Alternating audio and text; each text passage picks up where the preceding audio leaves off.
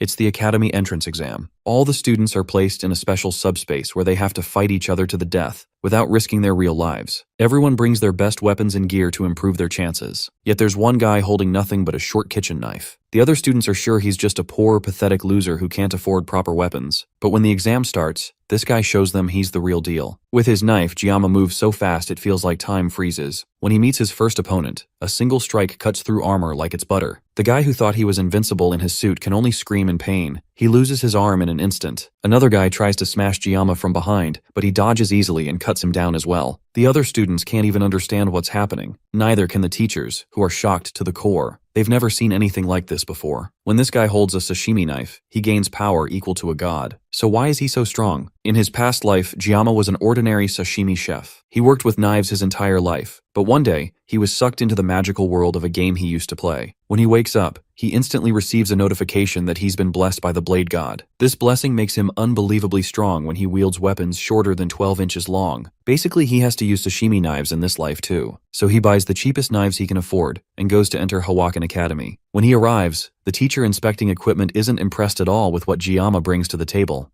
Jiyama's choice of equipment are cheap, discount knives from Daiso, and even though he genuinely wants to use these as his equipment, it doesn't look convincing to the inspector. On the day of the entrance ceremony weapons screening, every year, there are kids who want to make a name for themselves by playing pranks such as these. The teacher thinks that this is the same thing happening yet again, and he decides to use this as an opportunity to establish his authority from the start. The teacher slams his hand on the table and asks Jiyama if he thinks that this academy is some kind of joke. There's no way he is seriously bringing kitchen knives as his equipment for the class placement test. Jiyama confirms that it may look ridiculous, but this really is his equipment. The instructor tries to double down on his disciplinary attitude, but Jiyama calmly reminds him that he is a special admission student from an ordinary family. Just the tuition alone is a huge burden on his parents, so how is he expected to provide expensive equipment? The color of the name tag on Jiyama's jacket proves that he really is a special admission student, and the instructor himself knows that these students are not upper class, so they don't have the privileges of other students. The instructor is taken aback by the fact that someone who is affiliated with an institution that is meant to have a level playing field is forced to do these kinds of things as a deeply devoted student. But Jiyama has one last thing to say. The same teachings that his master made him take to heart. He believes that blaming the equipment for poor performance is something that only amateurs do. An expert doesn't blame their equipment, and Jiyama as a pubescent teen already carries this fact in his heart. It's almost as if he has reached the pinnacle of his field. His words of wisdom remind the instructor of someone else who also has a similar unyielding spirit. Since Jiyama has clearly made his point clear, the instructor allows him to bring his equipment into the school. As Jiyama packs up his tools to head into the school grounds, he can overhear the other students and their obvious dislike of him. The privileged clearly have a special distaste for special admission students, but the instructor doesn't want to hear any of that from the kids. He yells at the remaining students in line to shut up and get a move on, while Jiyama stealthily sneaks away. This entire experience is surely going to give him PTSD. He just entered the school, and he's already tired of the whole experience. He knew that the prejudice against him would happen, but experiencing it firsthand still feels awful. At least the equipment evaluation is done and he somehow made it through the entrance ceremony. The only thing left is the class placement test, but he's already exhausted. He has come this far though, and now he's officially in the school that he will be attending for the next 3 years. Being here in person is completely different than what he saw on his screen back in his previous life. It's not an exaggeration to say that the city is about the size of a small city. The fact that he is going to study at a school attended by the upper-class people is still a shock to him, despite how exhausting the whole experience has been. Thinking back to when he was in the district and he had to drop out of school due to his family's circumstances, Jiyama can hardly believe that this is happening. An announcement comes over the speakers informing the students that the placement test is about to start and new students need to assemble at the training hall by 3 p.m. This was way sooner than he expected, but Jiyama can't let himself be surprised. This placement test is a very important milestone for the rest of his student career in this school. He pulls out one of the knives from his bag, determined to pass the test, no matter what. Now that he's holding the covered blade though, he realizes that he hasn't used a knife even once since he came to this new world. His old teacher used to tell him that he must never let go of his sword. He should sleep with it in his hand if he has to. It's been 20 years since he started living by the sword, and his teacher taught him these crazy habits, so a year of rest couldn't possibly have dulled his skills. He gives the blade a few tests, checking the handle and the feel of the sharp blade, and to his surprise, it's not bad at all. Now all that's left is to try out the blade himself, and he uncovers it so he can check its worth by cutting a leaf. As soon as the blade is completely uncovered, a jolt of electricity runs through his body, and a status screen pops up, informing him that he has met the equipment conditions, and the sword god blessing will activate as a result. However, his physical body is too low to receive the blessing of the sword god, and the level of his equipment is also too low, meaning that suppression has to be used to synchronize the equipment with the user. Jiyama is surprised that only drawing the blade is enough to activate the blessing, but before he can even think about it, the system prays that the blessings of the gods be with him, and then activates the first level of the skill. This immediately fills his body with sharp and nearly unbearable pain. He screams out in agony as the pain floods through his body, and he starts to think that he might die at this rate. The world shatters around him,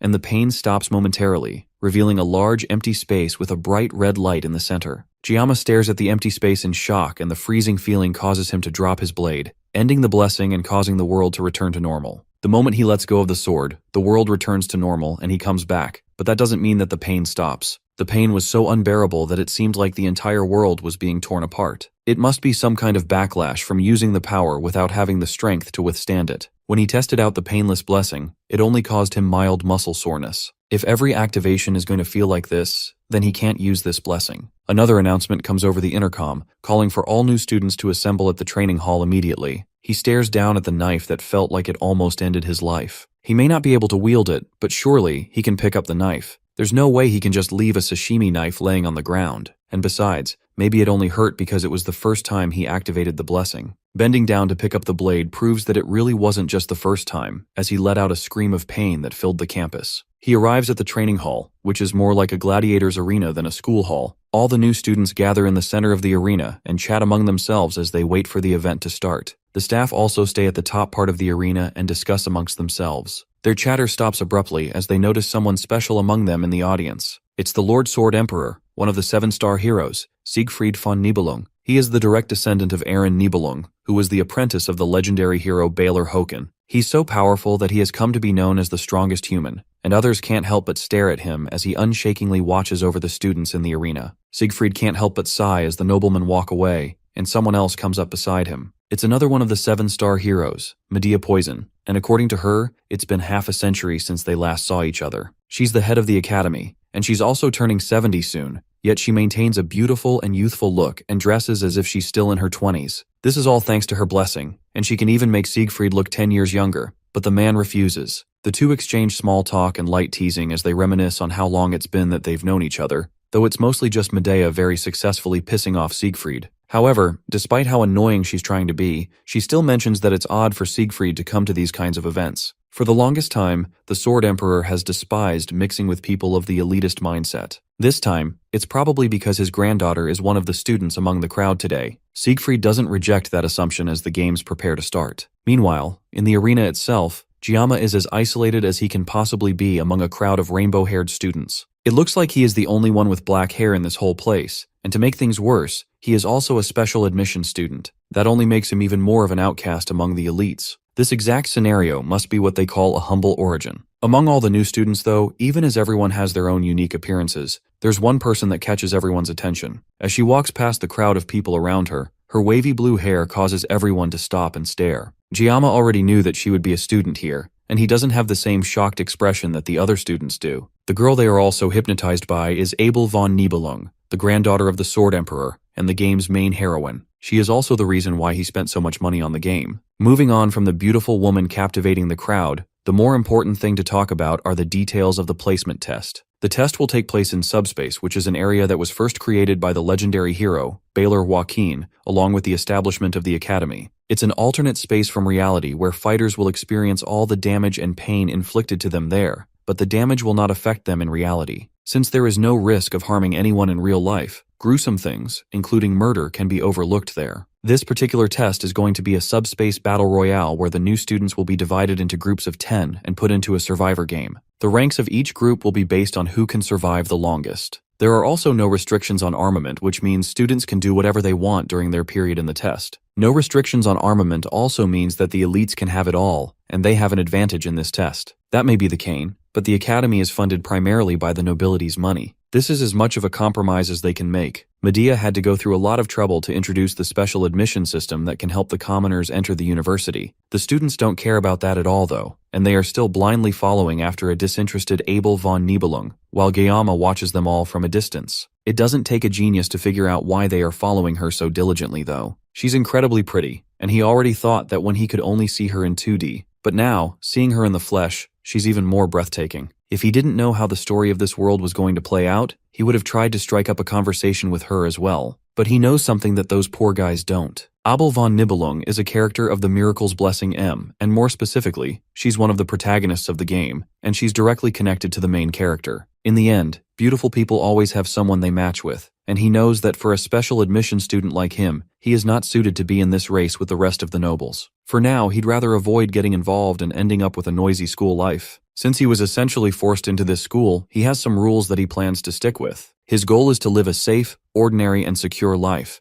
and his self-imposed motto for the future is to complete his studies smoothly and obtain a regular job. Being a hero is definitely not on the agenda for him, especially when just pulling out a knife sends his whole body into shock. He's still trembling right now, even though so much time has passed since he accidentally activated his blessing. The rest of the important people in this game can protect the world. RMC just wants a nice quiet life with a comfortable job. The placement test begins and a voice calls over the intercom to announce the rules. This year's test is a battle royale and the new students will be split into teams of 10. The top ranked will be placed in the Star class. Ranks 2 and 3 will be in Dragon class, rank 4 to 7 will be in Wolf class, and ranks 8 to 10 will be in the Ordinary class. Based on the results, each student will be accurately assigned to different classes, and the scores will be automatically calculated. There is also no time limit to this challenge, which makes this just like a game. Giama's goal is the same, and he wants to finish it quickly without drawing any attention to himself as an ordinary student. With the rules properly explained, the test starts, and a spatial occurrence device is activated, sending the students to their appropriate areas. If Giama can help it, he wants to even completely avoid drawing any weapons if possible. The exams go as expected, and after a while, groups start appearing after completing their sessions. The positions of each group gets announced one by one as the two administrators make small talk over the sidelines. Medea thinks that this batch of students is particularly remarkable. It includes Siegfried's granddaughter as well as descendants of other notable figures. It's pretty clear that the results of this game have already been predetermined. From the results that she can already see among the groups that have completed their games, some have finished with amazingly fast times. His granddaughter Abel finished with a new record pace while using a C-class weapon. She only used it to make sure that the results are fair, and she's not beating people with an S-class weapon. Her time is impressive, but it's still not as good as Siegfried's record back in his day. Till now, it still stands among the top 10 in the Academy's history. Siegfried doesn't hide his pride in his granddaughter, and such results are only natural for a descendant of Nibelung. By now, a good number of groups have finished their sessions, and Sigfrid decides that it's time for him to leave. There's only one batch left, and he doesn't feel like waiting to see who will win. He gets up and bids Medea farewell as he takes his leave. But then suddenly, a sharp sensation passes through the area that causes everyone in the arena to pause. Medea and Siegfried feel something powerful in the air, and the once calm vibe between them is thrown into a panic as they try to figure out what is going on. Siegfried hasn't felt such a powerful feeling in a long time, and it causes him to freeze in place. The sky above them breaks as the final group finishes their test, and two people fall from the sky, unconscious. Another bright light shines in the sky, and someone else falls to the ground last, along with a single sharp blade that pierces into the ground right in front of the unconscious student. Siegfried watches the student in silence as Medea calls for a medical team to check the vital signs of the cadets who just arrived. This all started earlier during one of the group's sessions while the students were fighting among themselves. Well, they should have been fighting among themselves,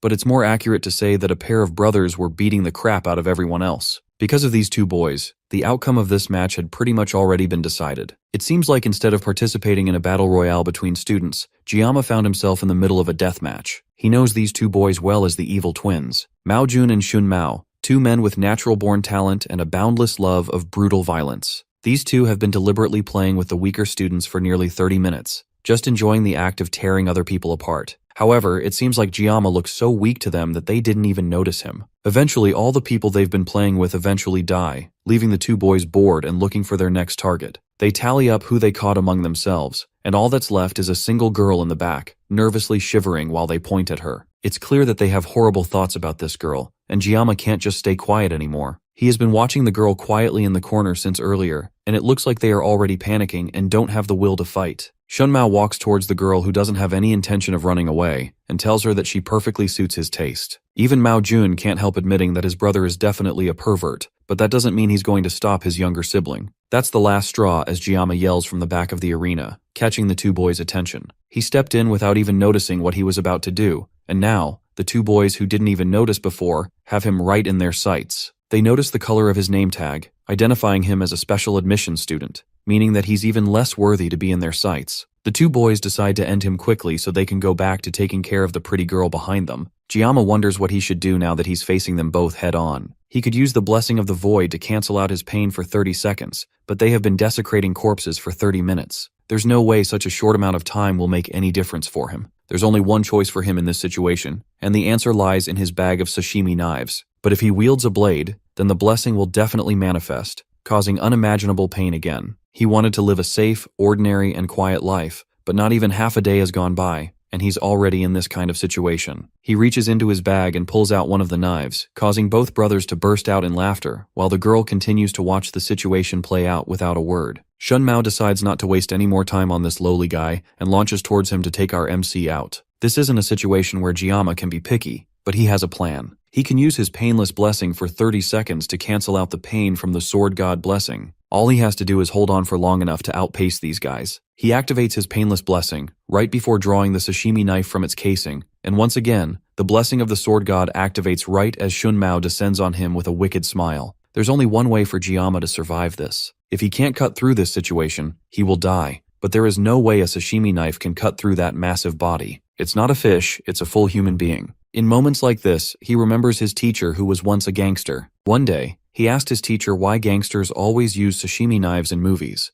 But even his teacher said that those kinds of things can only happen in movies. Even if a god comes, it's not possible. The blessing states that if he wills it, then he can cut it. And with that confidence in mind, he thrusts his knife towards the large man jumping towards him, and in an instant, Shun Mao is sliced in half. Another time, Chef Kim asked his teacher why gangsters eat sashimi, and that got a knife thrown at him, barely missing his face. That's one of the many instances where his boss proved that he was an ex-gangster. After his years on the dark side of the streets, he hacked off one of his wrists as atonement. Then he opened up a sushi restaurant to make people happy with his knife skills. The two of them talked about how criminals are constantly flashing sashimi knives in movies, and Chef Kim once asked his mentor if that is how it works in real life. When stabbing someone with a wide kitchen knife, their skin contracts, but it won't be able to come out. However, sashimi knives are thin and allow someone to stab a body several times. However, his teacher also said that he can't use that same knife to slash at a human the way you would slash at a piece of fish. His teacher even said that if a god comes down, it still wouldn't be possible. While the arm flying off from Shun Mao is proof that slashing is indeed possible, the three other students are all shocked at the sudden change in power as Jiyama stands with his knife ready for another attack. Shun Mao holds his bleeding arm and yells in pain as Jiyama walks closer. Left with no other escape, Shun Mao tries to run away while begging Mao Jun to help him before he dies. Before he can get much further with his whining, Jiyama cuts him off with a quick slash of his blade, taking the student's head off immediately. His brother screams as Shun Mao's severed head drops in front of him. He forces his brain to remember that this is void space, and that means Shun isn't actually dead. But that aside, this random gloomy guy slashed his brother with nothing but a simple kitchen knife. Mao Jun now has to fight this beast by himself, but someone who clumsily runs around with a knife definitely doesn't have any experience fighting. Even with that, he has to be careful of the knife. Shun Mao's loss has to be because of his irresponsibility. Now he, as the remaining brother, has to pick up the slack of his defeated sibling. He picks up the severed arm of his brother and takes the power gauntlet for himself. The weapon displays its true might when it's used with two hands. One hand gives a blessing of resolution which increases his defense, and the other gives a blessing of intervention, which increases his jumping ability by 200%. On top of that, using the two together also gives increased fist power. Manifesting these three benefits together gives true power that even the gods cannot imagine. Mao Jun has no idea where Jiyama got such a powerful weapon, but even S-rank weapons cannot pierce his defense. Meanwhile, Jiyama isn't even paying attention to the brute,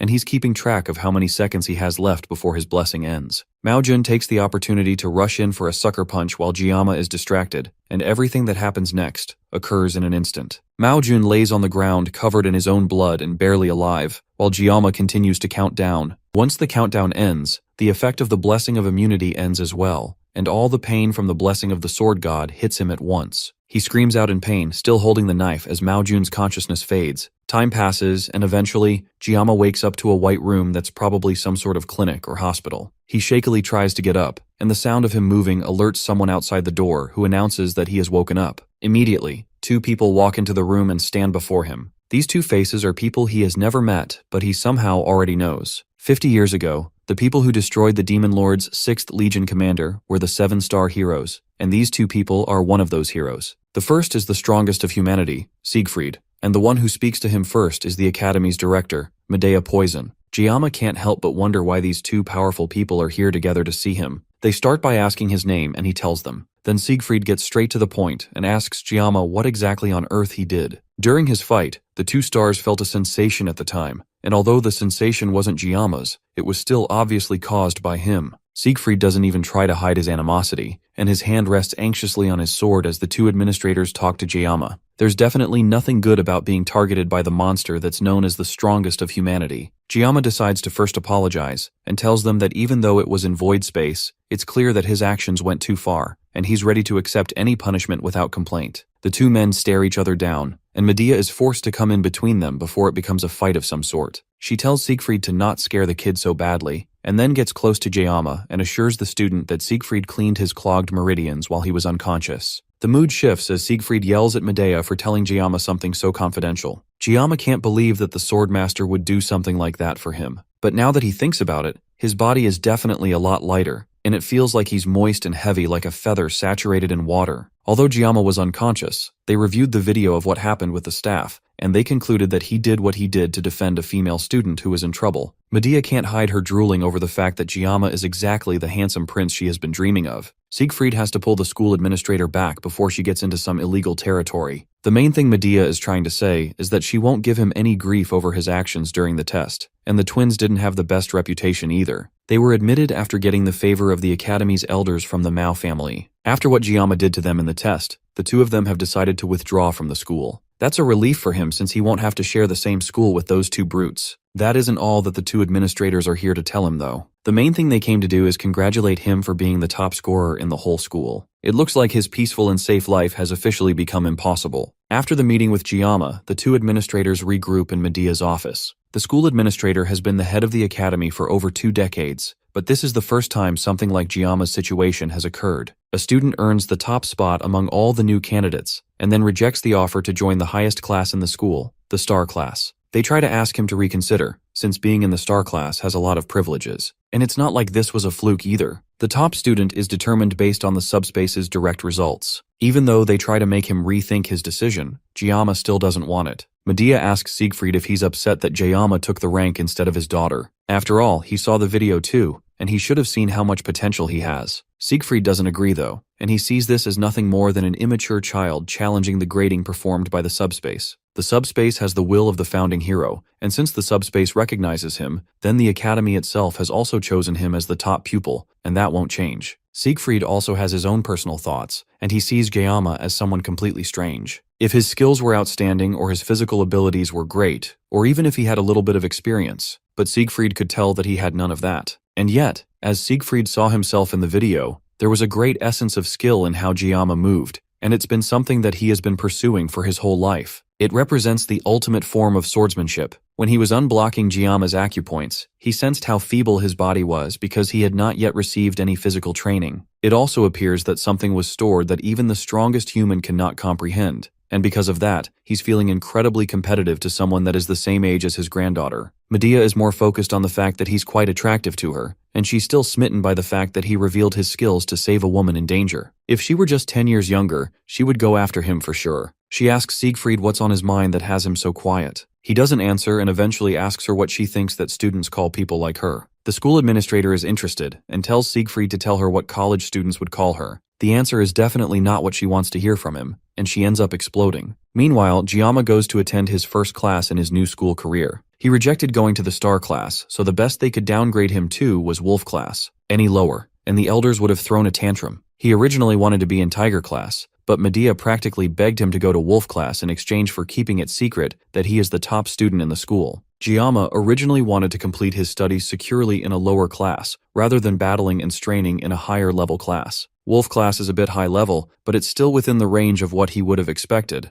Giamma pushes through the large doors and enters his new classroom, and for a moment, all the students in the class look at him with mild curiosity. Then they notice that he is a special admission student, and just like that, no one could care less about him. Giamma doesn't mind being ignored by them. The fact that they are ignoring him means that Medea kept her part of the deal and hid the fact that he is the top student. Now all he has to do is live the tranquil life that he has always dreamed of. He settles down on his desk as a familiar student walks towards him nervously. She shakily thanks him for helping her previously, but Giamma has no idea who this is. Then she clarifies that she's the girl that he saved during the test. Giamma brushes her off and tells her that she doesn't need to thank him. After all, anyone else in a similar situation would have done the same thing. It may look like he ended up saving her, but he actually did it to save himself. Accepting her gratitude would make him feel like a hypocrite. Giamma changes the topic by instead introducing himself. The girl follows suit and reveals that her name is Chloe. It's a pretty interesting coincidence that they ended up being in the same class. Now that the introductions are done, Giamma tries to remember if he has ever heard of a character named Chloe in the game. Maybe she was someone that was introduced after he stopped playing the game, but that makes no sense either. When he stopped playing, the game's core narrative had already gone so far that introducing a new character would be completely pointless. It looks like he has run into an extra just like him. Giamma asks her to keep the incident that happened during the exam a secret. He doesn't want word of his power getting spread around the school and potentially ruining his safe and easy lifestyle. Chloe agrees to his request,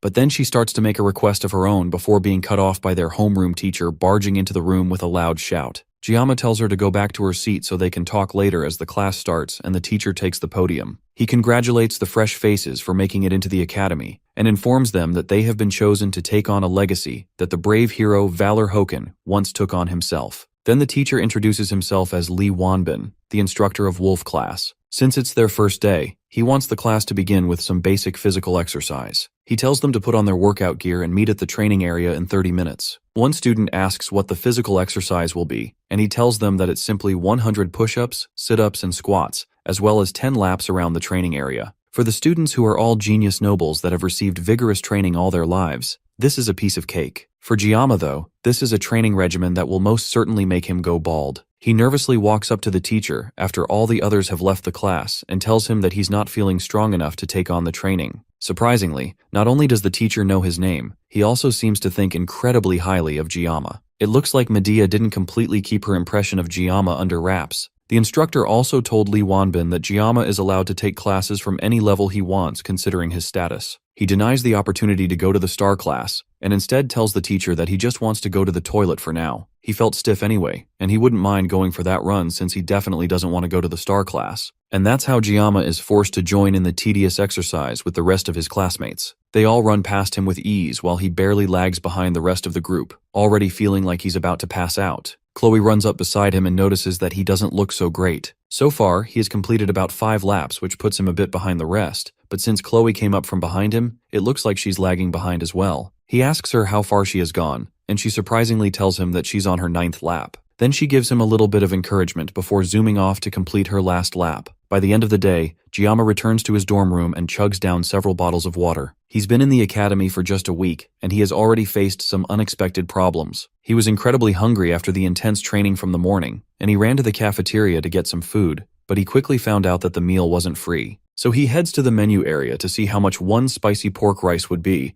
and the price makes him freeze in shock. Just remembering how much it is even now in his bed causes him to throw his bottle into a wall in a blind rage. He's almost out of his living expenses, and thinking back, he severely regrets not accepting the money his father tried to give him as an allowance. For the past few days, he has been surviving on nothing but the cheapest water from the campus shop, and now he even misses the complimentary dinners they used to provide while he was in the army in his previous life. For now, all he can do is try to think about something else in hopes of forgetting this gnawing hunger, and the first thing that comes to mind is his blessing. As usual, as soon as he thinks about it, the status screen appears in front of him, giving him details about his blessing. It has gotten a lot longer since last time, and that's because his physical level has risen, which has also upgraded the state of the blessing of the sword god, making it activate with slightly longer swords now. He checks himself out in the mirror, and sure enough, it looks like he has made good progress in his physical development. It's probably because the swordmaster activated his pressure points, but it almost feels like his body has evolved to a great extent. However, the sword god's blessing hasn't spread beyond the length of a sashimi knife. If he keeps increasing his physical capabilities, it's possible that he may even be able to use a small sword at some point. There was once a time when he was afraid of holding a sword before the admission ceremony, but now, when he's not carrying a sword, his hands start to itch. This is probably a result of the blessing, and he feels almost proud to think about it. There's a knock on the door, and he opens it to see Chloe waiting for him on the other side. She nervously asks if she's interrupting anything, but Giamma wasn't doing anything important before she came, and he asks her why she came over. It's because she hasn't been seeing him in the university cafeteria for a while, and she came over to check if he's alright. He lies that the reason he has not been in the cafeteria is because he doesn't normally consume food made by others, but his internal self practically salivates at the thought of food. Chloe looks disappointed about that, and tells him that she was hoping to get some things from the campus shop so they can have dinner together. Before she can even finish her thought, Giamma is dressed up and calling her to follow along so they can go and buy ingredients. Chloe is shocked at his speed and tries to rush along with him, while the two of them talk about food and cooking together. By the evening, the two of them have had a great meal cooked by Giamma, and Chloe is genuinely impressed by how tasty the food is. Giamma has only ever cooked fish before, so at first, things were a bit difficult for them. Incidentally, Chloe really likes fish, since she grew up close to a beach, and Giamma's expertise is obviously cooking fish. The itch in his hands to grab a sword also hadn't left him, so this is a great time to refresh himself by slicing some sashimi. The problem is the sword god's blessing. He can't hold a simple kitchen knife without activating the blessing, meaning that this will definitely be difficult for him. He asks Chloe if she owns a larger knife, and tells her that he wants to use something different since his own weapons resemble the kitchen knives that she has, so using them to cook would be a bit awkward. She heads into her room and comes back with a large sword for him to use, but that's definitely way too large. Just a simple fish. With no other choice, he is forced to use his blessing to slice a piece of fish. The painless blessing will last for 30 minutes, so he just has to make sure that he's fast enough to finish before the blessing runs out. He was once called the greatest swordsman in the country, and cutting fish has always been his specialty. Now it's time for him to prove that fact. He slices the fish and manages to finish in 21 seconds, leaving 9 seconds of the painless blessing for him to use. The whole thing was done so well that he would call it a masterpiece. Chloe asks how he's so good at cooking, and he confesses that he once worked part-time at a Japanese restaurant. Since she's a noble, she doesn't understand what a part-time job is, and it makes it clear that they are from different social positions. Now that the meal is done, Chloe offers to wash the dishes since he cooked all the food for them, and he moves over to the other side of the room to give her space to clean. For the first time in almost a week, he's full, and he can't help but hum in joy. That humming is broken as Chloe accidentally drops a plate behind him. It's most likely because she has never had to clean dishes before, and dropping plates is something that he used to do when he was her age. As he stares out the window and ignores the breaking of plates behind him, a book tumbles off of Chloe's study desk. It looks like it's a diary, and the book coincidentally lands on a page where she writes about him saving her during the class placement test. Her handwriting is cute with rounded shapes and stickers, and he finds himself picking up the book and smiling at it. The wind from the window turns the pages of the book to another part where she writes about meeting him in the same class and being interested in him. He finds it all really cute and can't help himself as he turns through more pages, admiring how cute she is. He turns a few more pages and sees his name again, followed by numerous pages with the words, "I love you," written countless times. Another plate breaks again, and he turns to see Chloe staring at him with blank, scary eyes. She simply asks him if he has read her diary. Chloe's emotionless state isn't a new thing. It's part of her upbringing, and it's more like a self-defense mechanism. Heroes earn respect by defeating demonic beasts, and this allows them to increase their social standing and to gain global reputation. However, within their stagnate ranks, there are certain factions that abuse the weak in the name of authority. When the law is unable to punish these abusers, another group is called from the shadows to take care of these people, and the name of that family is Auditor Sicily. They are a family that maintains order and carries out assassinations. They are known to work in the shadows while leading towards the light. Those born in the auditory family have been training for assassinations since before they even reached adolescence. Their emotions are restrained, and they undergo severe training to become perfect assassination machines. Chloe is a part of this blood-stained family, and the first time she soiled her palms with blood was at the age of 15. She has been told all her life to not underestimate her abilities as an assassin, and this has allowed her to become completely conscious of herself. Slowly, her unyielding training distorted her nature, and a gloomy shadow formed over her heart. By the time her identity had been worn down, leaving only traces of emotion, Chloe eventually reached the age to enter the academy. Joaquin Academy is a place where students are placed in different classrooms based on their aptitude. Each student's talent is at least the level of a dragon or higher, but members of the Auditor family who thrived in the shadows were assigned to the common class by their family's decree. That was the agreement between the family and the academy. She was told to remain undetected, and throughout the years of childhood, the family eliminated every individual's liberty. Chloe accepted her fate as an assassin and didn't protest, and she already believed that nothing would alter her fate. That is until the day she met someone she would never forget. As she stood still and defenseless while the two evil brothers walked towards her, someone who looked like the weakest person in the room stood up to defend her. Even though death in the subspace battle royale is fake, and there is no real risk of dying, this boy still tried to save her. Chloe had quietly accepted death and was waiting for her predestined fate. She had long since given up on meaningless struggles, and she was trained to act in a meek and unnoticeable manner. But somehow, thanks to the boy's intervention, it's like the sun had broken through the clouds in her mind, and she watched as the boy used his sword not to assassinate, but in self-defense, and to protect her. Right as she saw him fighting for her, she remembered a children's fairy tale she read aloud under her pillow in secret. The tale told of a princess imprisoned in a castle that was rescued by a prince. As the memories of the fairy tale came to her mind, her chest tingles and her cheeks became red. This unidentifiable feeling in her was most certainly love. Now Giamma has committed the ultimate sin by looking into the private thoughts of this girl. As she stares him down, he tries to play it off, but he knows deep down that he is screwed. He tries to figure out exactly how he got into this situation. Was it when he took the pure sentiments of a teenage girl? Or maybe the moment he foolishly followed her because she offered to feed him? No matter how he found himself staring at death itself in the form of a teenage girl, his first priority should be getting out of here. He changes the topic, commenting on how lovely the moon is before casually trying to find a way to leave the room without getting his head chopped off. She doesn't let him finish his sentence and asks him again if he saw her diary. He tries to play it off, pretending that he only saw her reference book and compliments the amount of effort she put into studying, but none of that flattery will save his life right now. He can't even believe that she saw him reading it in the first place, since she was busy washing dishes while he was peeking through it. And she has even abandoned the formal speech she was using to talk to him before. It's almost like she has become an entirely different person out of nowhere. He promises that he didn't see it, but she pesters him until finally he admits that he saw it. As soon as he says that, Chloe decides that his life must end, and she pulls out the same sword that she offered him before to cut the fish. Giamma looks around and weighs his options. They are currently on the 4th floor, so jumping out of the window isn't an option. The only way out for him is through the front door, but Chloe definitely won't let him just walk out of here, at least not with his limbs attached. She really is coming towards him with the sword, and it looks like his time is running out. He tries to figure out why she's suddenly acting this way, and he can only think of one possibility. Her unmoving pupils and her dark red eyes can only mean one thing. He's dealing with a textbook yandere, but if he takes into account her sudden shift in attitude from an adorable little strawberry to a fierce killer, it gets even worse. She's a yandere with a dual personality. Managing her yandere characteristics alone will definitely be difficult, but adding a dual personality disorder to it makes things even worse. It looks like her change in personality was triggered by him opening her diary. This might be harmful, but he's sure that she'll pursue him until the day he passes away if he doesn't do something to snap her out of it. He has to find a way to secure his future by taking the initiative today, else things are only going to get worse for him. The only way he's making it out of here alive is if he gets a weapon,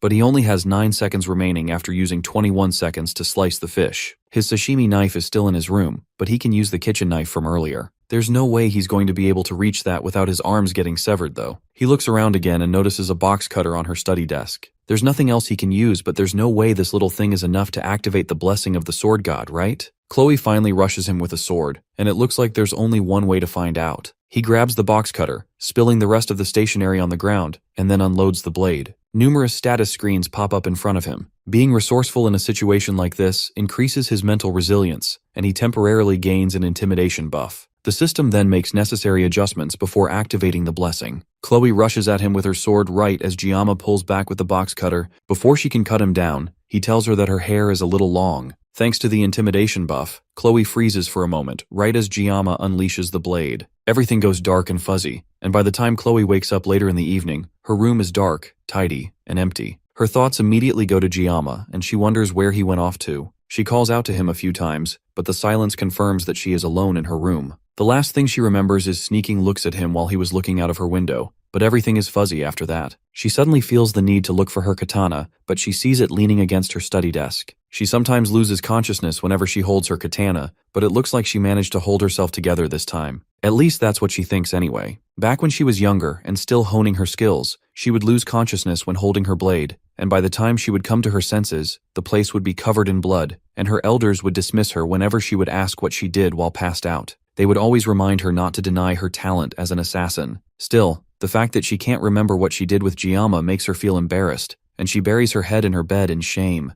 But that shame quickly turns to something else entirely as she starts thinking about Giamma. Then she notices the box cutter laying on the floor and also that her hair looks shorter. Inside her trash bin, she also sees some of her hair, neatly cleaned up. That's when she realizes that he must have helped her cut her hair, and she opens up her journal to write about her love for him a little more. Giamma, on the other hand, isn't nearly as lovesick as Chloe is at the moment. In fact, right now, he can barely believe that he's even alive. Behind an inconspicuous wall at the far side of the college, He throws up the food that he was just praising Chloe for feeding him. He barely managed to go past the first 5 seconds after the 9 seconds of his painless blessing ended, and even then, he still feels incredibly sick and weak. After throwing up his only good meal in over a week, Giamma sits on a bench and contemplates what to do next. Now he's hungry again, and feeling even worse than he did before Chloe came to visit. His mind drifts to Chloe again, and he starts to wonder who exactly she is. Her swordsmanship is clearly honed to cut off an opponent's life with a single strike, or at least subdue them. The way Chloe wields her sword, it's like she is persistently aiming for the vital spots,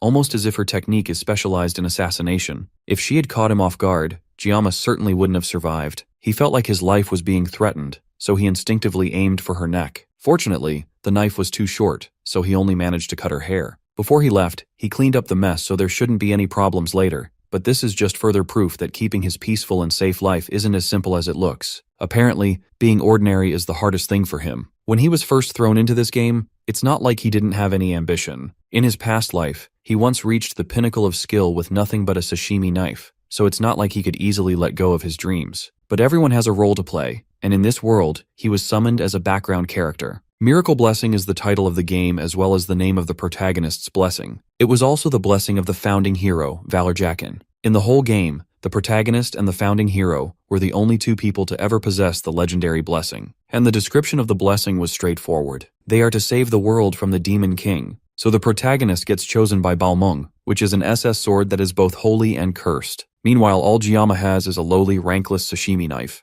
There's nothing else to say. He's just bound for a life of obscurity. The endless stream of extraordinary people and situations that he has faced since entering the academy almost made him forget about his goal. There were plenty of reasons to give up on the goal of a simple life, and it's even more apparent now that it seems like there isn't even one normal person in the entire world. Since he has played the game before, he has a rough grasp of the key characters in the game, but his knowledge of the world itself is limited. It's already been a week since he joined the academy at this point, which means that the protagonist should have already awakened his blessing and begun the late admission process. This is when the game's story actually begins, and Giamma knows the general plot, but he never played it to the end. For the first time, he actually regrets quitting the game halfway through, but still, since he knows the canon route up to the first half of the story, that already gives him a big advantage. All he has to do is stick to the canon route no matter what. If he starts meddling in everything, then he'll end up losing the only advantage that he has. From his memory, he knows that the storyline takes a sudden dark turn around the second semester of the 3rd year, which is when the demons realize that the hero has awakened, and they launch an attack on the academy, led by a legion commander. As the fight escalates, the demons and the humans spiral into an all-out war, and from there, the game's story turns into a typical fantasy novel. Back when he was playing it, he just wanted to emulate the carefree, simple, youthful life that he never experienced as a teenager,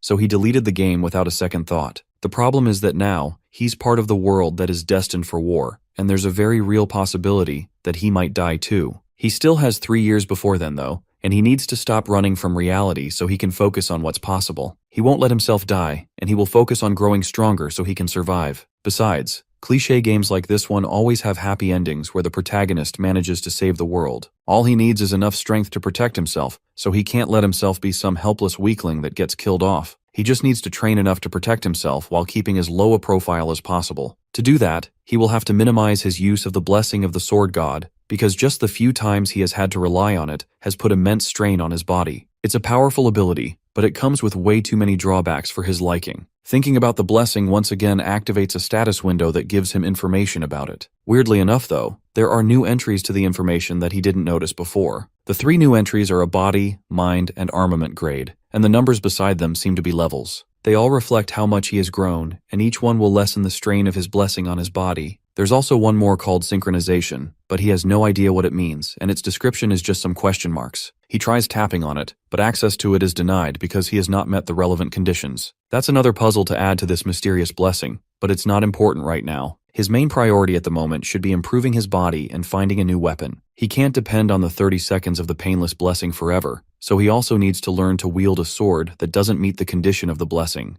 Luckily, there's a monster hunting training for the midterms that's happening in a month. The reward for the training is the longsword Murasame. It's a B-tier weapon that should serve him until graduation. It's also too big for his blessing to activate, meaning that it's the perfect weapon for him. There's a lot to figure out, but it already feels like he's making good progress. While lost in thought, a voice calls out to him suddenly. He looks up, and staring back down at him is someone he never expected to see or talk to. It's Abel von Nibelung, the granddaughter of the Sword Emperor, and the one person that he really shouldn't be interacting with if he wants to avoid changing the game's story. She tells him that he's on her seat, but he's too stunned to get up for a moment, forcing her to yell at him before he finally gets the message and slides away to give her space. He still can't get over just how pretty Abel is, and he caught himself staring without even noticing. As he tries to leave, she tells him that he doesn't have to go. He can just shuffle over a bit instead. It's weird that she'd call a public bench her seat, but he lets it go since he doesn't really want to get involved with her. He still can't help staring at her, and just as he would expect from the heroine of the game, she really is gorgeous. Suddenly she starts talking, and that startles Giamma back to the present. This is definitely way too odd since the Abel that he knows is usually standoffish and doesn't talk to people. Even the handsome protagonist of the game couldn't get her to warm up to him.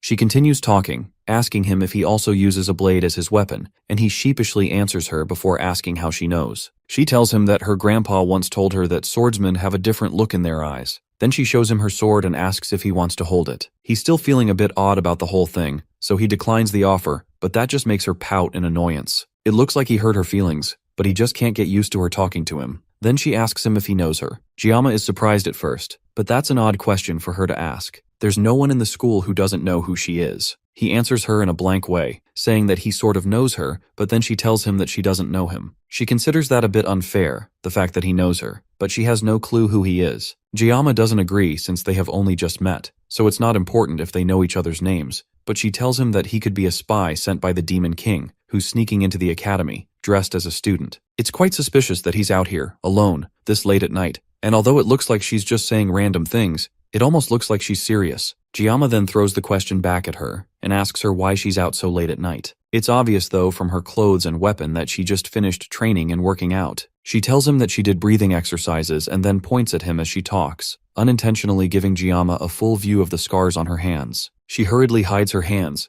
but Giamma has already seen them. They are signs of her hard work, and Abel agrees with that, since it's obvious that she of all people would be working hard. People don't understand what it means to belong to the Nibelung bloodline. They are expected to always be at their best and to be flawless. One slip up and they could become a target. Abel then reveals that she is not the top student of the year, and this is the first time that she has ever lost to someone in her life. But somehow, even though she should be upset, she feels strangely liberated. She can't help wondering who exactly beat her and became the top scorer though. She would love to meet them, so she can tear them apart. That causes Giamma to cough out in shock, and he asks her why she would go that far. The reason is because she feels humiliated. She begged her grandfather to tell her who that person is, but apparently, the person isn't even in her class. On top of that, they also skipped the speech, which means she had to do it in their stead, and that only felt even more embarrassing as the second place. She stops herself before she goes even further with her ranting. It's odd of her to decide to share all this information with someone she just met. On that note, Giamma finally asks the question that has been on his mind this entire time. He wants to know why she's talking to him in the first place, considering her personality, and how she usually feels about others. The reason is definitely not what he expected. It's because he looks weak. It's her family's motto to be unyielding to the strong and merciful to the weak, and all her classmates are already unbearable enough, so she doesn't have any friends. That would explain why she's so cold to the protagonist in the game. With that done, Abel gives a little stretch, then prepares to leave. As she gets up, she pauses for a moment, and then asks him if he really isn't going to tell her his name. Just like before, Giamma refuses with no room for negotiation. Time continues to pass, and to Giamma's surprise, he continues his academy life without any trouble. Chloe seems to have made some new friends apart from him, and she has settled into the class just fine, and Giamma has been keeping himself busy by avoiding her ever since the incident in her room. Sometimes when their eyes meet, her new friends look at him with disdain because of his status as a special entrant. But Giamma has managed to stop caring about people that look down on him for being a special entrant. After all, he's not the only special entrant in their class anyways. Although there aren't many of them in the class, they have all been really good at avoiding each other. There's definitely some kind of inferiority complex at play. But Giamma is sure that things would be so much worse if he was placed in a higher tier class. By now, the students in the Star and Dragon classes have most likely split into factions and become wrapped up in petty power struggles. Even back when he played the game, it was pretty shocking to experience. But now that he's living in this world, just the thought of being in that world sends a shiver through his spine. In good news though, he has been getting proper meals now. That's thanks to something that Medea gave to him the other day. As a special privilege for being the top scorer in the school, he gets a faculty card that allows him to eat whatever he wants from the cafeteria for free. He's so thankful for this little gift that bowing to the director's office 3 times a day doesn't feel like enough to express his gratitude. On top of that, he has been fulfilling his duties as a student pretty well,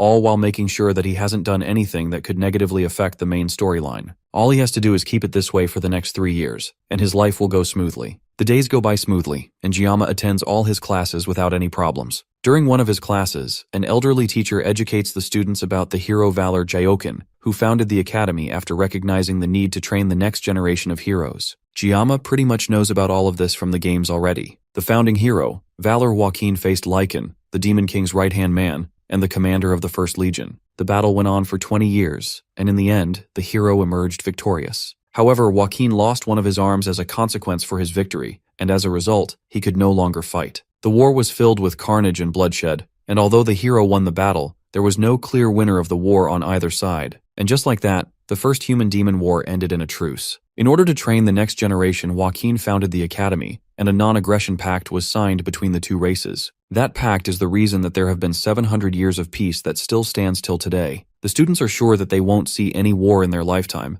but Jiyama is the only one that knows that the peace will be broken. Everyone is so used to the calm at this point, and it's no surprise. The only person he would want to warn about the impending doom would be Medea, but doing so would also alter the canon route, and he has no idea what that would lead to. Despite constantly complaining about wanting to leave her position as an academy director, Medea was one of the first to notice that something was about to happen, thanks to her blessing of perception. In order to protect her students, she was the first among the 7 stars to step onto the front lines, but Jiyama never played the game to that point. However, he did learn of her fate from reading the game's fandom wiki. Medea was the first of the 7 stars to fall in battle against the Demon King's army. Knowing this makes it hard to keep the war a secret, but he wishes that he never knew in the first place. The class ends and students start to head out to the school halls because of some sort of commotion going on out there. It looks like it's finally time for things to start, and Jiyama takes a moment to check his phone. Just like he thought, it's the 5th of May, and today is the day that the protagonist will finally join the school. He joins the group of students crowding at the class door, and they are all in awe of him, and some are already certain that he's going to join the star class.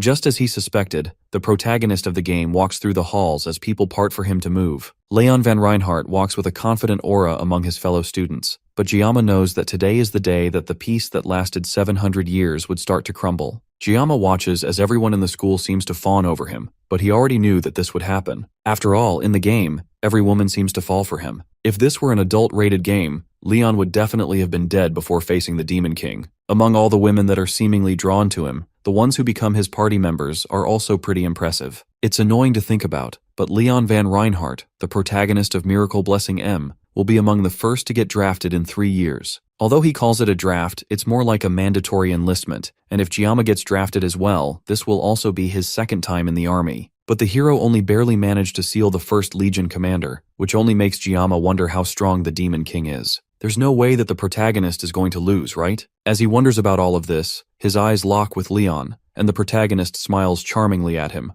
almost as if he's reassuring Jiyama without knowing what he's thinking. He's the protagonist after all. There's no way he won't be able to handle these kinds of threats. Jiyama turns to walk away from the scene, but suddenly someone calls him from behind. It's Chloe, and she meekly asks if she did something wrong. He'd love to tell her that she almost cut off his head, but they will be spending the next year together, and it would suck if he made things awkward between them. He lies that there's no problem between them in hopes of keeping things civil, so he doesn't end up making any unnecessary enemies. Chloe at least seems relieved, and she's back to acting cute just like he remembers, which is so different from the murderous psychopath he faced that day. Despite her being unconscious, he could tell that her swordsmanship is filled with sorrow. It's as if it was a blade pleasing to be saved, and yet the killing intent radiating from the edge is so intense that it made his skin crawl. If the purpose of her swordsmanship is simply for killing, then she's probably more dangerous than the Mao siblings. He's snapped from his thoughts when she asks to treat him to dinner again tonight. She wants to treat him, but she warns that she's not as good at cooking as he is. The mention of having dinner with her again brings those thoughts of her bloodlust back to mind, and he almost instinctively wants to refuse her. But the puppy dog eyes of a cute girl are a terrifying weapon. It's almost impossible for him to say no to a face that cute, and he feels bad for even thinking of refusing. But if he doesn't refuse, he might wake up in a fridge tomorrow morning. Instead of dinner, though, he has a better idea for them to spend time together. He asks her for a favor and tells her that she's the only one that can do it for him, and that caused Chloe to become docile immediately. Jiyama wants her to teach him swordsmanship, and he needed a sword instructor anyway. Later, in the school's training grounds, he swings a wooden sword while testing his own limits. Just as he expected, because of the size of the sword, it doesn't affect the blessing. Now all he needs to do is try to develop some swordsmanship skills. Chloe is insanely strong. She'd be the perfect person to train him. This is also a pretty good excuse for him to avoid going to dinner with her again. Ever since that day, he made sure to watch a video called Surviving a Yandere before going to bed. Somehow, it looks like it has helped him in dealing with Chloe for the meantime. Chloe walks up to him, in casual clothes, with her katana attached at her hip. He just arrived since they planned to meet at 8, but she's been waiting for him since 6:30. Giamma takes a moment to admire her, and her crop top gives him a good view of her muscles. He couldn't notice it before because he only ever saw her in a school uniform, but that would explain why she's so strong. He gives her another wooden sword, and Chloe is confused that they aren't using real swords. There's no way that they can train with real swords, and they are definitely not fighting with their lives on the line, so there's no need for them to use real weapons. Chloe gladly takes the wooden sword from him and tests the swing, and the power of her thrust with the sword is enough to send a small shockwave crashing between them. She's so strong that the air around them is trembling just from that strike, and Giamma starts to get second thoughts about asking her to train him. For now, he needs to err on the side of caution. Before their training starts, he decides to check his blessing one more time. The sword's length isn't an issue, thankfully, and his body has been growing steadily. But now that he thinks about it, it's odd for a blessing to upgrade with experience. He doesn't remember if blessings also come with additional side effects, and he also has no idea how much more he needs to grow before the mysterious hidden trait shows up. Chloe walks up to him and asks him what's wrong, and he's reminded of the fact that only he can see his status screen. To her, he must have looked like a crazy guy who's spacing out. He turns to start their training and nervously asks Chloe to go easy on him since today is their first day. Then he readies himself with his sword and faces Chloe. In his past life, he learned everything through hands-on experience. He firmly believes that to master something you can't just give a piece of yourself. You have to be ready to sacrifice your entire being. The reason he adapted so quickly in the academy is because of the training that he received in his class. He learned from a young age how to read when he's growing and when he's stagnant, and even now, he can tell that things aren't perfect in both his stance and his grip on his sword. However, even with all of that, the final stroke of the sword must always strike the opponent. He opens his eyes to begin the duel and sees Chloe already rushing towards him at full force. He barely has time to dodge her first strike, as Chloe switches her stance and launches another attack which he is barely able to parry. Somehow, as the fight continues, she seems to keep getting faster, and Giamma is barely able to keep up with her pace. And on top of all of that, she might even be holding back since he told her to go easy on him. Her sword clashes with his again, and this time, the wood begins to crack from the force. Her relentless onslaught of attacks doesn't slow down though, and she continues to strike while he barely manages to parry and dodge. With how much force she's using, if he gets hit by even one of her attacks, he might actually die. And he can't find any opening to counterattack. But before he can even figure out how to counterattack, his sword has finally had enough, and it breaks in half. Chloe tries to apologize and tells him that she was going as gently as she could be. She still ended up breaking it. That is the least of her worries though, because the sword has reduced in size and length, which means that unfortunately for her, the sword meets the conditions for the sword god blessing to activate.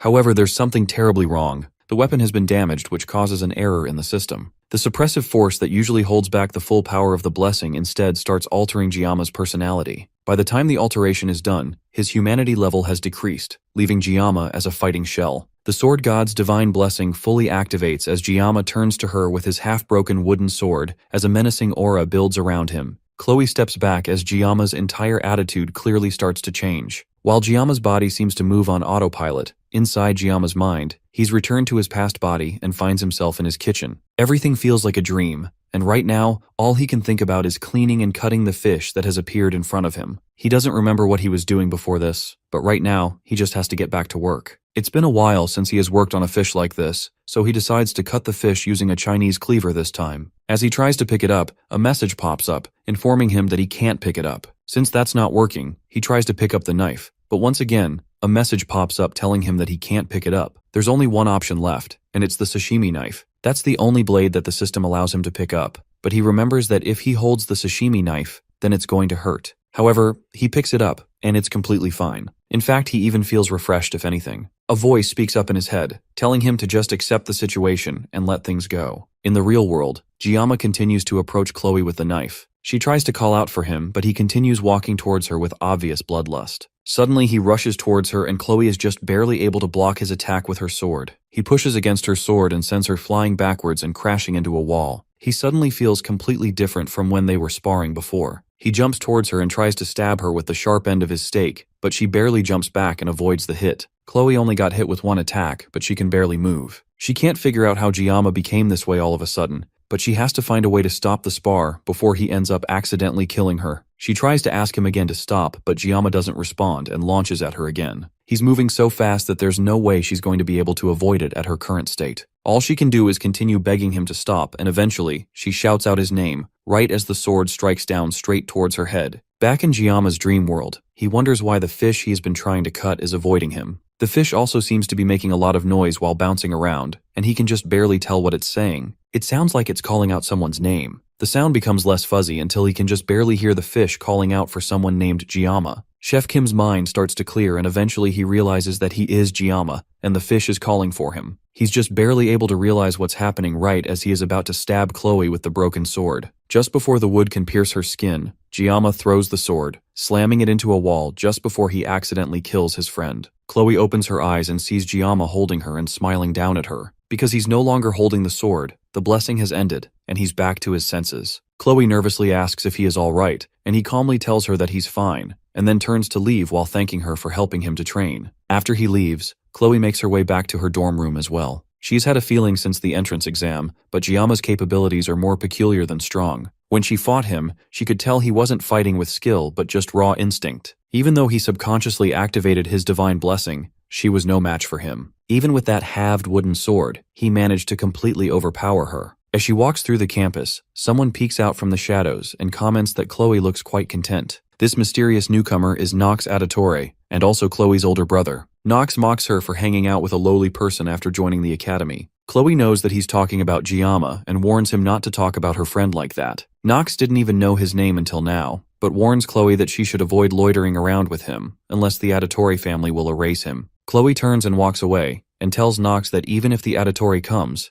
they will be no match for Giamma. As Chloe walks away, Nox wonders about this guy that has changed his sister so drastically. Speaking of Giamma, as he walks home, he also takes a moment to think about his blessing. The power he has been given is a far cry from the blessing or a favor from a god. It's more like a curse, if anything. In order not to rely on the sword god's blessing, he tried to find new weapons, and yet that power chased after him and even took control of his body, as if mocking his efforts to not rely on it. When he fought Chloe, he felt no pain, and instead he felt pleasure as if he was intoxicated. Just like a curse, the blessing toyed around with him like a puppet, and it whispered sweet words into his ear telling him to slash, cut, and destroy. Because of that, he gave up his body right until Chloe's screams dragged him out of his daze. Thanks to that, he suddenly remembered his own name, and he returned to reality. Thanks to that, he regained consciousness just long enough to throw the wooden sword away because he felt like he would lose more of himself forever if he didn't get rid of it as fast as possible. It's funny to think that Chloe, a yandere who almost killed him not too long ago, is now the girl that managed to pull him out of his daze. He was pissed off that she broke the sword in the first place, but in the end, he felt a deep sense of gratitude. That's why he didn't make a fuss when he returned to reality. He was terrified of activating the sword god's blessing again, but today proves that he can't just ignore this issue for the rest of his life. This gift is something he has to deal with for the rest of his life, and it's the reason that his wish to live life normally will most likely never be fulfilled. As he practically crawls his way back to his room, Giamma realizes that there is something in him that is trying to devour his sense of reason. This definitely isn't a blessing. It's a curse that is trying to consume him whole. 3 days later, classes continue as usual, and Chloe chats with her new friends, but something is clearly wrong. Since they had that duel, Giamma has not been coming to class, and they never shared their contact info, so she hasn't even been able to check on him. Every time she went to his dorm, the only thing that she would hear in response to her knocks were pained groans. She considered breaking the door down, but she feared that he would end up hating her for it. She likes watching him from her seat during class, and she lost track of how many times she would secretly glance at him during the day. At first she thought she was drawn to him because he risked his life for her,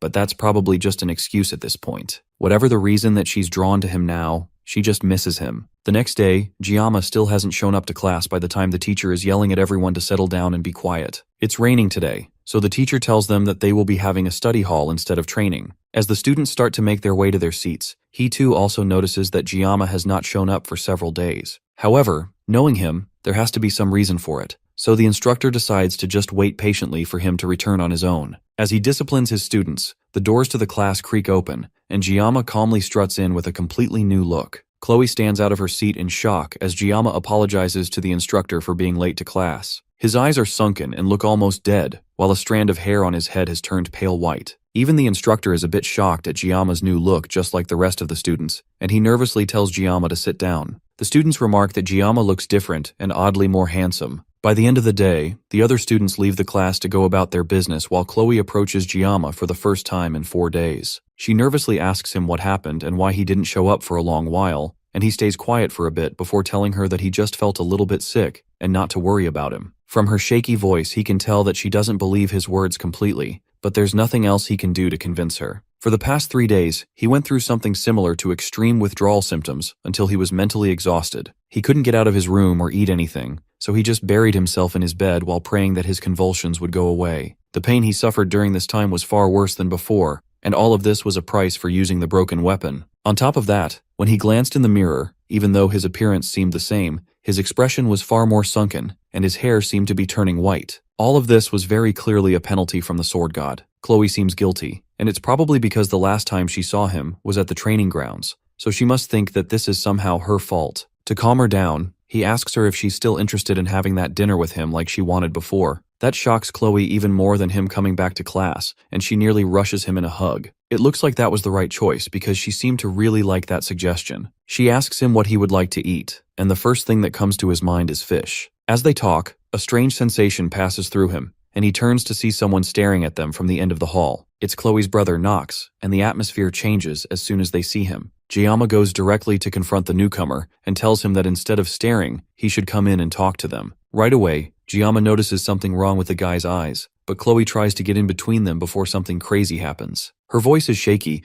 and there's definitely some hesitation in how she's acting, but she's still trying to protect him in her own way. Knox asks Chloe if this is really the guy she's choosing to break Adarote's rules for. Chloe tells him that she wants nothing to do with her family, but her brother reminds her that she can't just wash the blood off her hands. If someone is born as an auditor, then they will always be an auditor. Chloe is speaking as if she's a rebel, and the brother is speaking as if he's from a historical drama, but Giamma is just annoyed by the whole thing. Knox continues to insult Giamma, and that finally causes Chloe to snap. She yells for Knox to stop talking about the man she loves like that, and her angry voice surprises even him. Giamma hoped that this whole thing could at least be done in moderation, but he's starting to get used to these disruptions in his life. The more important thing is the family name Auditore. He knows that they are a group that works in the shadows and specializes in assassination, and they show up in the middle of the game to play a major role. It's said that they are weaker compared to other heroic houses, but they are unrivaled in assassination. All the members of the Auditore clan are ridiculously strong thanks to their abusive training regimen, which they all undergo from childhood, which molds them into cutting-edge assassination tools. For Chloe to be from this assassination group, that means her cute and bubbly personality makes her the abnormal one in this situation, unlike her brother. Knox has an expression that shows that he's used to killing, and although Giamma has nothing against that, it looks like Chloe wants to lead a normal life instead. Just like his blessing of the sword god, the environment of the Auditores is something that Chloe had no say in being a part of. She's destined to live a life as an emotionless murderer, and that's almost unfortunate to think about. Giamma doesn't think he's a hero, and he has no intention of ever becoming one. But even if he can't save the world, he can at least try to save the life of one girl. He steps between Chloe and her brother, and confronts Knox directly. In the end, he tried escaping the sword god's blessing, but he couldn't, so instead he'll take a step forward and embrace this curse. After all, the name Giamma means sword demon. With that, he walks past the two assassin siblings and tells Knox to follow him. Meanwhile, Lee Wanbin sits in his office with thoughts of his student running through his mind. When Giamma came to class that morning, it was very obvious that something had happened to him. His expression was void of emotion, and he looked deeply troubled. As he's thinking to himself, one of his fellow instructors walks into the room cheerfully while also remarking on the man's baldness. Before they can keep talking, Lee Wanbin gets a call from the administrators, and they want his permission to allow a student of his to use the subspace. Lee Wanbin desperately asks to know which of his cadets requested to use the subspace all of a sudden,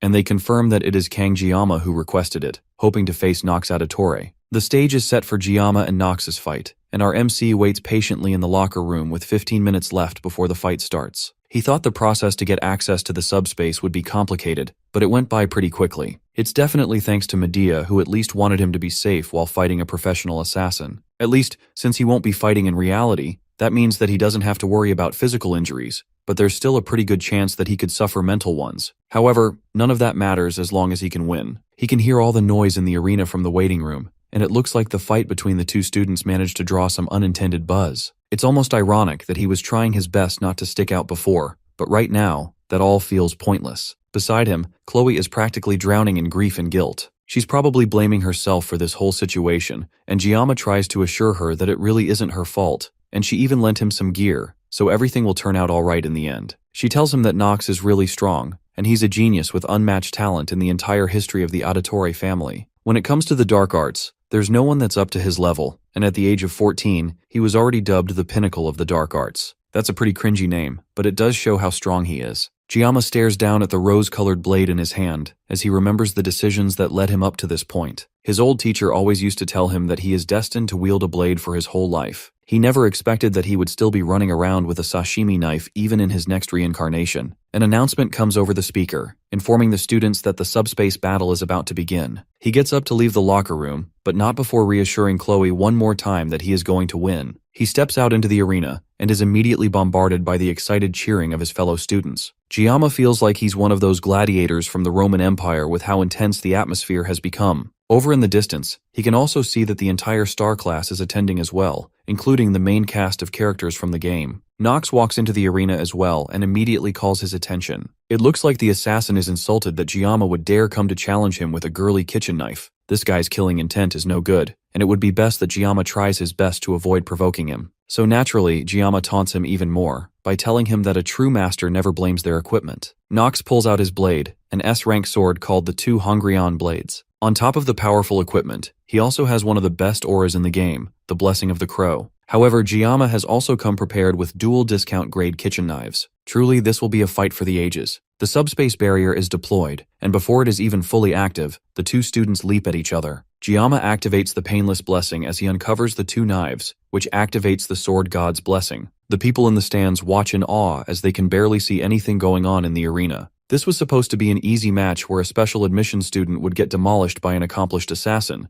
but with how fast the two of them are going, the students can't even keep track of what's going on. The students from Star Class are also surprised by how interesting this fight has suddenly gotten, especially Abel, who can't believe that the person she labeled as weak has such fighting prowess. Their swords continue to clash, and Jiyama is effortlessly dodging all of Nox's attacks. The assassin gets frustrated and launches another attack that's so fast, it creates 3 after images of him. Somehow though, despite the attacks hitting Jiyama head-on, he still manages to come out of it completely unscathed. The students watching are praising Nox's strength and speed, and they see this battle as Jiyama running away from every attack. But Abel knows the truth that no one else can see. Only those who can clearly see the match will understand what's happening. Somehow Jiyama is perfectly dodging every single one of Nox's attacks, almost like he's not even trying to fight. Meanwhile, Nox is getting even more agitated, since he even used his Blessing of the Crow, thinking that it would be enough to annihilate him. But Jiyama somehow managed to dodge everything like it was nothing. Now that Nox has seen for himself how skilled Jiyama is, he decides to be more cautious and aim for a powerful strike that can slice through a wide area in just one go. Jiyama suddenly drops the sashimi knife that he brought with him and holds the rosy blade that was given to him by Chloe. Just looking at the confidence in his stance makes Nox even angrier, and he doesn't think a nobody like Jiyama should have the nerve to act like a big shot. As Jiyama charges his attack, Nox also activates a powerful attack aimed to take out our MC with a single strike. Before he can even move though, Jiyama goes on the offensive, and in a flash, the match is decided. Jiyama wanted to live a comfortable life, and to achieve that, he stuck to the rules and tried not to stand out as much as possible. Now he has given his body up to the Sword God,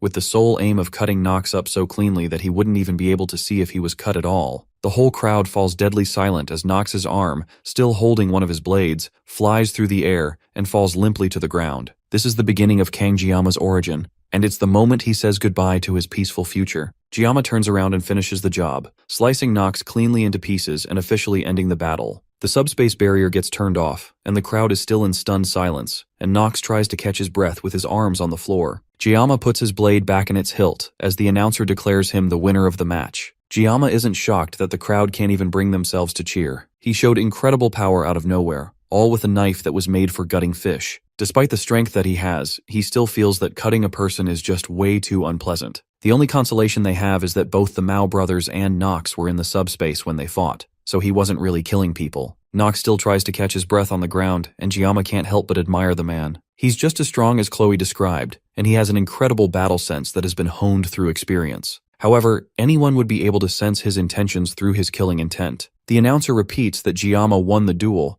and it looks like this is enough to snap everyone out of their daze, and the arena is filled with cheering and shock that a first-year special admission student took down a sophomore. Jiyama's peaceful, unassuming life is officially over, but this is the path he chose. Now that things have come to this, he just has to endure it with sheer will and grit. Even by the next day, people are still talking about the duel between the first and second year. In the star class, Abel stares out the window as she thinks about the student that has completely filled her mind recently. Because of the duel, his name follows her everywhere she goes now, and it's almost as if he's the only one everyone is talking about. When she saw it, she couldn't believe it either, but at that moment, he had such incredible swordsmanship while only using 2 kitchen knives. Watching his mastery of the blade has made her feel almost hopelessly naive for thinking that she was skilled at using a sword. In fact, he was so good that she's sure that he was the top student her grandfather was keeping as a secret from her. That makes her even more frustrated since she talked to him as if he was weak when he was actually stronger than her. Her loud annoyance is enough to wake up her seat partner, Rachel. She apologizes to her friend, but Rachel can immediately tell that something is seriously bothering Abel. The blue-haired girl tries to play it off by saying that she's frustrated because she hasn't been able to work out recently, but Rachel can immediately see through all of that. She tries some guesses to see what might be bothering Abel, and hits the nail on the head when she mentions that it might be boy trouble. Rachel breaks out in uninhibited laughter at the thought that Lady Abel would be interested in romance. All the while, Abel tries to convince her friend that it really isn't what she thinks it is. Rachel ignores her and shifts her focus to figuring out what man has gotten her dear friend so flustered. She runs through the list of options, starting with Leon, the class star with a handsome face,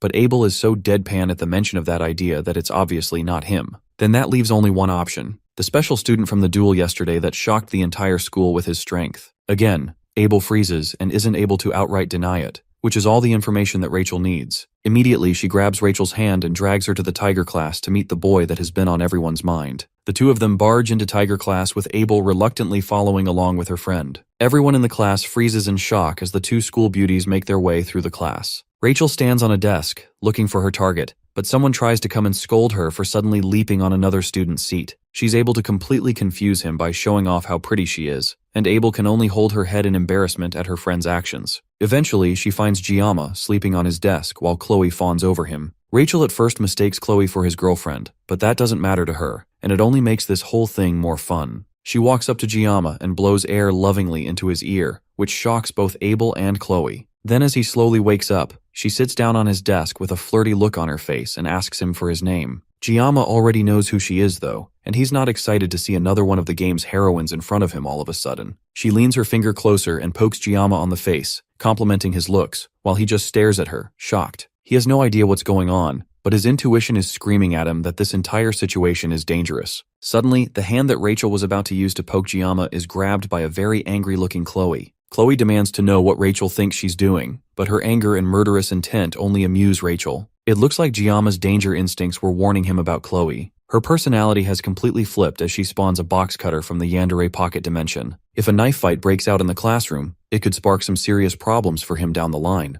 This is a combination he has never seen in the game before, and he can only wonder why this is happening all of a sudden. Abel comes in and tries to drag her friend out of the situation, especially since this isn't even their classroom, but Rachel won't budge. She claims that she's only here to say hello, and then, as if to pour salt in the wound, she places a hand on Chloe's head and tells her that she's not supposed to interrupt when adults are talking. That only makes Chloe even more angry, and she opens up the box cutter and prepares to strike. Giamma and Abel watch in shock as Chloe tries to stab Rachel, but her hand is easily grabbed by the much stronger girl. At this point, she's just pointlessly provoking Chloe into a fight, and Abel yells at her once again to stop what she's doing before something bad happens. Rachel frowns and quickly tosses Chloe away like paper, but Chloe is able to catch herself before falling, causing all the boys in class to scream out in joy at the building catfight. Giamma is more annoyed than anything at the weird build-up happening in front of him. Then Rachel activates her blessing that's built from the foundation of her clan, the clan of the Spear Saint. In her clan, they believe that skills are useless when faced with overwhelming strength, and they believe that brute force triumphs over all else. That's the same motto that Rachel Demira, the niece of the Spear Saint, believes in as well. She bluntly asks Giamma if Chloe is her girlfriend, and our MC doesn't hesitate in saying no,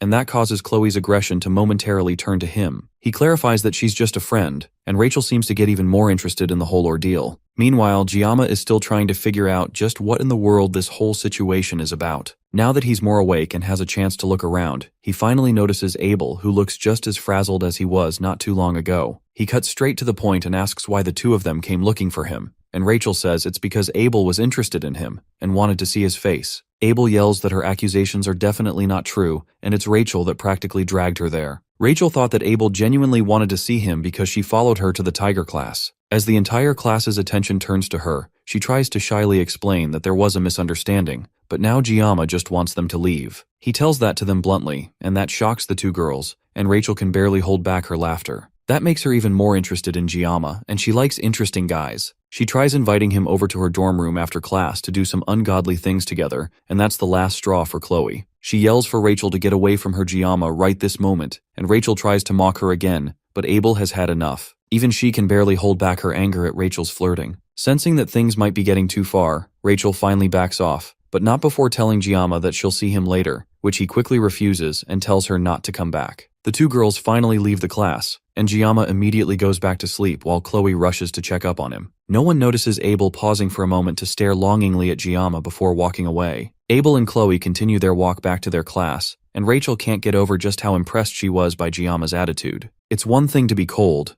but from his hollow eyes, Rachel could faintly tell that there was an underlying subtle feeling that she could get her throat cut if she continued poking him like that. She was just curious about him, but he went far beyond her expectations and actually gave her chills. From the little she could see, she can already tell that he's easily a step above all the style with no substance students that are all over the star class. Her clan pulls no punches when it comes to getting betrothed to the most outstanding warriors, and in a way, he just might be a precious resource that she wouldn't want to let go of. Rachel turns around suddenly and apologizes to Abel. Abel, on the other hand, feels like she should apologize to the students of Tiger Class for the scene she made, but that's not what Rachel meant. She's apologizing about Kang Giamma because going forward, she's not going to yield now that she's interested in him. Elsewhere, in the school's clinic, Knox pulls himself angrily through the halls, with only the thought of killing Giamma in his mind. He has lived his entire life without knowing defeat, constantly being called the auditory genius. Now someone has come and defeated him with nothing but kitchen knives. Just the thought of Giamma's face pisses him off to an outstanding degree. If he has to, he will call the power of his entire clan just to cut off Giamma's head,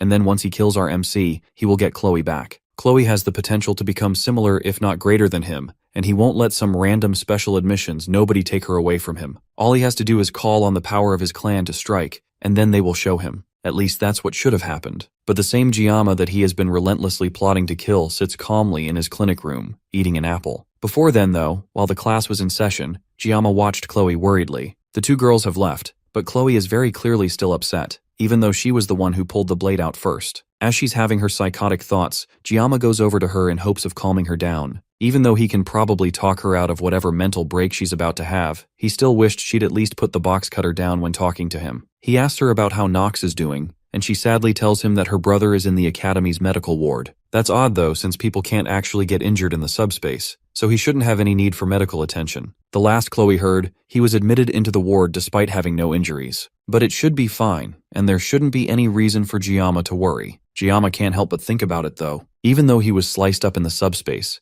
Knox isn't the kind of person that'd be weak enough to be traumatized from that. To make sure that nothing else happens, he has to check in on Knox, and to do that, he asks Chloe to tell him where Knox's room is. To sweeten the deal, he even pats her head, which is another tip he got from the How to Handle Yandere type series. That's how we got to where we are today, as Giamma stares down Knox, who is still surprised to see our MC in his room. Giamma comments on the room and how the auditories must be loaded with cash for them to get a hospital room this fancy for just one person. Before Knox can ask Giamma how he got into this room in the first place, our MC picks up a skinning knife from the bedside counter, and Knox momentarily goes on guard, wondering if Giamma wants to finish what he started. However, instead, Giamma simply picks up another apple and cleanly peels the skin off before placing it right back on the table. Then Giamma gets up and walks right past Knox, advising him to take fruits and vegetables for his health. That pisses Knox off even more, and the assassin reveals a knife hidden under his sleeve, ready to stab Giamma while he's least expecting it. But as if predicting this, Giamma warns him that if he ever has ideas of getting any sort of revenge, then he will be cut up along with the entirety of Auditore. With that, Giamma slams the door shut as he leaves, and the force is harsh enough to turn the apple that he cleanly peeled into slices, revealing that he cut it up so fast that Knox didn't even notice. Giamma walks out of the medical unit with his mission hopefully accomplished. Now Knox is nothing more than a candle that can be extinguished at any time, and his will has been totally destroyed. This is all thanks to Giamma's bravado-filled intimidation, which he hopes doesn't come back to bite him. After all, the Auditories are an incredible group of assassins, and there's no way that he can take on an entire clan with just 30 seconds of pain neutralizer. Although he should be able to take out 10 people in 30 seconds, the rest of the clan is an entirely different case. And that's only in the worst case scenario anyways. Giamma would love to avoid killing as much as he can. As he walks under the moonlight back to his dorm room, he feels like he's standing in the eye of a storm in a weird way. He's starting to get used to this new, crazy life of his. As long as Nox doesn't stir up any trouble, then he doesn't have to worry about things getting too insane. But he has another problem to deal with, and that's the girl that he wanted to avoid the most, Rachel. In the original game, she approaches the main character first and gets attached to the main heroine Abel. Now that she has decided to approach him instead, this is a clear sign that the timeline has changed drastically. He also needs to prepare for the midterms, and for once, he's going to have to take things seriously so that he can get that reward. The test will need a group of 5 students to subdue a demonic monster. The 5 students will be picked regardless of class, and this test is meant to emphasize teamwork. Individual prowess is definitely important, but having faith in your comrades is certainly more important on the battlefield. The best thing a weak student can do in this situation is find the right teammates and hope to be carried by them. Although it's not like the monsters are much of an issue anyways. The monsters that they will be hunting in this test are D-rank demonic monster mermen. Giamma remembers them looking really gross in the game, which means facing them in real life is going to be even more disgusting. If they were mermaids, then they would at least be more attractive to look at, but mermen are just going to be gross. But mermaids are considered demonic humans, and they are the main force of the demon army, meaning that they are way more powerful. Compared to demonic humans, demonic monsters are nothing more than just guard dogs or pets. Fortunately, only mermen should be on the island, meaning that students don't have to deal with demonic humans. It's already been a month since Giamma came to this school, and this is the first night that he has felt a bit of peace. It's been 700 years since the humans and the demons swore a truce, and just like how human history isn't without war, there have been a few disputes between the humans and the demons, both big and small. An example is half a century ago when Vasmon, the commander of the 6th Legion, claimed that he would revive the commander of the 1st Legion. That decision caused an entire week of battles that bathed the city in blood. In the end, humanity emerged victorious, and the 7 heroes were born. Although from those heroes, 3 sacrifices were made, and neither faction wanted to escalate things further. Other than that, peace has continued to this day, but Giamma wonders if this is really peace. The more he thinks about it, the one who sealed the 1st Legion commander alone 700 years ago must have been a real beast. The 6th commander took 7 people together to bring down, and even then, there were deaths among their group. And now, they only have 3 years before the second human-demon war begins, and this time, the war will include the Demon King. It's terrifying to think about that future, but thinking won't change anything. What Giamma needs to do now is to focus on the upcoming midterms. The first thing he needs to do is find teammates, but that's easier said than done since he has no friends. Right now, though, he's the most famous student in the academy, and he can probably use that to his advantage in hopes of solving the problem. There's no way he can live 3 years under the radar, so Giamma decides to change his motto for the time being. He will no longer try to live quietly, but still try to live comfortably. Now he needs to try his best to get people to join his group. However, a week later, he's still completely alone. Not a single person invited him to join their group. In the end, they might all just be scared of him. He turns around and glances at his class, and the only person alone like him is Chloe. Maybe she's been considered an outsider since the altercation with her brother and how he lost, or maybe because of how she acted when Rachel came around. Regardless of the reason, he approaches her and asks if she still hasn't found any cadets to partner up with. Just like him, she's still alone, and Giamma is worried about her. After all, he's used to being alone, but she had some friends at least, and yet they are all gone. She claims that she will be alright as long as she has him. In any case, he offers her to partner up with him so they can find 3 other people. With Chloe's capabilities, she will be a huge asset to him. He can only fight for 30 seconds, so she is like 30 soldiers packed in a cute bundle. The peace in the class is broken up as Rachel comes charging in, calling for Giamma. He doesn't hide his disdain for seeing her again, and Chloe doesn't hide her bloodlust either as she pulls out a box cutter. Rachel continues to bother him, even falling over on his desk, and then she asks him if he has found any groups to take the test with. Since she's clearly not listening to him, he answers her question, and the fact that he doesn't have a group yet is perfect for her as she invites him to her group. Giamma is suspicious of the sudden offer since there is definitely a huge line of other students available to join her group, so why would she come for him specifically? She tells him plainly that he seems more fun to do the test with than any of the other students in her class. Giamma then tells her that he's already in a team with Chloe, but that's alright too since Rachel's group has 2 spots left. Giamma is still suspicious of the whole thing since this is a bigger risk for Rachel. Doing something like this could risk her grades if they underperform for the island test. He glances at Chloe and she begrudgingly nods, agreeing to join the group. With nothing holding him back anymore, he tells her that he will join, and Rachel immediately opens her phone to test someone after telling him that he can't back out. Then Giamma asks who the other members of the group are, and the first person she mentioned is none other than Leon. Not just any Leon, the counterfeit protagonist of this world, and the one person Giamma wants to interact with the least. Giamma can't help wondering what crimes he committed in his past life that gave him such terrible luck. Like yeah, he spent 30 years wielding a knife, but that was because of his job. He's getting involved with the heroines for some unknown reason, and even though he tried his best not to stand out, he's still getting intertwined in the main story. The heroines at least are eye candy for him, and it's not so bad getting involved with pretty girls. The real problem is Leon Van Reinhardt. He's the main character, and interacting with him will definitely turn the main plot on its head. Right now, Giamma has no clue how things will pan out in the future, but he's sure that everything will be his fault in one way or another. He even tried to see if he could change his group, but Rachel already put his name down in the application before talking to him. This is the first time in his life he has wanted to cut down a girl so badly. And then, of course, there's the biggest issue in the yandere that he shares a class with. And speaking of the devil, she comes up right beside him to ask how he's doing since he has looked petrified ever since Rachel left. He tells her that he was just a bit overwhelmed thinking about taking the exam with Star Class cadets. Chloe tells him that no one is stronger than him in Star Class,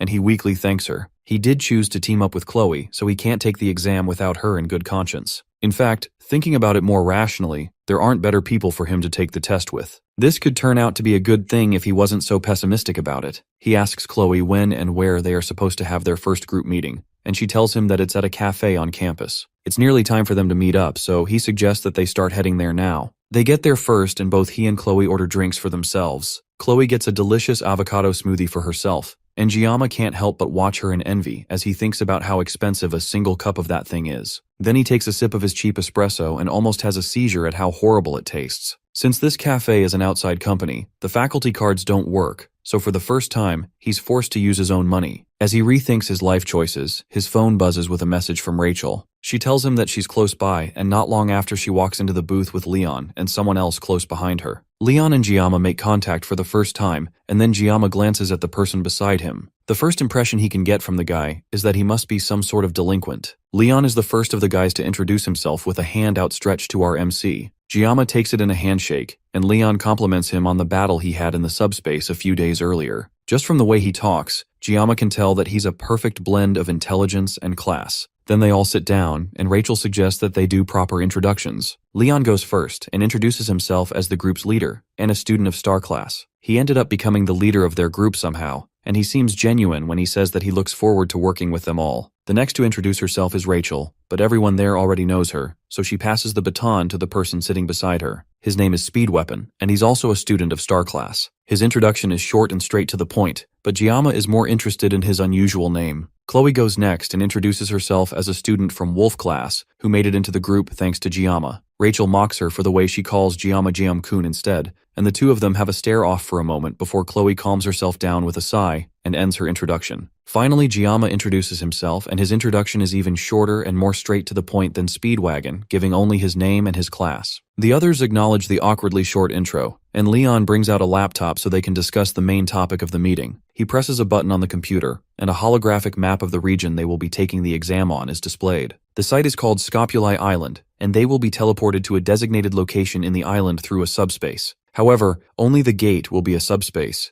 meaning that once they make it to the island, their experiences will be real, and they can actually be injured by the demonic beasts. The assigned area for their group is the northeastern coast, and 3 groups, including theirs, will be hunting for mermen in the area. There is a limited amount of mermen in the area, so the objective of the exam is to hunt as many mermen as the limit will allow. With the information passed across, Leon ends the presentation and asks for questions from his group. Speedwagon goes first and asks if there are any risks besides the mermen on the island. The instructors have already done research on the island in advance to ensure that there will be no monsters or demons on the island besides the mermen. Then Chloe asks if other groups can ambush and battle each other, much to the shock of the rest of her group mates. Leon calmly assures her that the exam's objective is strictly to exterminate demonic beasts, so conflict between groups would lead to a disqualification. That question must have been part of her habits as an assassin. With no other questions from the group, Leon disbands them and tells them to prepare themselves for the midterms until they meet again the next day for another discussion. The other cadets exit the cafe, leaving Giamma alone with Leon. The atmosphere is awkward, so Giamma moves to hurry up and leave, but Leon suddenly calls out to him. The faux MC asks Giamma where he came from. Giamma pauses and takes a moment to ponder about the strange question from Leon. He heard a similar question before, but this question coming from Leon is fundamentally different. Leon also looks deadly serious while asking this question, and Giamma can't tell what he's thinking. He could have asked that question earlier while they were introducing themselves, but Leon specifically chose to ask that question after everyone had left. After noticing the long silence, Leon apologizes for springing that kind of question out of nowhere and says that he can't help but feel like Giamma is similar to him. While it's true that this world's official language is Korean due to where the game was made, that doesn't mean that other cultures don't exist. Anyone can tell just from a glance that Jiyama is Korean, so it's for Leon to ask where he's from and say that they are similar. With still more silence from Jiyama, who is struggling to comprehend this weird conversation, Leon tells him to pretend like he didn't hear anything before getting up and leaving the cafe. Jiyama stops him and throws the question back at Leon, asking him where he came from. It was a reflex response, and Jiyama regrets it immediately, but he knows that he won't be able to sleep tonight if he doesn't get an answer. Leon calmly takes Jiyama's hand and tells our MC that he's from Germany. Without another word, he leaves, and Jiyama can't help but wonder what is up with Leon all of a sudden. At that moment, when Leon first asked the question, Jiyama wondered if the main character of this game came from another world as well. It's outlandish to think about, but it's also a very real possibility. There's no rule saying that only one person can be dragged into this video game after all, and possessing the main character is more probable than possessing an extra. Jiyama glances down at the knife of his table and has an idea. When the blessing of the sword god activates, his senses are strangely heightened. Maybe activating the blessing might give him some answers. He picks up the knife and removes the cover, and a message comes into his mind, just as he had hoped. It confirms that Leon really is from this world. This voice is similar to when he was fighting Chloe. When he activates the blessing of the sword god, he can faintly hear a voice. However, thinking about it gives him a migraine that even bypasses the painless blessing. Regardless, the Leon that he met today is definitely the Leon that he played in the game, and no actor could replicate Leon so perfectly. It's weird that Leon would ask him which country he came from out of nowhere, but then the claim that the two of them are similar is also quite concerning. He heads over to a wiki page, but there is no information about Leon in this world. Things are getting weird, and Jiyama decides that this is the last time he will be involved with Leon. If something like this happens again, he can just go and see Medea about it, while ignoring her attempts to run away with him. Jiyama is also surprised by how calm he has managed to be despite the situations that have been unfolding recently. Maybe this is also an influence of his blessings. He takes a look at his status screen, and as usual, it looks like he's making smooth progress. His mental fortitude and armament are the same, but his physical fortitude has increased thanks to the training that he has been doing. His armament will also probably increase when he gets Murasame from the midterm exams. The only thing he's not sure of is the assimilation rate. It has gone up a lot, and it looks like it will soon unlock something special for him. Maybe it's related to what he has done so far. It's still annoying that he doesn't know what it is,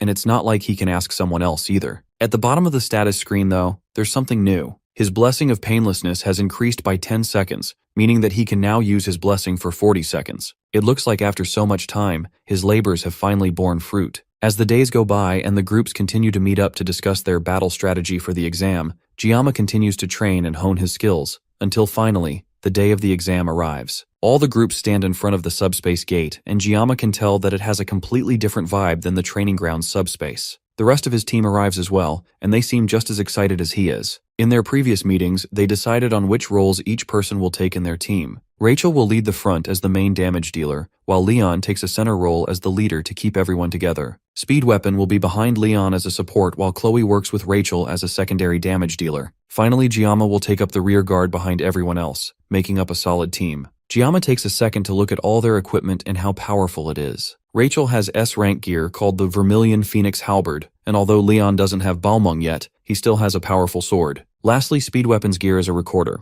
I didn't know the support also provided musical entertainment. Rachel assures him that the recorder is one of the few S-rank equipment that provides healing, and even Jiyama knows that a healing S-rank armament is ridiculously hard to get. That kind of equipment is incredible to own, and Jiyama gets closer to inspect it, much to Speed Weapon's surprise. Their chat is cut short as a voice comes on the intercom to announce that the first-year midterms are about to start. The instructor of Wolf Class Lee Wanbin comes over to talk to the students. They already have a good grasp of the rules, so he keeps their discussion brief. He tells them to not be shy of running away when things get hectic. There's no reason to risk their lives for extra credit. If they are injured or wish to surrender, they can just call for the instructor in charge. Now that the exam is officially about to start, Leon tells them to do their best and try not to be nervous. Chloe seems anxious, and Jiyama asks what is wrong. She tells him that she remembers the fact that mermaids can appear on the island, but Jiyama assures her again that the instructors have already confirmed that everything is clear. Chloe tries to take his word for it, but she can't help being nervous. Back in Sicily, where she grew up,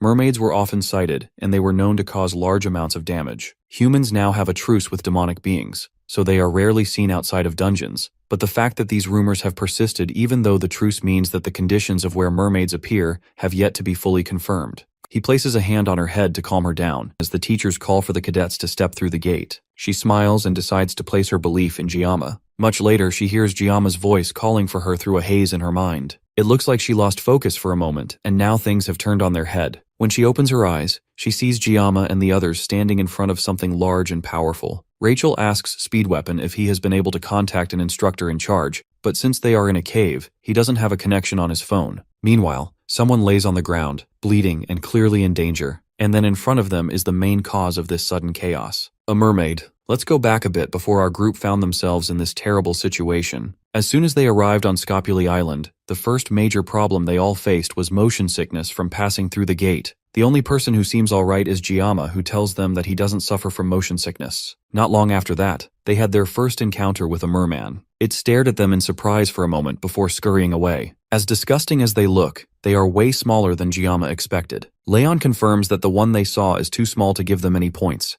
To find the adult merman, the group has to head to their assigned location. Chloe goes ahead of them to scout the location, and the group follows along at a slower pace. Eventually, they make it to their location, and Chloe returns from her scouting trip to report what she's seen. She tells them that there is a cave about 500 meters ahead of them, and she leads them to it. Before they even enter the dark and ominous-looking cave, there are already dozens of eyes staring at them. Leon can tell that there are about 50 to 60 mermen in the cave, and they are all gathered around a campfire. Defeating that many mermen will definitely guarantee them first place in the midterms, but the group has to consider their safety before anything else. Entering that cave will cut off their internet and make contacting an instructor difficult. It's a high-risk, high-reward decision, and it all depends on their group leader, Leon. Before they came to this island, he took great care in determining what role every member of the team will play. So now, it's time for him to lead them to victory again. In a moment, Leon made his decision and sent out Rachel to start the attack. Rachel leans back and sends a golden spear shooting into the cave. The spear lands right on top of the campfire, putting it out and shocking all the mermen. Before they can turn to see where it came from, Rachel is right on top of them, and in a second, several mermen heads go flying. Speedweapon goes next, focusing his power to buff Rachel's skills, making it easier for her to pick them off one by one. Giamma can't help letting out a gasp of awe at how powerful Rachel is. That doesn't go unnoticed by Chloe, and the yandere pulls out her katana and activates her blessing to take on the fishman as well. She immediately rushes to catch up to Rachel's number, taking out more and more mermen while the two of them rush towards each other. They aren't slowing down, even as they continue to get closer and closer to each other, and Giamma gets worried that they have no intention of slowing down at all. They get within inches of each other before finally turning and taking out the last merman that was rushing towards them both. Then they step away from each other and continue taking out the others while Giamma breathes a sigh of relief. In the end, he was worried about both of them for nothing, and eventually, with their combined efforts, all 60 mermen were slain. It looks like they are done here, and Leon suggests that they go somewhere else to continue the exam. That kind of determination and leadership is what makes the blonde MC the heart of their team. That further proves to Giamma that Leon really is the true MC of the game. There's no way anyone would be able to replicate these qualities of a hero. As Jaome's thoughts continue to wander, he takes his eyes off Leon for a moment. He looks back up just in time to see the blonde hero fall to the ground after taking a fatal blow to the stomach. The others stare in shock as something powerful rises from the pool of dead mermen behind Giamma. It's a demonoid mermaid, the exact monster that Chloe feared would show up unannounced on the island. Giamma had a feeling that things were going way too smoothly for them. Now the question is whether they should run or stand and fight. There's no telling if they will even be able to get to safety while looking after an injured Leon. Rachel tells Speedweapon to call the instructors and inform them that a mermaid appeared. But just as Giamma feared, the cave is messing with their internet access, and there is no way to contact the instructor. Everyone is panicking, and it looks like Giamma is the only person not panicking at the moment. With Leon down for the count, there's only one person that can take the lead in this situation. He steps up and starts giving orders to his teammates. He tells Rachel to keep the mermen away from them no matter what. Then he orders Speedweapon to dump as many healing blessings as he can on Leon. Finally, he calls Chloe, who seems to have zoned out, and he tells her to evacuate the other cadets and tells the instructors what's going on. It takes a moment for his words to sink in, but eventually, she heads off to do what he says. Now that everyone has been given proper instructions, Giamma steps up to the mermaid, much to the shock of the others. He tells Rachel and Weapon that he's leaving the mermen to them. As for the mermaid, cutting up bitfish has always been his specialty, so it's only fair that it goes to him. Demons can use a unique power similar to a human's blessings. It's called magic, and it's a power that was strong enough to take down the protagonist in just one hit. That's the difference in strength between humans and demons. Giamma has the blessing of the sword god, but that doesn't guarantee that he will survive this battle. Even in the original game, it was impossible to take down a magic-utilizing demon without a party. And yet here he is, about to solo a boss that usually requires a full-scale raid. In other words, Giamma is in deep shit, but there's no way he can back out of this now. It should take Chloe about 10 minutes to find help and come back. Despite that, Giamma has only 40 seconds to take this overgrown fish down before he meets a worse fate than the main character. Rachel struggles to keep the merman away while Speed Weapon focuses all his power on healing Leon. The wound is deep, but it's recovering regardless. Despite the daunting task in front of him, he can't help but focus his attention on Giamma. Just looking at the mermaid is making Super Weapon's bones shiver, and yet Giamma wants to fight it all by himself. The demon strikes first, launching the same laser attack that took out Leon. Giamma dodges the attack and rushes in with his knife to close the distance. The mermaid seems to primarily use long-distance attacks with water magic properties. Giamma doesn't know much about magic, but he does know that this demon is just a fish with flesh and bones. All he has to do to come out on top is dive in and cut it. He jumps close to the demon and slices it, but it dodges out of the way and heads for Speed Weapon instead. Before it can get to him, Giamma comes around and manages to cut off one of the monster's fins, causing it to scream out in pain. The cut was way too shallow, and our MC goes in for another attack, but it quickly dodges away and dissolves into water. Since the mermaid went after Speed Weapon, it looks like she is deliberately going after the ones who are injured. Leon is somewhat healed now, and Speed Weapon calls out for Giamma. It looks like he's alright, and Giamma takes a moment to check on him before rushing off to fight the mermaid again. In Speed Weapon's eyes, Giamma is really cool. During one of their many meetings, Speed Weapon talked about how he looked up to heroes that sacrifice themselves for the sake of others. So far, since Speed Weapon entered the school, he hasn't seen anyone that matches the title of a hero. That's why he entered a group with Rachel, in hopes of finding the hero he was looking for in Leon. He even told Giamma frankly that he is far from a hero in Speed Weapon's eyes.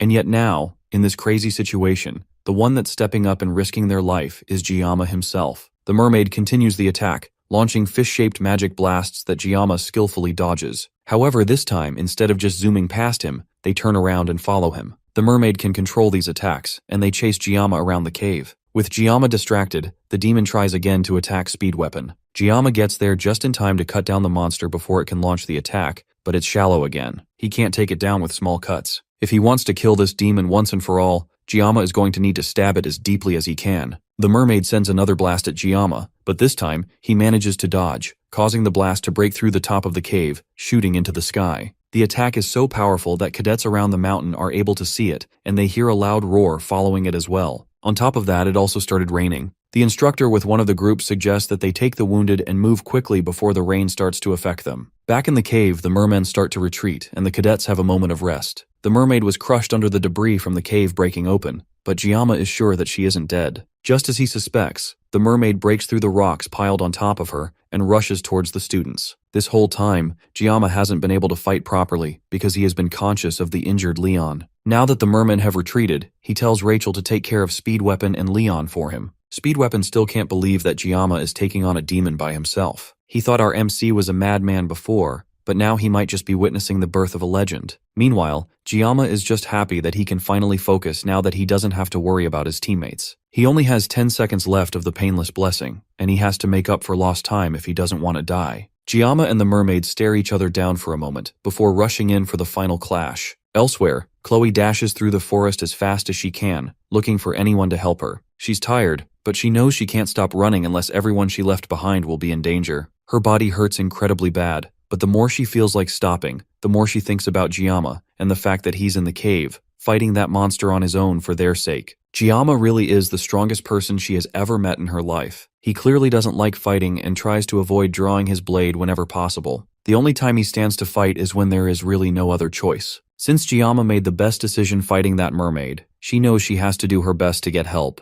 But she can't help feeling that if she was just a little stronger, then maybe she would have been able to help him somehow. Behind her, a loud blast tears the side of the cave apart, and she knows that it's the sound of Giamma and the mermaid fighting. In her worry, she trips off a vine and almost falls, but manages to catch herself on the ground and keeps running. She can't stop her fall until she has found someone to help. As she continues to run, she senses something ahead of her. She can't send it clearly since her head is in a mess, but her first thought is that they must be mermen. She draws her sword to defend herself and unleashes a blow towards the closest one to her, but surprisingly, the merman blocks with their own sword. That's because it isn't a merman, it's Abel. As soon as she realizes that she has finally found another person, Chloe stops moving and collapses to the ground. Abel's teammates get suspicious and start to suspect that there is some sort of ambush in the area. Meanwhile, Chloe weakly tries to tell them that they should go and help Giamma. Luckily for her, Abel remembers her face from when she and Rachel went to Giamma's class. Back in the cave, Speed Weapon is left in complete awe at what he's witnessing. He wonders if there will ever be a day as astonishing as this ever again. The way Jiyama fights seems like a skilled swordsman handling a live fish on a chopping board with skill. At this point, this whole thing is beyond just fighting a demonoid.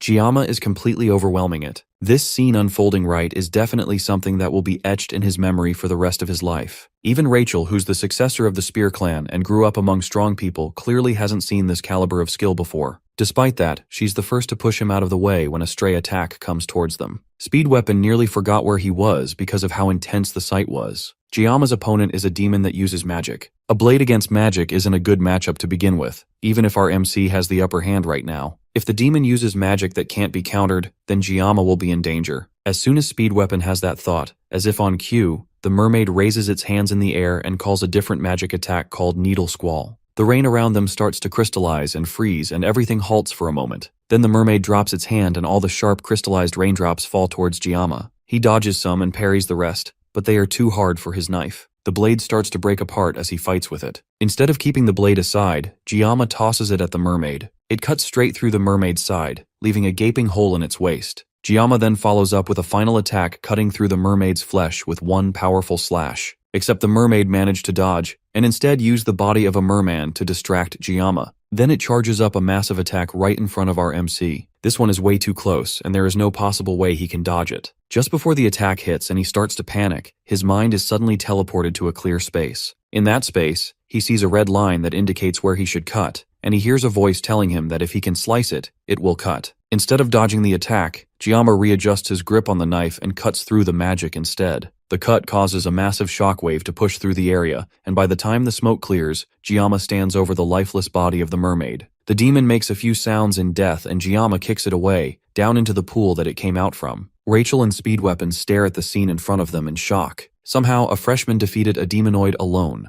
Suddenly, Jiyama falls to his knees and starts coughing up blood. Rachel is the first to react, and she rushes over to him while Speed Weapon checks on Leon. Thankfully, the protagonist is fine, but there are other sounds behind them and Speed Weapon turns around thinking that the mermen that ran away have returned. Instead, it's Abel and her team, carrying an unconscious and injured Chloe. The first thing Abel notices is Rachel, who caresses an unconscious Jiyama. The sight makes her angry for some reason, but she ignores it to look around. The rest of the team look like they all have one foot in the grave, and yet Leon seems completely fine. She informs them that she has contacted the academy, and they will be arriving in an hour to aid them. Now that help is on the way, she wants to know just what exactly happened. She tells Speed Weapon to explain, but he's more frustrated by the academy and the instructors who claim that they thoroughly checked the island. He doesn't believe that they will believe him anyways, but he starts to tell them what he witnessed. Speed Weapon gives Abel a basic rundown of what happened and how Jiyama defeated the mermaid alone. Just like Speed Weapon predicted, she can barely believe it. The tales that her grandfather told her when she was younger were more realistic than this. And yet, as ridiculous as the story is, the evidence around them proves that it's the truth. Why would they lie about this anyways?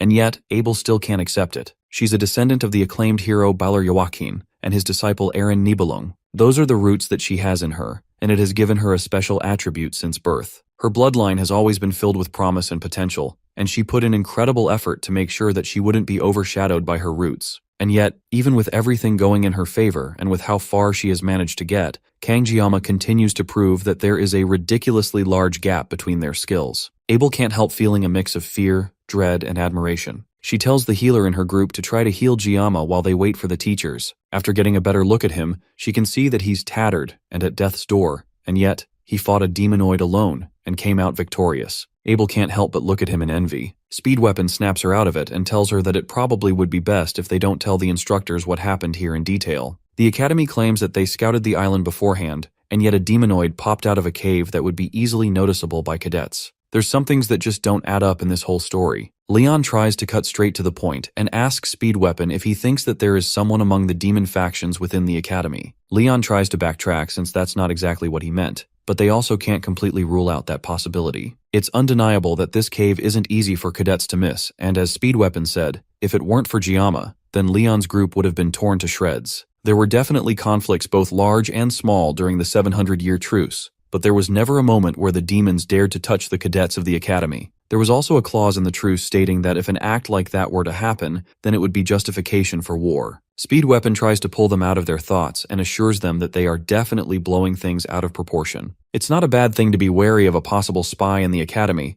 but it's way too soon to jump to conclusions. For now, they need to make sure that their stories match up. If there really is a spy in the academy, then Giamma will definitely become a target once word gets around that he defeated a demonoid alone. Abel doesn't really agree with keeping things under wraps like this, but since Giamma has worked so hard for their sake, and the group seems to unanimously agree with this decision, she suggests that they talk to her grandfather first. The cadets return to the school and Giamma is taken to a hospital. He wakes up as the bright even sun shines on his face, and he's almost surprised that he's alive. The last thing he remembers is the mermaid shooting a magic sphere out right before it died. It wasn't an attack that he could dodge, but he just barely managed to see it. He used his sashimi knife to cut through a line and the magic severed into two halves before bursting. Looking back at it, the magic sphere was definitely water. On top of that, after activating the sword god's blessing, he felt something that he can't describe. He calls his blessing just to make sure and the screen pops up in front of him again. His mental fortitude has increased by 1, and that's mostly likely why he didn't get scared when he faced the mermaid. It also looks like his assimilation rate has increased enough for him to unlock the mysterious attribute. The next attribute will be unlocked when his assimilation rate reaches 15%.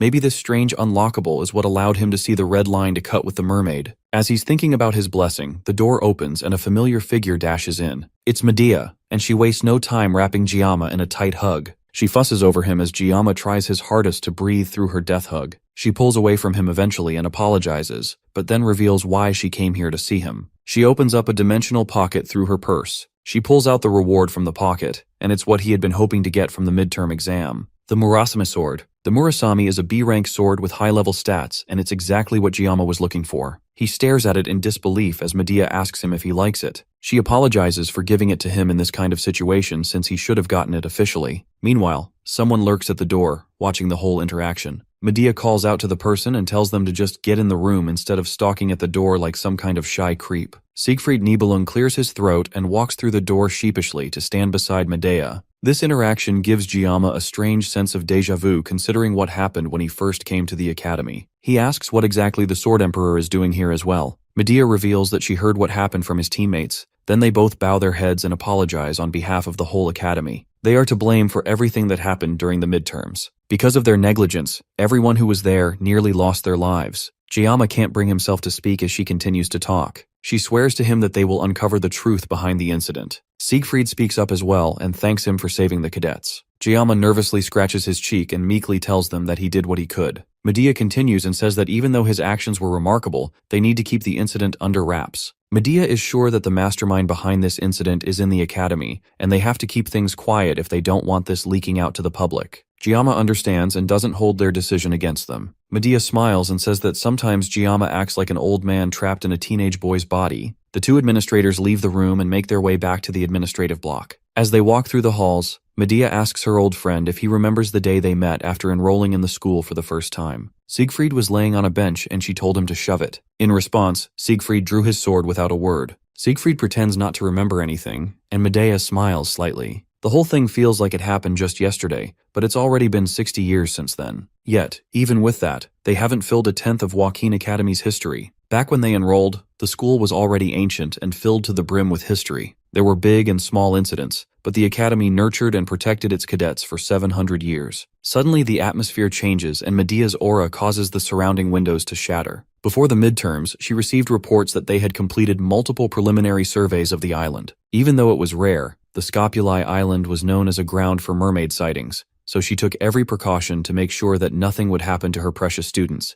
and yet something terrible like this would happen under her watch. Siegfried places a calming hand on her shoulder, and she snaps out of it with an apologetic look. Then she immediately switches to fangirl mode as she thinks about how amazing Giamma is. The fact that he took a mermaid down all by himself is incredible, and she asks Siegfried what he thinks. Siegfried has seen natural-born talent countless times. He has seen many names hailed as the chosen ones of their era, only for them to lose sight of their light. In families of heroes that are desperate for glory and honor, the word genius is recklessly thrown around. When a child shows the slightest bit of promise, they are called a genius because of their bloodline. It's also a word that he forbade from being used to describe even his own granddaughter, Abel. But if it's Giamma whose talent is so unfathomable, then maybe the word genius can only apply to him. If he continues to accumulate experience, Siegfried wonders just how far he will go. Maybe Kang Giamma could even reach the place that Siegfried could only dream of. Without answering her question, Siegfried walks past Medea, but not before advising her to stay put at the academy for now. She smiles and follows after him, and the two continue their small talk as they make their way through the halls. Later, Giamma is released from the hospital and he goes to attend class as usual. Just like the headmaster instructed, the fact that he took down a demonoid on Scopuli Island seems to have been kept under wraps. Giamma can't help but feel that his classmates can be so carefree because he stopped the mermaid. After he was initially discharged, the first thing he did was to visit the school's forge to reshape and enhance Murasame. The sword was just a metal rod to him at the moment considering the sword god's blessing, so reforging it is a must. He went to meet the blacksmith Volunder. Now he can only hope for a successful enhancement. As he thinks through the recent events, he hears Chloe call out his name. He turns to see her walking towards him in crutches while her leg is in a cast. Thanks to Speed Weapon's emergency treatment, the doctor said that she will be able to walk without crutches within a week. Despite her injuries, it looks like she's doing much better. Even if Giamma did take down the mermaid alone, it was thanks to everyone's efforts that they all came out of that situation alive. Chloe's rescue call, Rachel's merman clearing, and Speed's healing and blessings all played a part in that battle. The only person who didn't play a decent role would be Leon. Giamma can't help but wonder if he is going to be able to defeat the Demon King with a fighting spirit like that. Maybe it's because he got injured first or something. Their chat is interrupted when their instructor barges into the class and orders everyone to sit down and pay attention to a few announcements before the training assembly. Once all the students are in their seats, he informs them that there will be someone co-instructing them. The students are initially annoyed by this sudden change until they see just who will be instructing them. Siegfried calmly walks into the class much to the astonishment of the entire class as Li Wanbin bows to him in respect. Even Giamma can't hold back his shock at seeing the strongest human coming to his class. Meanwhile, elsewhere, an old man is thrown against a wall before being grabbed by the scruff of his neck and held up the wall. A pink-haired woman slaps the old man across the face, sending him flying to the ground. He apologizes to the woman named Instructor Kim while she struggles to control her breathing. This woman that is mercilessly beating up this man is the 5th Demon Corps commander, and she is not pleased at all. She asks him why he didn't cooperate with her when he had the chance, and the man tries to apologize, but that only gets him another smack to the face. It's clear that the purple-haired instructor is tired of apologies. The goal of this whole scheme was to bring Leon back from the exams half dead. He may be a hero candidate, but there's no way he could take out a mermaid alone. But now, because of the old man's incompetence, Leon is now comfortable at the academy. Instructor Kim gives the elder another kick to the face, but immediately regrets it when she sees that she got blood on her shoes. She still can't believe that a full demonoid was taken down by a bunch of first years, but looking at the new students that joined the academy this year, she can't say that she is surprised. The elder speaks up and clarifies that taking on the mermaid was done by just one cadet. Instructor Kim first thinks he's talking about Leon, but he clarifies that it's the academy's top student, Kang Giamma. The Demon Corps commander recognizes the name of the special admissions student, and that tells her everything she needs to know. It looks like there's new prey for her to hunt now. The prey in question, though, isn't the most efficient person to hunt. Wolf class once again goes on their daily training with the exception of Chloe, who is still in a cast and crutches. Giamma can't help being jealous of her getting to rest, and he's forced to run for his life with his fellow students. And to make it worse, there's now an older man breathing down his neck after every lap, and he's surprisingly fast and nimble for his age. Siegfried runs up close to Giamma and urges him to run faster, even thinking that he might still be hurt from the midterms. It's weird for the Sword Emperor himself to be running around with first-year students, much less with a special admission student. Siegfried von Nibelung is a man that will later inherit the title of Sword Saint and become one of the greatest forces of humanity. Not only that, but during the Second Demon War, he will also become Leon's swordsmanship master, and he's a character whose importance rapidly increases in the latter half of the story. So why is someone who's this important training with Wolf class? The main story has clearly started to go off track, and now it's pretty much falling apart. Come to think of it, Leon never ended up receiving the Sword Saint title, and that ended up being a pretty big issue in his past life. But Leon can't inherit the Sword Saint family because he's not part of the Nibelung bloodline, so it doesn't matter. That doesn't make the situation any less uncomfortable for Giamma, though, especially considering the jealous glares his classmates keep shooting him. With how close Siegfried is to Giamma, it almost looks like they are running together. Siegfried also takes moments to try and educate Giamma, telling him that the foundation of any warrior comes from their physical strength and endurance. No matter how talented or outstanding someone is, it's completely worthless if their body cannot support it. Once he gets Giamma motivated, he runs ahead, expecting his student to keep up with him. After their running laps are done, it's time for field training. For this training, personal weapons are strictly prohibited. Instead, the students will have to use one of the weapons provided by the school and learn to master it. Siegfried dumps a variety of different weapons on the ground. He notices that there is even a sashimi knife among the pile. The rest of the students are surprised by this sudden condition that their teacher has given them. One of them asks why it wouldn't be better to just use the weapons passed down by their families. That's because the basics are more important than anything else. The more a person relies on high-grade weapons, the more they will start to neglect their training, and it's easy to mistake the power of a weapon for one's own strength. At the end of the day, a master can never blame their equipment. Those words resonate with Jiyama specifically, and he nods his head in agreement. With no more room for idle chit-chat, the Sword Emperor tells the student to pick up the weapons and master the basics with them. Cadets who can handle ordinary weapons skillfully also have a high probability of receiving a high score in the class, which will affect their promotion evaluation at the end of the year. That additional bit of information gets the rest of the students excited, and they rush to pick up any weapon they can find. Jiyama naturally goes towards the sashimi knife, laying unnoticed on the floor. As soon as he picks it up, he notices Siegfried's eyes watching him. The students gather together again after picking up their weapons, and Siegfried tells them that they will spend the day getting accustomed to their new weapons by performing one-on-one training between the cadets without a subspace. To make sure that the students don't go overboard with their training, Siegfried suggests that he gives a demonstration of proper sparring. Li Wanbin prepares himself to spar against the Sword Emperor, but him shivering in fear makes it obvious that he's not prepared for this. In his whole life, this has to be the biggest crisis he has ever faced. However, Siegfried has a different idea in mind. He calls for Jiyama to come forward for the spar. Siegfried is also holding one of the novice weapons from the pile of old tools, but in his hands, the piece of junk looks especially sharp.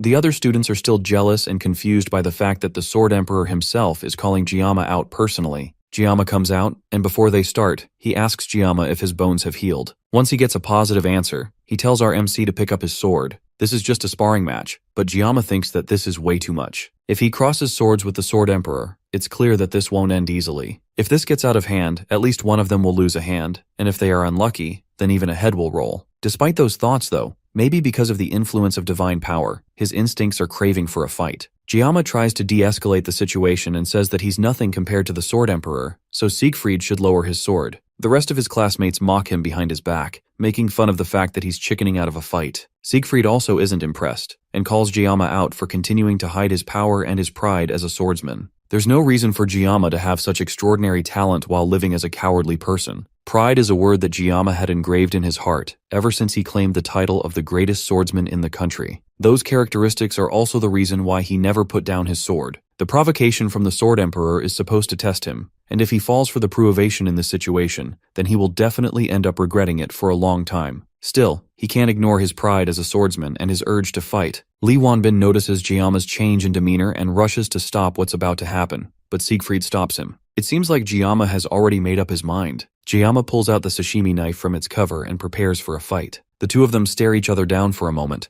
and even at 70, Siegfried can recognize vividly the enlightenment he gained through the sword. When he was younger, he had memories of a one-armed, wandering knight teaching him the way of the sword. The swordsmanship that the knight showed him was undoubtedly at the level of a certain realm. And now, the boy that he has been keeping an eye on since the allocation test, Kang Jiyama, might be the person that will lead him to that realm. Jiyama takes the initiative and charges as Siegfried, but the swordmaster is ready and greets him with a slash of his sword. Jiyama is quick enough to dodge and then turn around for another strike, causing Siegfried to deflect with his sword, and the two clash again. The boldness of Jiyama to charge in head-on without avoiding the strike is almost inspiring to Siegfried. As the two of them continue to fight, Siegfried notices that even Jiyama's physical capabilities have increased a lot. He can even push the Sword Emperor back so effortlessly. However, his sword isn't light either, and Siegfried is determined not to take this match lightly. Meanwhile, the other students watch the two of them fight, but they can't tell what's going on. From what they can tell, Jiyama just got lucky during the matchup in the last subspace sparring with Nox, and yet, even the Sword Emperor seems to care a lot about Jiyama, who is just a special admission student. They at least hope that the Sword Emperor will give him a proper lesson that will leave him crying. And yet, after several minutes of watching, the two of them are just standing there, staring at each other. Li Wanbin knows what's really happening though. They aren't just standing still. They have reached a level that the Wolf class instructor doubted was even possible. Before the spar, he warned Siegfried that if the headmaster found out about this, then things might get out of hand.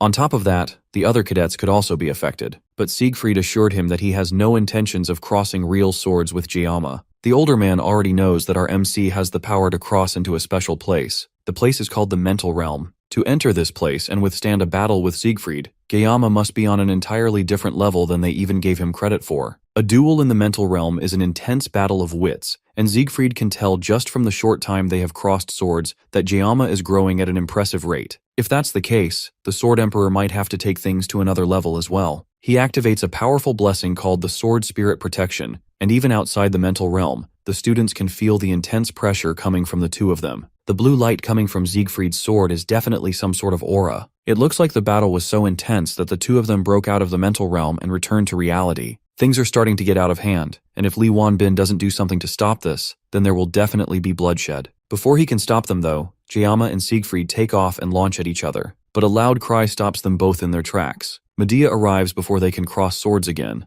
and appearance causes the ground beneath her to break apart with her anger. The fight ends, and Siegfried is taken back to Medea's office for a proper scolding. He apologizes, but the headmaster is clearly not taking any weak words from him. She yells at him for going way too crazy and trying to pick a fight with a student after she went through so much trouble to get him a spot as an instructor in the school. In that moment, Siegfried lost his self-control and exerted his aura to the fullest. He would probably have gotten an even greater scolding, but as soon as Medea arrived and de-escalated the situation, he turned around to her and apologized. In over 50 years that they have known each other, Medea has never heard him say sorry, and yet he said that today not just once, but twice. That's the only reason she's calmly trying to listen to him right now. She directly asks him why he would unleash the Sword Spirit's blessing on a student. If Medea hadn't arrived when she didn't, things would have gotten deadly. Siegfried tells her that if he hadn't released the blessing, then he wouldn't have been able to gain the upper hand against Jayama. That stops Medea in her tracks. For someone with as much pride as Siegfried to admit that, things must be truly incomprehensible. She knows about the innate talent of Kang Jayama, but she also knows better than anyone just how strong Siegfried truly is. Then he reveals that Jayama has already reached the mental realm. Siegfried, for comparison, only managed to master it at the age of nearly 30. The fact that a 17-year-old has done it is more than Medea can believe. Siegfried doesn't know either, but there's no denying what he experienced. All this new information is way too much for Medea to understand, but she remembered what she saw after she stopped the fight and went to check on Jayama. The moment she ran up to him, any semblance of dignity as an educator or one of the 7 stars vanished. In that moment, the only emotion she felt towards Jayama was fear. A fear similar to the feeling she had when she met the 6th Division commander, Vaesun. She can't figure out why she would have such an eerie feeling towards one of her own students, but it does give more credibility to the crazy things Siegfried is telling her. She then asks Siegfried directly if he lost, and the normally calm and quiet man becomes irate in a second. He yells that even if Jayama's talent is innate, there's no way that it would compare to his. And on top of that, he even says that he wasn't fully armed at the time, which is the reason why things went the way they did. Medea calls him out for breaking his own rule of blaming his equipment. And can equipment really be an excuse when facing off against a student? The way he's overreacting just makes him look ridiculous. Her words make him so angry that he tries to activate the Sword Spirit's blessing right there, but a firm slap from Medea pulls him out of it. Elsewhere, Jayama wakes up from a dream where he relived the fight with Siegfried. Everything ended well, but the Sword Emperor is quite hot-headed. If Medea hadn't intervened, things could have gotten really dangerous. The mental realm is also a really strange thing to experience. The mental realm is only achieved when one grasps full mastery and understanding of their weapon. It's an active space that can be activated when certain conditions are met, and only peak masters who have honed a single weapon for their entire lives can enter it. Because of this, even in the World Miracles Blessing game, not even 10 heroes can freely enter the mental realm. Leon, the protagonist, blessed with the qualities of a hero, needed 3 years of private training just to set foot in it. That's the point where Jayama stopped playing. However, Jayama managed to do it right away. Maybe it's because of his sashimi knife. Including his previous life, he has been using the sashimi knife for more than 20 years. What's more, every time he unleashed the Sword Spirit's blessing, he would experience a concentration that transcends perception. The tangled web between the life he's living here and his past life start to intertwine, breaking through situations. Based on his experiences so far, avoiding situations only makes things worse. Rather than being swept along passively, it'd be better to tackle what he can do and solve things step by step.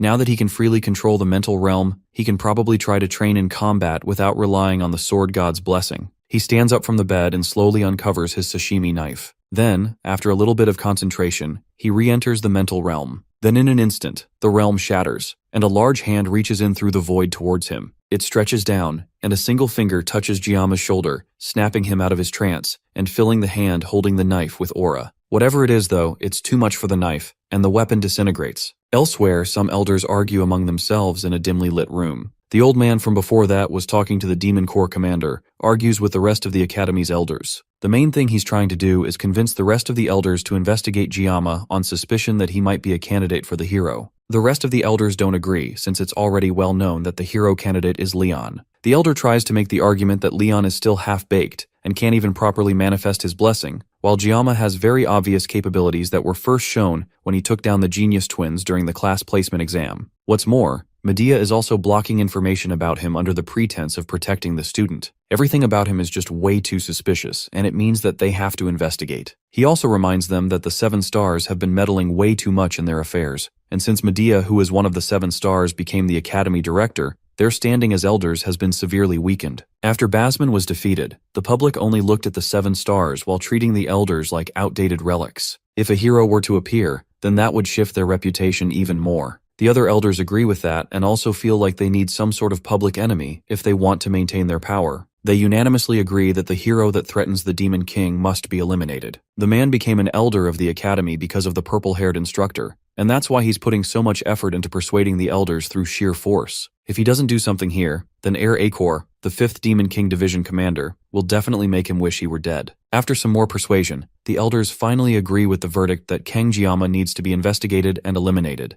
and for that, they need to issue orders to the Adatore family. That isn't the only problem on Jiyama's plate though. Right now he's staring at the blacksmith that he trusted to take care of his weapon as the man backs away in fear. Despite his hopes of using the Murasame as an alternative to sashimi knives, somehow, Volunder managed to turn his only hope of escaping the sword god's blessing into a sashimi knife. And if that wasn't bad enough, the sword has also been reduced to an E rank weapon from a B rank. Even Volunder is confused, and in the 30 years that he has been smelting weapons, he has never seen something like this happen before. What happened was, when he tried to work on the sword, it's as if it refused to be forged. He hastily melted the metal and reforged it, but he barely managed to give it a proper shape. If any ordinary blacksmith had tried to do this, they would have ended up with a useless lump of metal. Even with Jiyama's 20 years of experience with knives, he can tell that the craftsmanship is impressive, and the specifications also align plenty with the sword god's blessing, but the hardness is still E rank. The knife still has the potential of a good weapon though, so if it's reinforced, it will definitely become useful. All Jiyama has to do is bring the reinforcement materials and Volunder will fix up the weapon without any additional charge. Jiyama still isn't convinced though, and he angrily asks what will happen if it breaks again. Volunder shakily assures him that even if it's an E rank weapon, it has the growth potential of an A rank weapon, and it could grow to become even better. There's also the never fail material which will guarantee that the Murasame will become stronger, but that material can only be obtained from A rank or higher demonic beasts. A rank demonic beasts are on par with E rank demonoids, so sending him on this mission is the equivalent of telling him to fight something like the mermaid again. It'd be crazy to risk his life to reinforce equipment, especially since even low rank demons drop reinforcement materials. Jiyama asks Volunder to promise, and the blacksmith swears on his honor as a blacksmith. That aside, he wants Volunder to at least refund half the cost of the leftover scrap metal, which is worth about 10 million won.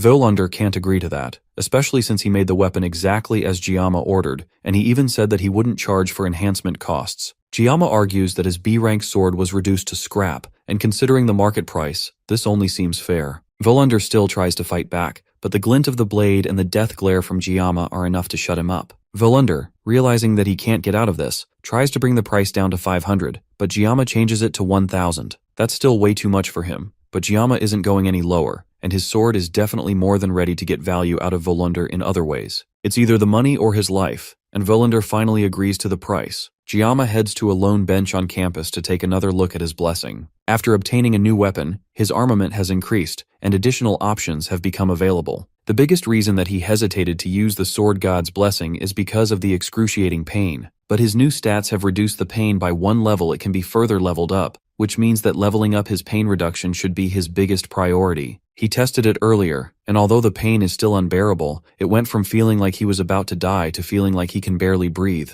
Still, if just 1 level reduces the pain this much, then constant leveling means that he might one day be able to use the sword god's blessing without pain. It seems like armament increases when he obtains new weapons or enhances them. Now that the midterms are over, weapon enhancement should be his top priority to increase his levels. If he keeps growing at this rate, then he might finally be able to understand this power, or maybe he'll even figure out who threw him into this world. As he's eating lunch on the bench, someone sneaks up on him, causing him to startle out of his thoughts. It's Chloe, and it looks like her healing is going along smoothly. She even took off her cast, and Jiyama asks her if her body is alright now. She still needs crutches to move around, but she already feels stronger than before. As they are talking, Jiyama notices a crumb of rice on her face and reaches over to clean it up. The brief contact is enough to cause her to fall over from pure joy. But from the ground, she notices the Murasame on the bench that Jiyama was sitting on. This is the first weapon she has seen him with that isn't just some kind of kitchen utensil, so it's a pretty big deal. He's still bothered by the fact that it's E rank, and although he got some money back from the blacksmith, he still needs to gather enough materials to enhance the weapon before it can become usable. There's no real reason for Jiyama to get stronger. Ever since he cut down the mermaid, he has been able to handle mid-tier magical beasts. The main reason he wants to enhance the weapon is to reduce the pain. Chloe mistakes his thoughtful expression as him being disappointed by her mentioning that the weapon is E rank. She immediately decides, through perfectly reasonable yandere logic, that the blacksmith that made Jiyama sad must die. Jiyama snaps her out of it, but also notices that someone or something is watching them from close by. He walks over to a nearby tree and kicks it hard, causing an unexpected guest to fall down from it. It's Nox Auditore, Chloe's brother, and he doesn't seem very happy that he was found. Chloe is prickly about him suddenly appearing, but Jiyama can't smell any blood on him, and he doesn't seem to be armed either. However, he was following them, so there must be something that he wants. Nox stands in silence for a moment, and Jiyama assumes the worst, but Nox quickly clarifies that he isn't there for the usual murderous reasons. He came to warn Jiyama that the Academy elders have requested for the Auditore family to get rid of him. Chloe confronts Nox and asks if that's why Nox came over, but he doesn't respond. Instead, he tells her that since she has been away from home for a long time, she has lost her edge. Chloe doesn't listen, and instead tells Jiyama to get behind her so she can protect him. The two guys watch the slightly disabled girl desperately swipe at Nox from far away, before Nox continues his warning. Nox doesn't care what Jiyama has been up to recently, but the elders are oddly fixated on him. It's not just him either, but the whole Auditore family has a sense of unease, so they have temporarily postponed the request.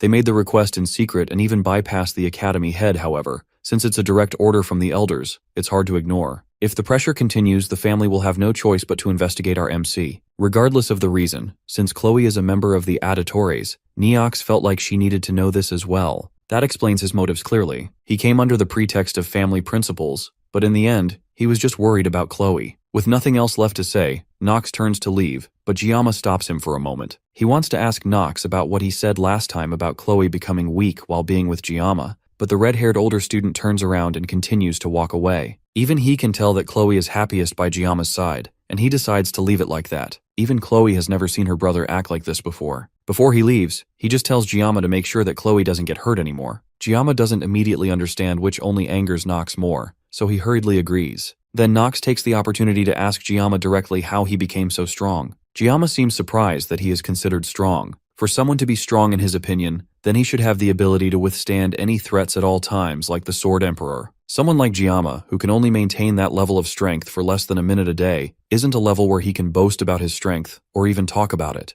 Nox used Chloe as an excuse to reveal family secrets to him, an outsider, so there's no way Jiyama can trust him to keep his mouth shut, so he decides to pick something to satisfy Nox. He tells the redhead that he lacks desperation. No matter how much of a skilled Auditore Nox is, there's a certain vibe that comes from someone who has real-world experience. If he stays cooped up in the academy, then he will reach his growth limit, so he has to go out first and gain real-world experience. If he continues working hard, then he will definitely gain something. That's about as much rubbish Jiyama can spew out without sounding like he's lying through his teeth, so he quickly gets up and walks away before Nox can ask any more questions. Back in class, the students learn about history and the nature of blessings. Jiyama isn't focused on the class and is more interested in the intel that the Academy elders are targeting him. The Academy elders descend from 5 of Baylor Joaquin's 7 disciples. Jiyama remembers that they are a group with immense influence not just in the Academy, but in the whole world. Their role in the game was to constantly obstruct the protagonist for the sake of their own power and safety, and they were called the corrupt remnants by the players. Since they should be targeting the main character, why are they suddenly focused on Jiyama? He jots out some possible reasons why they would be after him in his notebook. Looking at all the achievements he has since coming to the school, he really has caused a lot of trouble. At this point, it's like he's trying to stand out. But no matter what he has done, it makes no sense for the elders to target him. One of the moments that stands out to him was the mermaid he fought on Scopulae Island. It's clear that the mermaid wasn't after him, but Leon, who was an obstacle in their way. No matter how well Medea covered the incident up, the fact that he defeated the mermaid must have reached the ears of the highest ranks in noble society, and the fact that they were targeting Leon, who is a hero candidate, means that someone among them, or perhaps all of them, are colluding with the demons. They didn't just try to obstruct him either, they tried to kill him. All of this is just to preserve their own power over the safety of humanity and the Academy. The whole scheme is beyond rotten. Jiyama could easily storm into the elders' chambers and cut them all down, but it's not the right time for that yet. However, when the time comes, Jiyama will definitely cut them all down. With this new piece of information, it solidifies his decision of going to the dungeon to get weapon enhancement materials. First, he needs to gather a party since it will be too hard to do this alone. Chloe would be more than happy to help him, but he needs other people too. Instead of a brute like Rachel, he needs to find someone more strategic. The first person that comes to his mind is Speed Weapon. After class, he heads over to the Dragon class to look for Speed Weapon. As soon as he gets there, he's immediately confronted by a brute who clearly doesn't like the fact that Giamma is a special student. This third-rate extra is definitely the kind of person that Giamma knows will be annoying to deal with. Our MC walks away from the confrontation, warning the wannabe bully to not bother him before he gets his jaw cut open. The brute immediately pulls back his fist, ready to start a fight,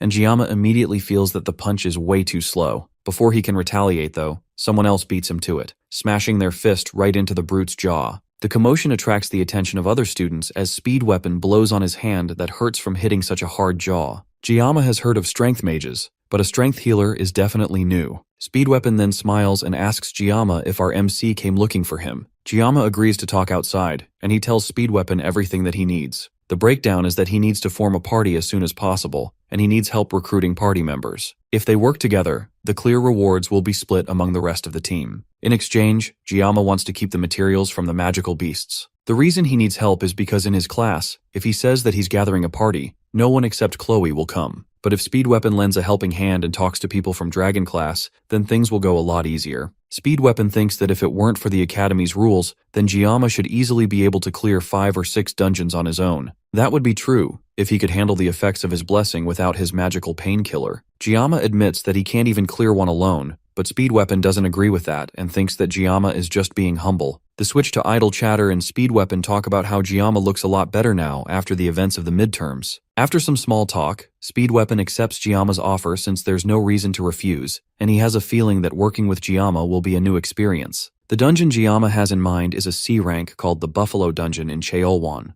Giamma, Chloe, and Speed Weapon means that they have a party of 3, so they just need one more member. Giamma straight away says that he would prefer it if it weren't Rachel or Leon, but they wouldn't want to come anyways. Rachel has been in seclusion since Giamma was hospitalized, and she's been practicing in the Academy training grounds. Leon, on the other hand, is preparing for the upper-grade dungeon raids with 2nd and 3rd year students. That's good news for Giamma, but it still leaves the question of who the last member of the team will be up in the air. There's one person that comes to mind for Speed Weapon, but knowing them, they are already asleep. That's insane news to Giamma since it's still the middle of the day. That's just how they are, though, and Speed Weapon isn't at all surprised. He tells Giamma that he will introduce the two of them, but first, they need to go to the convenience store to get something. Later that night, they head over to what seems like Speed Weapon's house. It's a Japanese-style building, and Giamma had no idea that the Academy even had such a place. Even during his time playing Miracle's Blessing M, he never came to this place. In his past life, he was a Japanese cuisine chef, but he never actually went to Japan even though he always wanted to visit. They walk around the courtyard and get to the back where they find the person that Speed Weapon was talking about,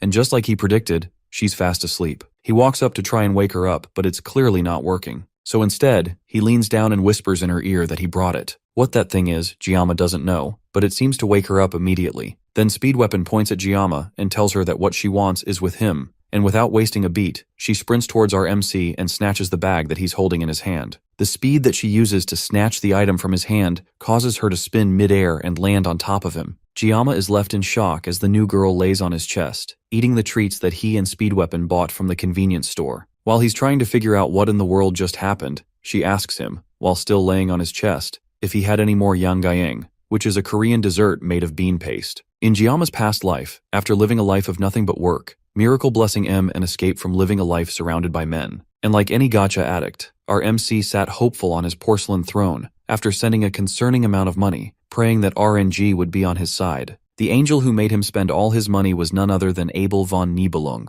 And just like any other gacha addict, he's immensely disappointed when he finds out that RNG will never be on your side and is more likely to spit on your face as a standard but equally rare character flashes on his screen, asking if he has any yanggayang. Her name is Saki Ryozo, and her beautiful appearance on his screen only further makes him realize that gacha games are a scam. Miracle Blessing M is a narrative centered around the protagonist, Leon, and it also features numerous heroines. Among them, the character officially known as the main heroine by the developers is Abel von Nibelung. Each heroine had their unique charm and abilities, but the story in the game mainly shows Leon and Abel overcoming hardships and the beginning of their blossoming love. Even Giamma in his old life as a filthy gambling addict found himself captivated by Abel's charm and opened his wallet, dumping a concerning amount of funds to acquire her. As a result, the other heroines gradually faded into the background, and among the heroines, the one that faded the fastest was Giamma's very first 5-star. And just like in his past life, she unceremoniously landed on his chest,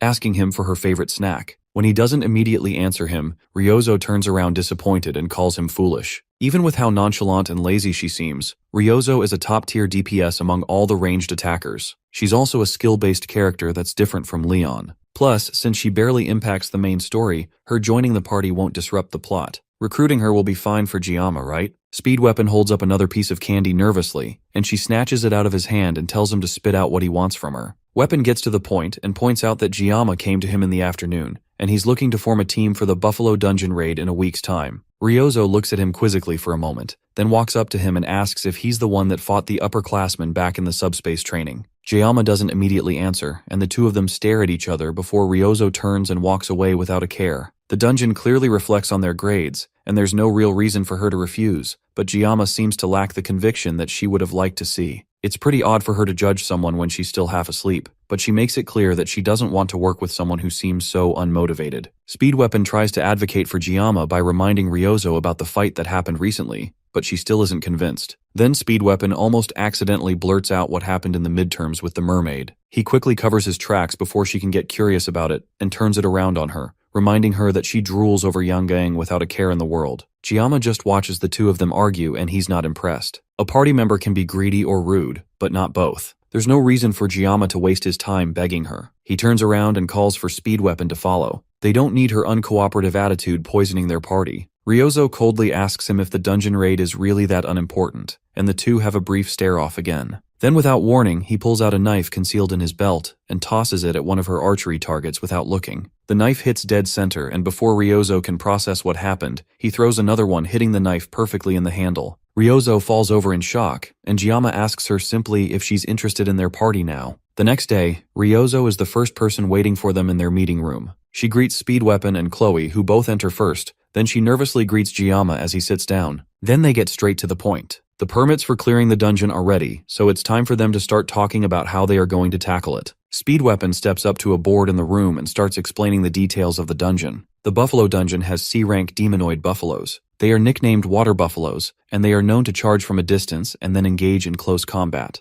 However, they are weak to ranged attacks. All things considered, it's a straightforward dungeon clear, but the school has one rule for any students that dare to attempt it. They must never open the stone gate at the center. Rumors say that there is some kind of seal on the gate, but it's just a hypothesis and nothing is confirmed. The Academy's permit also requires that they leave the gate closed, so there is no reason to disobey. Giamma nervously agrees that they should never open it, but his tone indicates that he knows more than he's saying. They ask him if he knows what's behind the gate, and he lies that he doesn't know and that they shouldn't touch it. In reality, he knows that there's a hidden boss behind the door and that the gate only opens under specific conditions. It's locked away by the system for now. Ignoring the risks of accidentally opening the gate, the efficiency is unmatched. He changes his attention to Ryozo, who's happy munching on another Yang. She seems to really like those pieces of candy, and she defends herself by saying that the brain needs candy. As they talk, he notices something ominous in the area. Well, other than Chloe preparing to murder any girl that looks in Giamma's direction, they are watching him, and they will definitely appear when the time comes. Later that day, they start their journey to Gamyeol-do Cheorwon, where the dungeon is. When Giamma was discharged from the army, he swore to never go back to that city. But now, here he is willingly organizing a group to go there together. The bus stops at a checkpoint, and the driver has to inform the armed men that they are students from Hoken Academy. It looks like there are civilian restrictions stopping just anyone from going into the dungeon zone. Back then, he could feel that the elders were watching him, and he also felt like something bad might come out of this trip. Speed Weapon pulls him out of his thoughts and offers him some eggs. Giamma refuses, and Speed Weapon asks if he's getting nervous over a measly C-rank dungeon. Then he asks Ryozo if she wants some eggs, and her response is a swift no. She idly stares out the window, not paying attention to the group, but for a moment, Giamma can feel her staring at him. He already feels watched enough by the Academy elders, but it looks like everyone is staring at him. The bus finally arrives at the place where ancient demons once nested. Now the place has been reduced to a simple farming dungeon. Speed Weapon notices that Giamma seems to have a lot of luggage, and he asks about it, only to find out that it's just a bag full of kitchen knives. The group walks towards the dungeon and Chloe offers to take point as usual, and with that, they confidently walk towards the dungeon. Just like at the dungeon border, the guards watching the door to the dungeon have to confirm that they are actually from Hoken Academy, and then ask the 4 students to sign a visitor log. One of the guards seems especially curious as he watches Giamma write his name down. Speed Weapon calls him over to the dungeon before he can talk to the man, and the large mechanical door opens for them. Jiyama glances behind him one more time as the doors close and the man continues watching them from outside.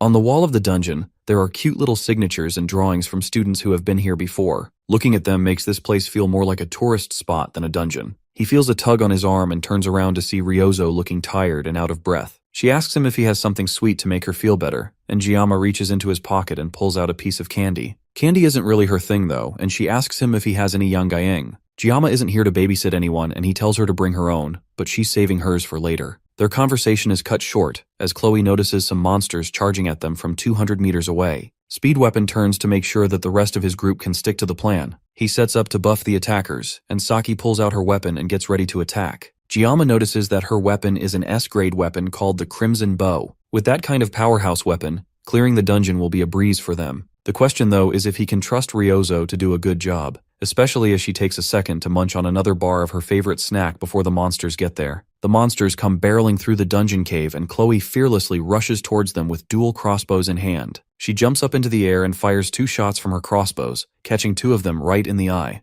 They fall back, and the others rush past their fallen comrade, still charging straight at Chloe. The red-haired girl pulls out a sword from her back as Speed Weapon tells her to fall back, but Ryozo is faster, shooting 3 arrows straight at the monsters and taking out 3 monsters in turn before they can get to Chloe. Jiyama is impressed by her skills, but he's more concerned about her breaking the horns that he needs for his weapon enhancement. Regardless of her attack power though, a hard carry is still a carry, and she's a skilled DPS that can't be stopped. They head deeper, but one of the monsters that didn't fully die suddenly gets up and charges straight at Ryozo before she can react. She turns to try and take it down, but her foot catches on a rock and she starts to fall. With no way to defend herself, she falls to the ground and takes up a defensive position, but luckily for her, Jiyama is there just in time to catch her fall and cut the monster before it can get to her. Ryozo stares at him in shock as he holds her off the ground, and her excitement and shock comes out in a cute little hiccup. Meanwhile, outside the dungeon, the same man that was eyeing up Jiyama earlier answers a phone call from an unknown person. It looks like a plan has been set up in the background.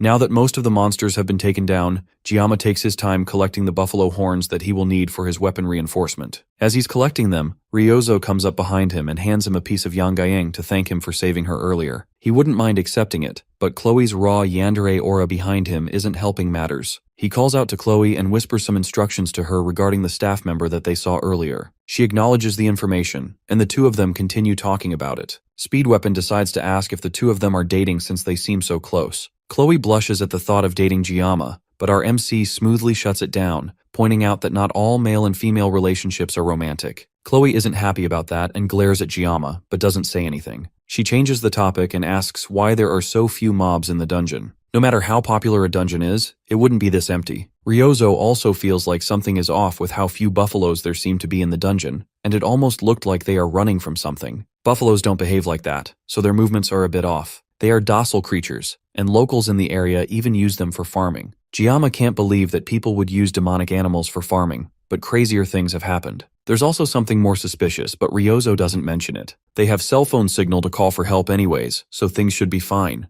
As they make their way through the dungeon, Jiyama asks Ryozo how she and Speed Weapon know each other. The reason is because Ryozo topped the written exams and Speed Weapon came second. He bragged about it for weeks, and that's how they got to know each other. She also confirms that she ranked 3rd in the placement tests. Jiyama didn't take Speed Weapon as a loudmouth, but Speed Weapon surprisingly tells them that Rachel is his distant cousin, so being loud is in his blood. Being distant relatives also explains why Jiyama, who was a player of the game, didn't know about Weapon's connections to the main characters. Weapon's family is a branch of the Changsong clan while Rachel is from the main branch. That's why they at least know each other. It's not the time to talk about this though, and Weapon assures Jiyama that he's living the dream. If anything, Jiyama is the impressive one here, so there's no need to worry about Weapon. Weapon even says that Jiyama could join the 7 heroes, and Chloe agrees. But Ryozo doesn't say anything. Instead, she walks forward, away from the group, and declares that she hates the 7 heroes. The others watch her, puzzled, but they don't have time to focus on it. For now, they just need to work together to finish the dungeon fast and then go back. They need 20 kills for it to be considered a dungeon clear. As they walk through the area, Jiyama notices some strange, cursed-looking claw marks on the walls. Weapon and Chloe walk ahead, and they call Jiyama to follow them since he was lost in thought.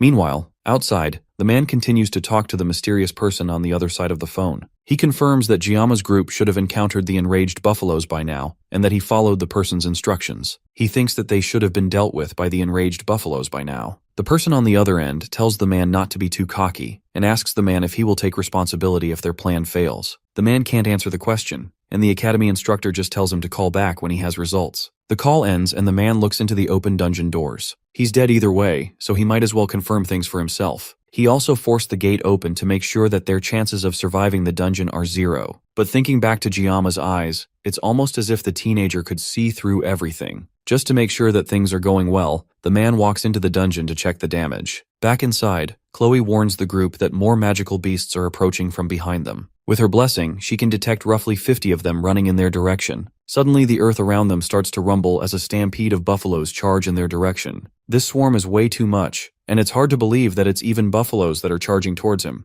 They were supposed to be harmless, but this group of buffalo are clearly being irritated by something. In that moment, Giamma's memory reminds him of something his mentor once said. Every blade has its purpose. You can't use a chicken knife to kill an ox, and sashimi knives are meant for fish. But Giamma asked about beef sashimi, which is the same as using a sashimi knife to butcher an ox. His mentor raises his knife and Giamma initially thinks he's about to get hit, but instead, his mentor just smiles down at the fish he just cut and agrees that this is definitely true. This situation somehow reminds him of the past, and Giamma realizes that he's about to use a fish knife to slice cows. With no time to waste, Giamma starts giving orders to the group. He tells Chloe to distract the herd without charging in. He needs her to disrupt their formation without attacking. Then he turns to Weapon with a smile and asks if he's ready. Weapon can immediately tell that Giamma is about to pull off yet another miracle and returns the smile, born ready for this moment. Ryozo, who's not used to how much raw plot armor Giamma has, can't understand why they are so calm about this. Then he calls out to her and tells her to hold down the front and stop anything that gets close. She shakily agrees, then asks Weapon why Giamma seems so calm. Ryozo simply tells her not to be too surprised when she sees what's about to happen next. A herd of 50 buffaloes is still a lot of buffaloes, and that's why he came prepared with an army of sashimi knives. One of the closest buffaloes finally makes it to the group, and Giamma tosses his knives at it like throwing knives. In just a matter of minutes, the 50 buffaloes are reduced to nothing but hunks of meat under Giamma. Ryozo is so shocked that she even drops her yangeng. Everything happened in a split second. Chloe rushed in with her feline's blessing, attacking some of the raging buffaloes while dodging the rest, creating the perfect distraction for Giamma. Then our MC jumped in with his throwing knives, cutting through dozens of them without stopping, until the roar of the buffaloes caused him to stagger and freeze. The others took the opportunity to pile on top of him, and at a point, Ryozo started getting worried, thinking that Giamma might be getting overwhelmed with the number of them on top of him. But in an instant, the large number of buffaloes on our MC got blown away in slices of flesh, and nothing was left standing, except Giamma's team. After that amazing show of skill, Giamma simply put away his knife and started gathering all the horns into his bag for later. Thanks to the painless blessing being for 40 seconds now, taking down the buffaloes was a breeze. As Chloe comes to congratulate him on another one well done, he remembers that he couldn't have done this without his party's help. As they chat idly, Ryozo continues to stare at Giamma in absolute shock. Speed Weapon tells her that she shouldn't be so surprised since he warned her about Giamma's skill, but he's not surprised that she's speechless since even he can't believe it. As they watch Giamma and Chloe stand over the pile of corpses, the two of them wonder what kind of monster Giamma really is. The group continues their trek towards the dungeon entrance. The clear condition for the dungeon was 20 buffaloes, and Giamma managed to solo it twice. Our MC tries to argue that he didn't do anything during the midterms and Speed Weapon wants to remind him of his battle with the mermaid, but then he remembers that people aren't supposed to know about that. He changes the conversation after remembering that Ryozo is with them, and they continue walking towards the exit. As they move though, Chloe notices that the area is uncharacteristically quiet. They arrive at a pillar-looking thing, and it looks like it's the one gate that they aren't supposed to open. As they stare at it for a moment, the gate suddenly starts to open and the chains that seal it start to fall apart. Meanwhile, elsewhere in the dungeon, the worker from before stares in shock at the pile of buffalo corpses in the dungeon corridors. He can't believe that they somehow killed these many buffaloes by themselves. The only thing he can think of is his 20 billion won debt from Chairwan land. A few days ago, some woman claiming to be a Hoken instructor approached him with an offer. If he does what she wants from him, then she will wipe his debt clean. She wants him to take a demon stone and use it to tame the buffaloes,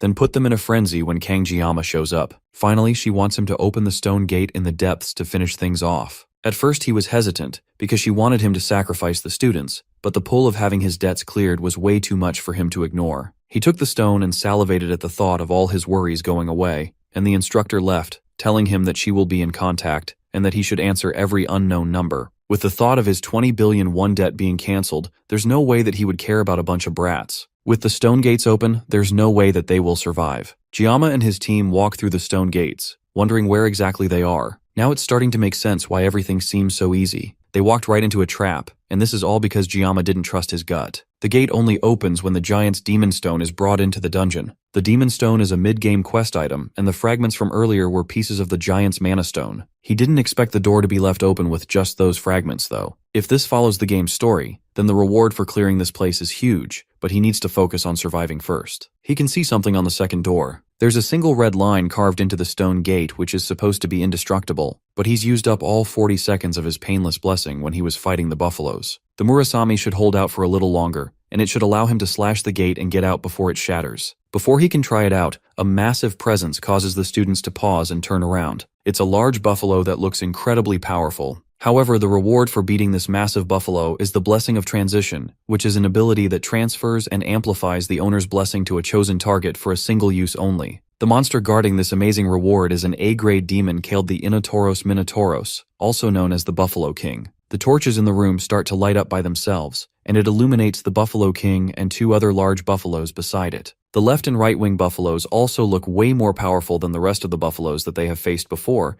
and the demonic beast Buffalo King is also really intimidating. Even if Jiyama slashes the gate so they can escape, once the thing awakens, it will be impossible for them to escape unscathed. This isn't like the midterms though. He knew nothing about the mermaid, but he fought minotaurs before. At full strength, Jiyama can take out 3 alone, but he has already used up all 40 seconds of his painless blessing. He needs to do this strategically. He asks Speed Weapon if he can cast a pain reduction buff, and he only needs it for 2 minutes. If Speed Weapon stops casting it for even a moment while Jiyama is fighting, then he is definitely going to get taken out. He leaves the small fries for Saki and Chloe, and tells them that he will take out the big one on his own. With the plan laid out, the students get ready as the Buffalo King wakes up with a menacing roar. Jiyama activates the Blessing of the Sword God, and he's immediately overtaken by a surge of pain that makes him cough up blood. However, thanks to the weapon's buff, he can at least move. The demon charges in for an attack and Jiyama rushes over as well, dodging the first attack and rushing to the side before it can recover. The pain from the Sword God's blessing is still strong enough that he's just arely vomiting blood, but he's strong enough at least to go up against the buffalo. Jiyama parries another attack and then rushes to behind it to try and bring it down, but his attempt is met instead with a kick from the massive beast, sending him flying back. He catches himself before the fall and spits out some more blood from his mouth. Even the sensations that he couldn't feel before with the painless blessing are awakening. Instead, it's like allowing himself to feel the full power of the blessing of the sword. God makes him feel free. Jiyama rushes in for another attack, dodging a massive attack from the Buffalo King's axe and moving at speeds that the rest of the group can barely comprehend. The two monsters continue to fight as Jiyama dodges all the buffalo's attacks. In frustration, the Buffalo King raises its axe above its head and brings it down in a massive swing, right over Jiyama's head. As the smoke clears, Jiyama rests peacefully on top of the Minotaur's axe, completely unscathed. Ryozo can barely believe that a human can even move like that, much less fight at that speed. She can't focus on Jiyama's fight as she's also fighting one of the buffalo guards at the moment. She knows the basic concepts of fighting. Muscle control, stance, and leveraging kinetic energy are all part of a combat sense that breaks the enemy's center of gravity with minimal effort. However, knowing these things and putting them into practice are two very different things. As Jiyama fills her thoughts, she shoots an arrow straight into the eye of the buffalo, causing it to charge at her in rage. In moments like these, even when facing death's door, Jiyama still has unshakable focus. His attitude reminds her of Siegfried, the Sword Emperor. She pulls back her bow and aims at the charging bull, blowing its head off with a single powerful shot. She turns back to Jiyama and remembers a rumor floating around recently that talked about a special admission student that was strong enough to make Siegfried use his aura. Meanwhile, Jiyama's aura isn't too far behind, and the fear causes the Buffalo King to rage out, trying to punch Jiyama off its axe. Instead though, Jiyama cleanly dodges the punch and easily cuts open the arm that the monster tries to use to punch him. Meanwhile, Chloe also manages to take down the buffalo she was fighting, and she wipes the blood off her face. She's still inexperienced when it comes to demonoids, but she knows that the more human-like they are, the deadlier they are. It may vary from person to person, but if a demon acts like a human to that extent, then it is definitely incredibly powerful. That means the one that Jiyama is fighting is incredibly strong. The monster roars as it clutches its slashed arm and takes its axe in its other arm, preparing to cast a magic spell. That's strange though, since demonoids can't cast magic. However, looking closer at what it's doing, it's not cast in magic. Instead, it's burning its life force in exchange for mana. It's hard to even approach the monster because of the rampant magic power, yet even now, as Speed Weapon blows into his flute with all his might, he still believes that Kang Jiyama can do something miraculous in this situation. The monster raises its axe, which has now completely fused to its one good arm, Then he brings it down on our weakened MC, who's still bleeding profusely from his mouth. Jiyama raises the Murasame and blocks the initial attack, causing a massive amount of energy to leak around him. He wanted to try cutting through the magic attack, but it's way too dense. However, he can't dodge the attack either since his teammates are standing right behind him, and they would take the brunt of the attack. The Buffalo King continues to push on with its attack, and slowly, Jiyama starts to get pushed back. It almost looks like he's about to get taken out, but an arrow suddenly shoots straight into the monster's eyes. Jiyama turns to see Saki angrily telling him to stop zoning out and cut the monster down already. Jiyama closes his eyes for a moment,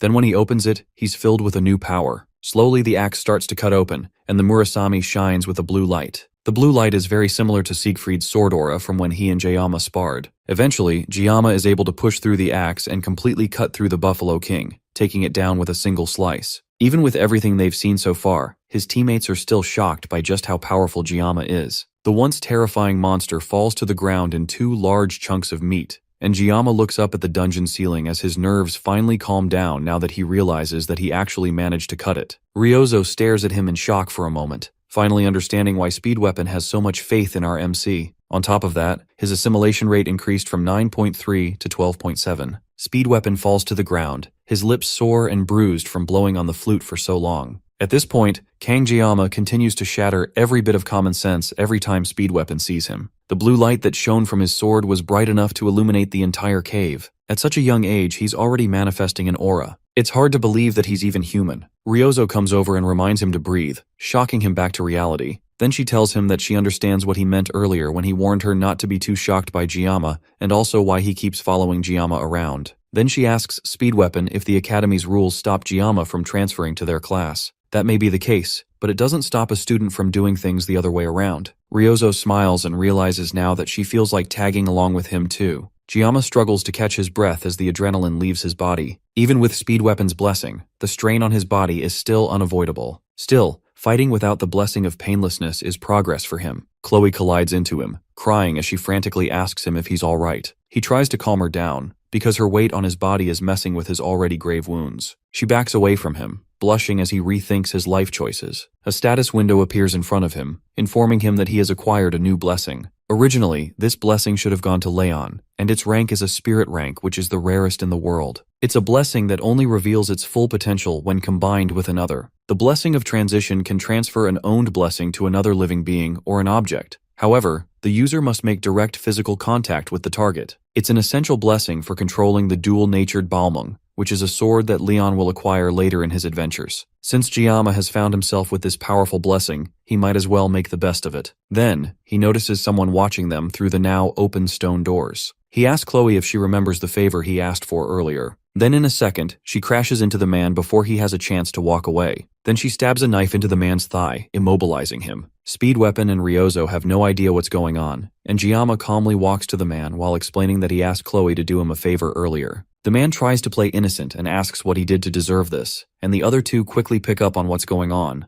The ramaging buffalo horde and the open stone gate were all caused by this person. It's a bit suspicious since there weren't any surveillance cameras inside the dungeon, but he just happened to show up on time. It's obvious that he was targeting them, but they have no idea why. One thing Ryozo is able to figure out quickly is that the staff member didn't pull this off by himself. Since he doesn't want to talk immediately, she and Jiyama threaten him with his life if he continues refusing to talk. With certain death in front of him, he caves and admits that an academy instructor came to him a few days earlier and offered to clear his gambling debt in exchange for helping her with taking out this group of students. Speed Weapon can't believe that someone would sell out a group of students over a simple gambling debt. He tries to defend himself, but that only makes Speed Weapon angrier. Ryozo holds him back from attacking the injured man and asks what the instructor looked like. He tells them that it was a woman with purple hair and eyes. She was also rather tall. Ryozo quickly guesses that the culprit is probably her class's assistant instructor. Her eyes were sharp, so she stood out to him. Speed Weapon realizes that she's also probably the one behind the midterms incident as well.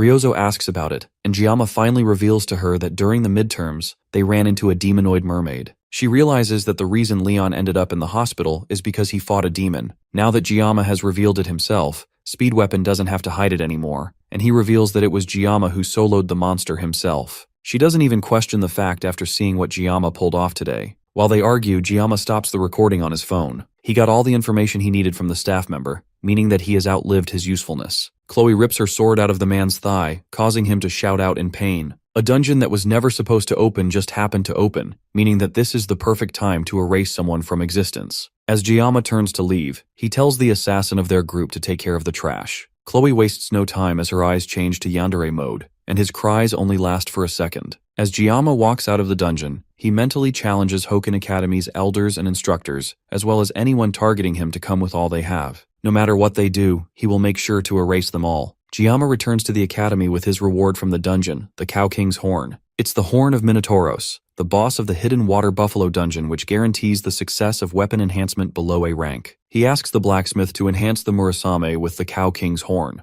The blacksmith is shocked that Giamma brought back an A-grade beast material. Even if he's a Howiken Academy student, it's still insane. He asks Giamma how he managed to take down the boss all by himself, and Giamma simply says that he couldn't have done it without his team. Then he drops the battered Murasame on the table and asks if it can be repaired. Volunder, who is excited, is now appalled that Giamma could wreck the E-rank sword he painstakingly worked on, but one glare from Giamma changes his mood entirely. With their business done, Giamma turns around and walks off, leaving the sword with Volunder to finish up. As our MC walks away, Volunder wonders how his life ended up like this. As revenge, he considers making the sword even shorter this time. Before Giamma leaves the shop, he turns and tells Volunder to use the leftover materials to buy a drink for himself. Volunder sighs, wondering how a kid like this walked into his life. Back in Giamma's class, he takes a moment to reflect on how much he's grown. He has definitely gotten a lot better, but it wouldn't be a bad idea to ask Speed Weapon for more blessings later. He takes a look at his blessing screen, and it looks like it gets longer every time he looks at it. The most noticeable change is the assimilation rate. Unlike the other stats, the assimilation rate jumps drastically after every major battle. It's likely that clearing another dungeon will raise it again, and maybe it will unlock something even more interesting for him. Unlike his skyrocketing stats though, he has been growing gray hairs since the day after he had his first spar with Chloe. Now Giamma is worried if he's going to lose all his hair after it turns white. With all the enemies targeting him recently, it's best for him to be fully prepared. He can't let issues like these lead to a meaningless death. He also needs to study how to use the blessing of transition. It's a shame that he stole it from Leon, but as the protagonist of the story, he will end up drowning in buffs anyway. There's too much to do, but for now, he needs to focus on recovering. He looks down at his table and notices a gift of Yoken, which is an unbearably sweet candy that's so sweet, it's bordering on inedible. The gift is clearly from Ryozo, and it causes Giamma to recall the fact that for the first time ever, he led his own team to clear a dungeon. Being targeted for assassination is now just another part of his daily life, but having people to call friends isn't all that bad either. Weapon and Chloe don't play a major role in the main story, and he's not even sure if Chloe considers him a friend. After the dungeon, Chloe ended up hospitalized with a fever, and Giamma considers visiting her when he has the time. He doesn't have any more time to be lost in his own thoughts as the instructors of Wolf class walk in and tell the class to settle down. His phone vibrates in his pocket, and he gets a text from an unregistered contact asking what he's doing. Giamma has no idea who this person is and wonders if they messaged him by mistake. Then the mystery person messages him again and tells him to look in front of him. He glances up and sees Ryozo walking into the classroom with a cocky smile on her face, waving her phone at him with the same wallpaper as the unregistered contact's profile photo. The instructors announce that from this day forward, Saki Ryozo will be assigned to their class. The announcements are over, and the instructor orders them to change into their gear and report to the training grounds in half an hour. The rest of the class can't believe that Ryozo is in their class, and the instructor even said that she requested the reassignment herself. They try to talk to her as she walks through the classroom, but she ignores all of them. Giamma watches as she struts through the classroom and wonders if she's actually coming to his class. Among the year's recruits, she's considered one of the current miracle generation, since she is one of the top 4 students in the school. The others are him, Rachel and Abel. She also ranked first in academics, and her combat skills aren't far behind. She really is a true balance of brains and brawn. She's also the daughter of Kojima Saki, one of the 7 heroes, also known as the Absolute Bow. Kojima Saki holds the title as the Prime Minister of Japan, which means that Ryozo is basically Japan's princess, and in this world Japan is still a superpower. So people in the class are rightfully losing their minds like they just met a celebrity. Everyone except Giamma, who is desperately praying that she doesn't come and meet him. As she smiles in his direction, Giamma continues to ignore her, and Ryozo jumps over to his table, landing on his desk elegantly, and showing him her phone, which basically orders him to save her number immediately. It looks like Giamma's bad feelings are never wrong. Back in Gamyoldo Cheorwan, at the dungeon gates, some men are interrogating witnesses in relation to a missing person that disappeared in the Buffalo dungeon. The last thing the man said before entering the dungeon is that he was worried about the cadets and needed to check it out himself. Other than not looking too well, there was nothing off about the guard who entered the dungeon. The detectives tell the guard they are interrogating to leave so they can continue their site inspection. As the day turns to night, they head outside for a smoke break. It's common for people to die inside dungeons, but no matter how bad an accident is, there is always a body left behind. This time, though, there was no hymen body left in the dungeon. Instead, there was nothing but a mountain of fleas and blood, piled high with buffalo corpses. It's hard to believe that this was the work of mere students, and the cadets returned safely afterwards, while the staff member who went in after them disappeared without a trace, not even leaving a body behind. Something definitely doesn't add up here, but the detectives can't figure out what that is.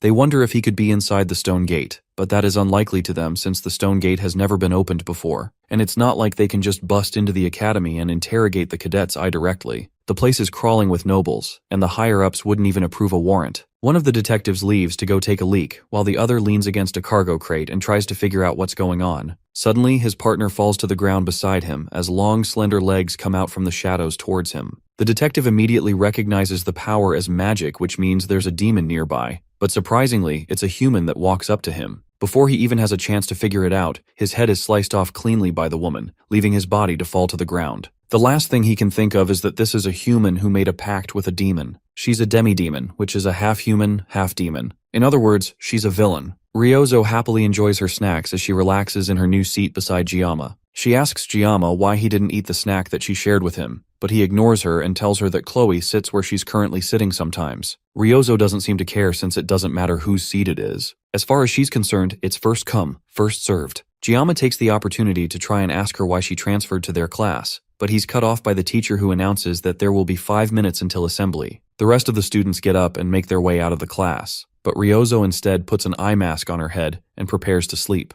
Giamma asks her if she's going to come for morning training, but she declines and says that she'd prefer to meditate instead. In truth, she's just going to take a nap in class without a care in the world. Before he goes, though, she tells him not to call her Saki anymore. She wants him to call her by her first name, Ryozo. In her country, close friends use first names, not last names, but Giamma tries to point out that Weapon calls her Saki. She brushes that point away and tells him to go and have fun training, before settling in to fall asleep. Elsewhere, in the dragon class, Rachel takes a moment to stretch as she thinks about how noisy her class is today. She tries to strike up a conversation with Abel, pointing out that Ryozo transferred out of their class recently. It's unusual for her to do that, since she's known mainly for just sleeping in class all day and not putting in any effort. Abel doesn't seem to care, but Rachel continues to push her, realizing that it might be bothering her. After all, transfers don't happen unless there are open spots, and apparently, their class was short by 1 student this year. And it's impressive that Ryozo found out even though she's always sleeping in the archery hall. Abel doesn't understand why Ryozo's transfer should make her bothered, and Rachel clarifies that recently, Ryozo teamed up with Giamma to clear the Buffalo dungeon. Abel starts to realize what Rachel is implying, and her cheeks flush as Rachel continues to tease her about her crush on Giamma.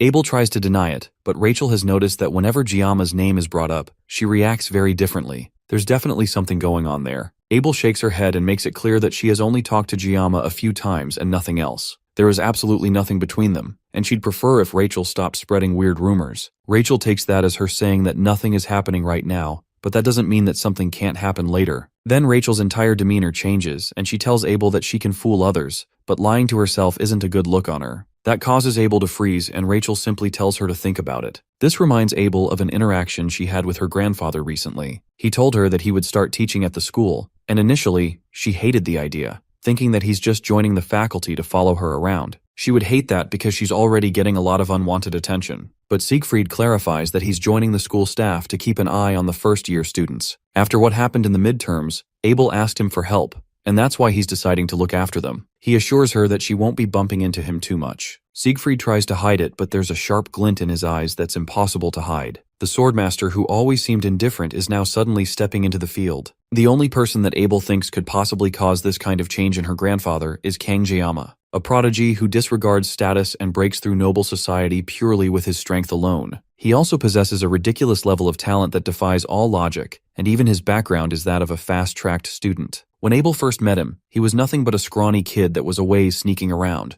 but now he has grown into a strong, sharp-eyed young man. He's even more than Leon Reinhardt, who is supposed to be the hero candidate. Giamma is walking along the hero's path more clearly, and yet he never shows it off and never boasts about his achievements. He just quietly moves forward. If Giamma acted cocky even once, then maybe she'd dislike him, but he's just so different that she can't help but acknowledge him. In fact, she's jealous because Siegfried recognizes him, and that makes her feel even more ashamed. Rachel comes in with a mocking stare that breaks her out of her thoughts. Abel Rushdie tries to deny that she has any feelings for Giamma, and she doesn't even have the time or room to think about him. Rachel tells her that it's a good thing she said that, because now she can go after Giamma with barely any competition. All she has to do is to handle Ryozo and there would be no competition. Back in Giamma's class, he's in a lecture where the teacher discusses blessings and how they rank. The rank of a blessing is determined by what spirit resides within it. If a guardian spirit is present, then it's a guardian-level blessing. But if a true spirit is present, then it's considered a spirit-level blessing. As the class goes on, Ryozo jolts up in her sleep before laying back down. It looks like even the professor can't wake her up.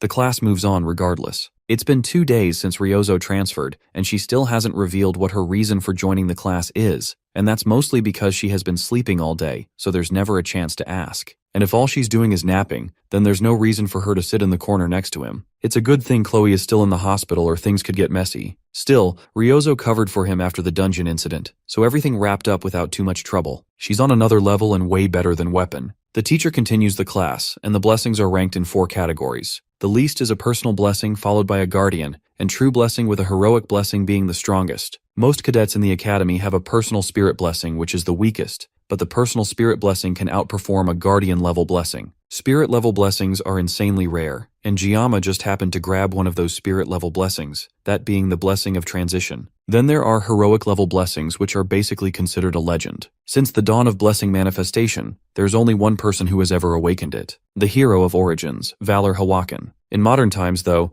there's rumored to be one more person, and Giamma knows that the person they are talking about has the miracle blessing. Their class is over, and the teacher says that they will finish the story next time, but Giamma has one more question. He asks about the phrase that he always hears faintly whenever he activates the Sword God blessing. That phrase is, "May the blessing of the gods be with you." That causes the teacher to pause for a moment, and even Ryozo wakes up a bit. The teacher doesn't understand what he's talking about, but there's a flaw in what Giamma has said. That is because there are no gods left in the world, which means that there can be no blessing of the gods shared. As the teacher walks out of the class, Ryozo chuckles at Giamma for his embarrassing question. He asks her if she's done with sleeping, but she turns and goes back to sleep. Giamma doesn't blame her either, and decides that it's time for him to take a nap as well. As Giamma's consciousness fades, a message starts to appear in front of him. He wakes up and there's a large message in front of him, informing him that the GM has requested to have a conversation with him. Giamma suddenly finds himself in a very abstract world with lots of floating scrap all over the place as the message also floats in front of him. Then the notification changes to a question, asking Giamma if he accepts to have a meeting with the GM or not.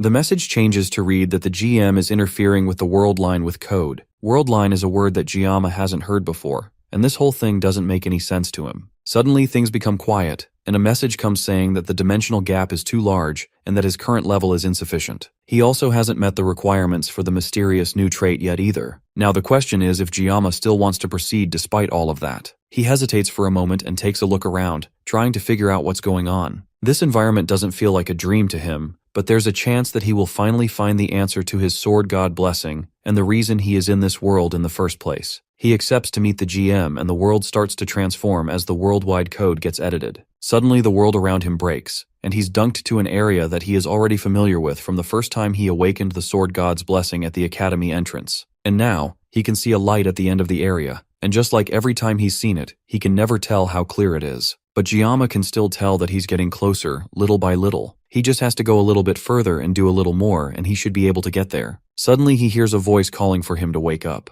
A hang bursts through the darkness and grabs his shoulder. The system detects an external interference. It postpones the conversation with the GM as a response. Giamma stretches out his hand, as if he's trying to hold on to this reality, but the hand drags him out of the space by force. Before he's fully pulled out, the GM leaves a message for him. The message simply says that Giamma should cut and sever, no matter what it is. Then it ends with wishing the blessing of the gods on him. Suddenly, Giamma is pulled back to the waking world as Ryozo yells for him to wake up. He is always telling her not to sleep, and here he is taking a sweet nap himself. Her yapping is cut short as she notices that Giamma is crying and not really paying attention to her. Later that day, Giamma rests on a bench as his mind wanders back to the dream he had. Ryozo seemed genuinely concerned after she saw him crying, but looking back at it, he can't even remember what happened in his dream. It's also embarrassing that he was caught crying by Ryozo of all people. As he's thinking to himself, a group of his new unorthodox friends walk up to him. They've met up to summarize everything they have figured out so far. They know for a fact that someone inside the academy is targeting Giamma and that they need to take care of it.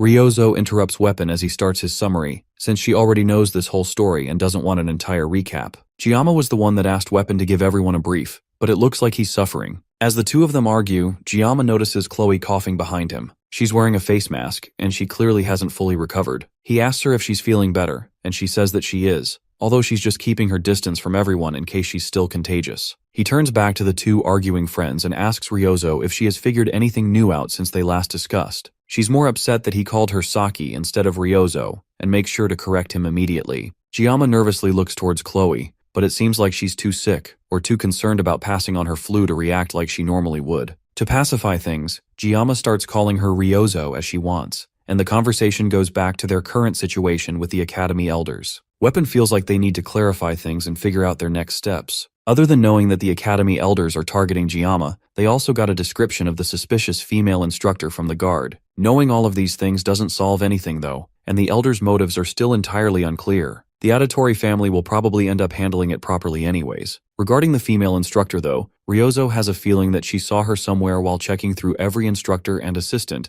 through the Academy's internal security system. She found someone who matches the person they are looking for, but strangely her identity can't be confirmed. Giamma is shocked that Ryozo can do something like that, but for her, it's basic in the world of tech overflow. The Academy's security is world-class though, so she had to do her hacking at the crack of dawn when the system was at its weakest. She was already sleep-deprived, but now she's even more exhausted. That's the reason why she's always been sleepy during class. That's probably also how she got his number despite the fact that he never gave it to her. Basically, they haven't confirmed anything yet, and it's not like they can just march up to the elders and threaten them. However, Weapon has a different idea. He wants the four of them to start their own club. Clubs at their school have free movement and financial support from the school. The Academy emphasizes cooperation among students, and there's a lot of perks, and one of them is that the clubs are treated as official Academy-affiliated groups. Joining a club also means that they will get the Academy's protection since being students clearly isn't enough. A club could act as a double layer of protection for them since they have enemies both inside and out. Giamma also knows about how clubs work from when he played the game in his past life. The club system was one of the many features of the game, and it was a mechanic designed for the Academy-based game, letting players decorate their own personal space with furniture. Players can also invite characters and boost affection,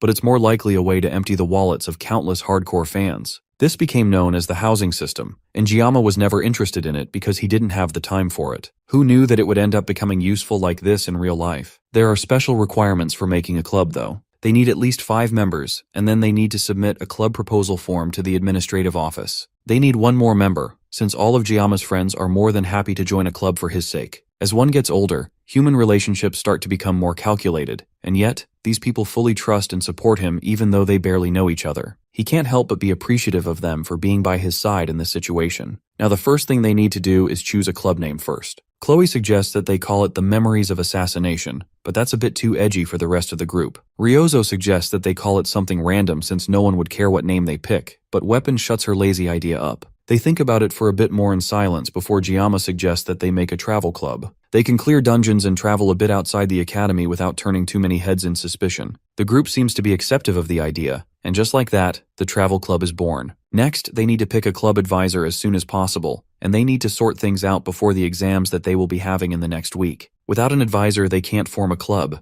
That is the trickiest part since advisors have to be at least professor level in the school. Chloe suggests that they ask the professor from the Blessing Studies class, since he's really popular and kind. The man is always so busy though, so it's unlikely that he will agree, although he would have been perfect for the job. The academy has over 500 staff, but only about 30 professors. Narrowing it down to the ones that only teach the first years, there's only 10 that they can consider. The school encourages clubs, but there are a lot of contradictions. They turn to Giamma and ask if he has anyone in mind to ask, and Giamma has an idea. Since they have to be professor level or higher, then he has an idea of who he can ask. There's one person, of course, who is ranked higher than a professor in the academy after all. When he shows just who he's talking about to the rest of the group, they can hardly believe that he's serious. For their club to become a thing, the club president needs to apply in person. Giamma is obviously the president of the club, and he has to be the one to hand in the application in the administrative building. The woman handling the documents is immediately doubtful that Giamma could lead a club. It's hard to imagine that this person is an academy employee. She's very openly looking down on our MC just because of his status as a special admissions student. Giamma tries to ignore the lady's condescending attitude and tells her to just process the application if it meets the criteria. The woman gets up and towers over Giamma completely. She tells our MC that to start a club,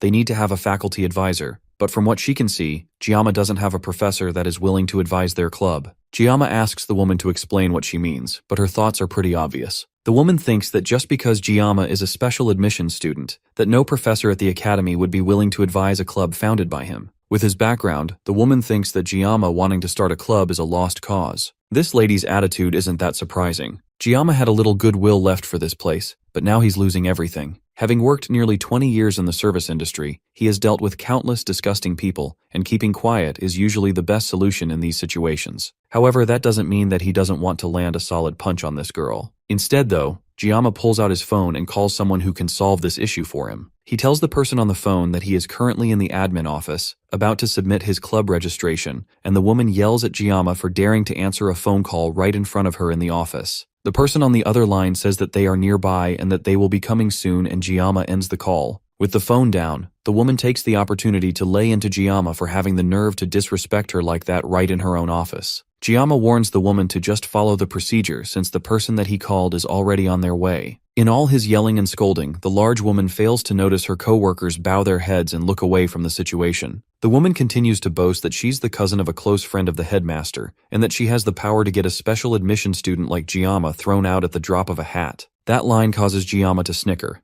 Then he leans in and tells the woman to quiet down because her voice is too loud. That's the last straw for her, and she starts to show an unhinged face that Giamma calls her true face. The door suddenly bursts open and everyone jumps in surprise. From the busted door frame, a very angry headmistress walks into the office, and Giamma tells the woman to pay her respects to his club advisor. She smiles at Giamma, happy that she gets to see him face to face again. Giamma tries to apologize for the inconvenience, but Medea tells him that she would come running any time if he asks. Hearing Giamma's name for the first time makes the woman realize that she's been talking to this year's top freshman student this entire time. Medea cheerfully tells her student to leave the papers down and go study for his written exams. Now that she's there, she'll make sure to take care of everything for him. With Giamma gone, Medea changes her tone entirely as another staff member hurriedly brings a chair for her to sit down. The woman tries to explain that there is some sort of misunderstanding, but the headmistress doesn't even need to use a blessing to know that the woman was mocking his background, and of all the people for her to choose to mock, she chose the student that was personally selected by the headmistress and the swordmaster. Without a word, Medea uses her blessing to place a resignation letter on her table and tells her to start writing in 5 minutes. With everything taken care of, Medea tells him that the club application went smoothly and they just have to find one more member. The girl is probably fired, but he has no sympathy for her. Medea then tells him to come by her office after class. Giamma returns to the man that has become his enemy and friend, the blacksmith, Volander. He's here for his gear, and Volander tells him to wait a moment. Now Volander finally looks like a real blacksmith, but Giamma doesn't know what the blacksmith thinks of him. As a former player, he has mixed feelings about him, but now, the negative side grew a lot stronger after everything that happened, but Giamma can't help feeling bad for him. The blacksmith Volander was one of the main NPCs responsible for almost everything related to equipment upgrades. Due to the nature of most games like this one, he was born as a character that people either loved or loathed, and he was notorious for draining players' wallets. Giamma was a small spender in his past life, so he couldn't fully relate, but heavy spenders regularly held rituals begging God for luck, and desperately praying that Volander would bless them just once. In reality, though, most players just insulted the blacksmith because of how luck-based his enhancements ended up being, and even Giamma cursed him when he downgraded his Murasami from a B grade to an E grade. Volander breaks him out of his thoughts and asks Giamma what he's thinking about. Then he presents the newly upgraded sword, proudly saying that his work this time is definitely beyond perfect. On top of that, special options have been added to the sword much to Giamma's pleasure. The Scattered Rain Murasami sword is now shiny and brand new, and Giamma can't help calling the blacksmith a god for the luck that has suddenly come down on him. Thanks to this newly enhanced weapon, his painless blessing has upgraded, now reaching up to 50 seconds of activation time. When Giamma thought about clearing dungeons in the future, he felt like 40 seconds definitely wasn't enough, but an extra 10 seconds will definitely make a difference. Considering that he will be using this blessing with the blessing of transition, means that when the level of armament is raised in the future, then he will get more benefits. This whole thing is definitely good news for him. Even though he complained a lot in the past, the painless blessing is surprisingly versatile for a spirit-level blessing.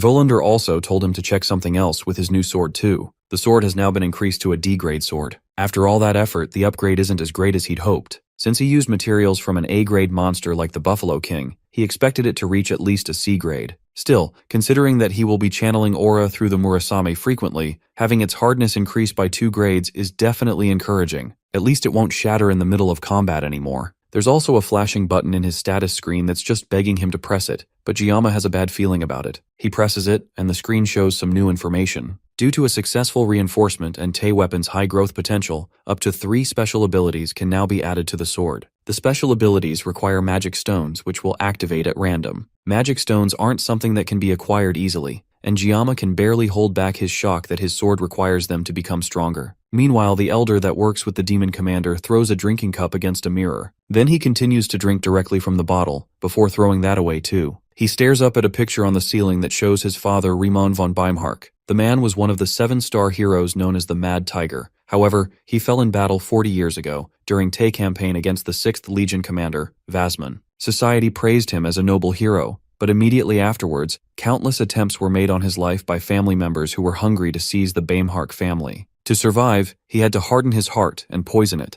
but those relatives who plotted assassinations against him were instead manipulated to destroy each other. Ultimately, he restored his family's shaken foundations in his father's absence. At the age of 30, he became an elder of Hawakan Academy, and his mission became to guide a foolish humanity and uphold an absolute ruling class. Fortunately for him, the existence of demons provided humanity with the perfect enemy, lending legitimacy to their authority. But there were always unexpected variables that messed things up. Leon von Reinhardt, the one hero born with the ability to defeat the Demon King, became a candidate chosen by fate. Of course, given the overwhelming gap in power between humans and demons, the likelihood of Leon truly defeating the Demon King is near zero. The first Legion commander Lycan, who was sealed by their ancestor, the legendary hero, Baylor Hawakan, has set a precedent of legends that have come after. Then one day, someone approached him with the offer of dealing with the so-called hero candidate personally. She looked like an instructor, and at first, he wondered how someone who is so far below him in the hierarchy would dare speak to him so casually. But the moment their eyes met, it became clear who stood above and below in their positions. She is a human who willingly abandoned humanity to directly have a contract with a Legion commander, a half-human, half-demon, otherwise known as a villain. Things became complicated enough with Leon alone, but now a low-born special admission student is making things much worse for him. Even the auditore seems hesitant to act, claiming that they have insufficient justification to proceed further. The elder, Clady von Beimhark, tells the man to summon the undertakers.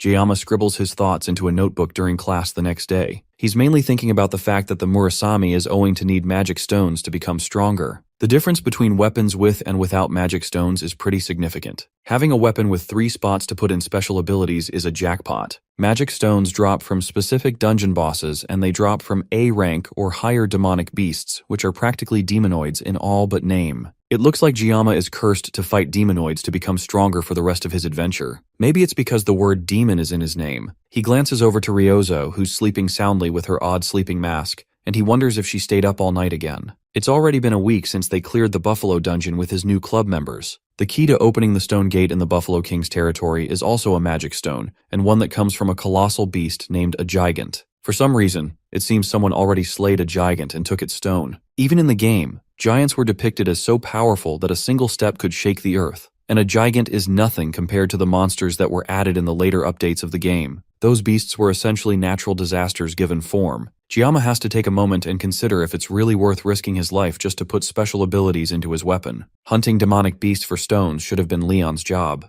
As he's lost in his thoughts, Chloe comes into the classroom and greets him. She's taken aback by Ryozo sleeping soundly where she'd have preferred to sit, but she doesn't comment on it. Jiyama asks her if she's fully recovered, and she confirms that she's feeling a lot better, although Jiyama definitely suffered after expelling that blue light from his weapon. Before she can go further, he tells her that they shouldn't talk about it more. The blue light she's referring to is aura, which is an effect that can only be used by truly powerful people. Thinking about it more, maybe farming magic stones is actually worth it. Despite how he initially felt, he now finds himself craving strength, and he has even completely abandoned thoughts of peace and safety. However, his core goal remains unchanged, and his focus is simply survival. There's been unexpected variables and things that never existed in the game before have been targeting him relentlessly. The plot that he knew is being distorted, and it's as if the world itself just refuses to leave him alone. Somehow, it's already been a month since he enrolled at the academy, and the truth about the Second World War, which will occur in 3 years, will soon be revealed. Giamma choosing to strengthen himself and enhancing his weapon are more like necessities than just mere options.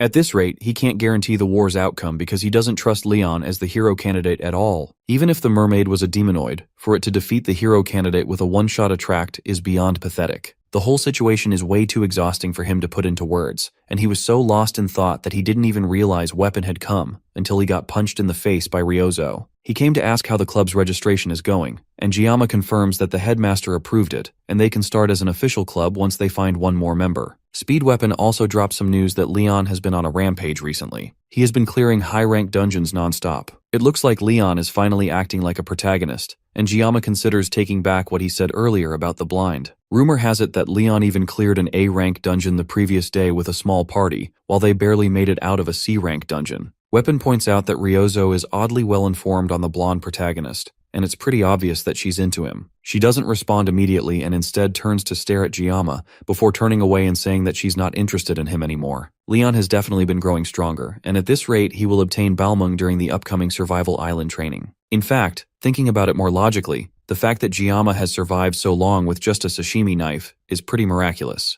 Hypothetically, his existence might be acting as a shield and diverting all the threats and attention meant for Leon. Even if that's true, Giamma can't just roll over and take it. If it's for his survival, then he will swing his blade without hesitation. He has no reason to play the role of the flawless hero, and he is in no way the protagonist of this world. He mutters under his breath that he will cut down anything that stands in his way. Ryozo overhears him and asks if he's into anime, since that is definitely a line from an anime or a game. Elsewhere, a group of dangerous-looking people follow a maid through the halls of the academy. One of them wonders how their group could possibly be getting calls from the Hawakan Academy elders. At this rate, since they are getting famous enough for this, they might as well become a legitimate assassination group. The boss, a woman with short silver hair, tells her subordinate to shut up unless he wants his teeth pulled out. Another one of the thugs tells the guy who spoke up that since he's new, he doesn't know that their boss hates the elites, but the payout from this job was just way too good to refuse. As they continue to talk, the boss repeats herself and tells her subordinates to shut up. They reach the office of the elder that summoned them, and the maid calls out to him through the door. The man calls for them to step in,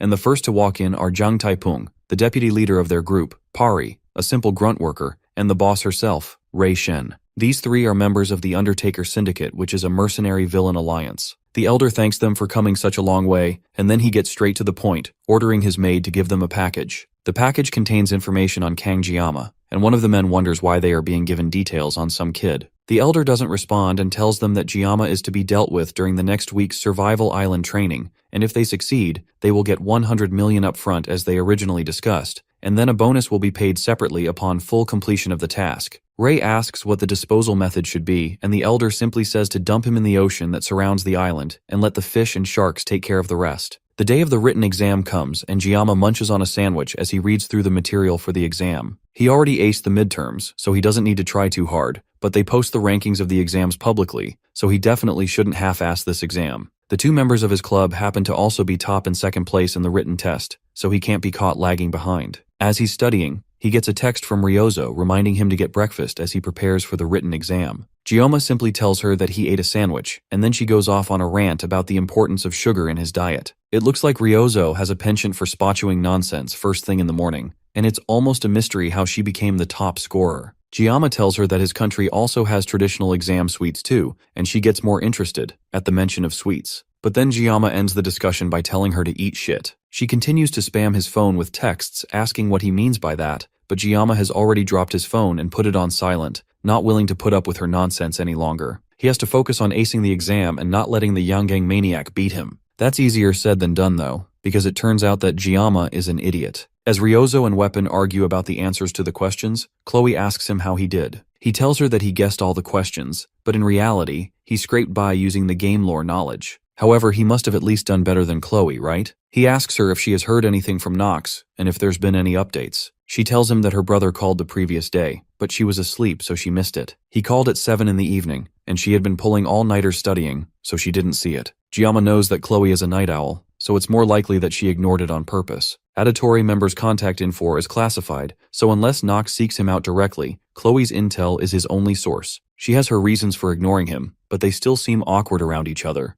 Giamma personally thinks that siblings should get along better. Weapon loudly complains that he studied for days without sleep, and yet it looks like Ryozo passed him once again in their exam scores from the discussion they had. As Weapon has a panic attack, Ryozo gets up and comes to sit closer to Giamma, curious about what he and Chloe are talking about. She asks them if they are dating, and although Chloe starts to fantasize in the background, Giamma quickly denies it and tells them that it's not what they think. Then she leans in closer and asks Giamma why he's always ignoring her texts if he doesn't have a girlfriend to worry about. He tells her that it was just one time, and it's not like he always ghosts her or something. Their conversation is cut short by Chloe, who is pissed to hear that he and Ryozo have been texting. He turns around as she hauntingly calls his name, only to see Chloe in full yandere mode. She stares down at the two of them and calmly asks him about the fact that the two of them text. Chloe's sudden outburst is a shock to Giamma. The redhead didn't say anything when the two of them were sitting next to each other, but now she's freaking out because of some text. Even Weapon can't understand her sudden change in attitude, but Ryozo finds the whole thing amusing. She jokingly asks Giamma why Chloe is acting like that, but Giamma tells her to back off before she makes things worse for them. She doesn't listen to him and keeps pestering him for why Chloe is suddenly acting like that,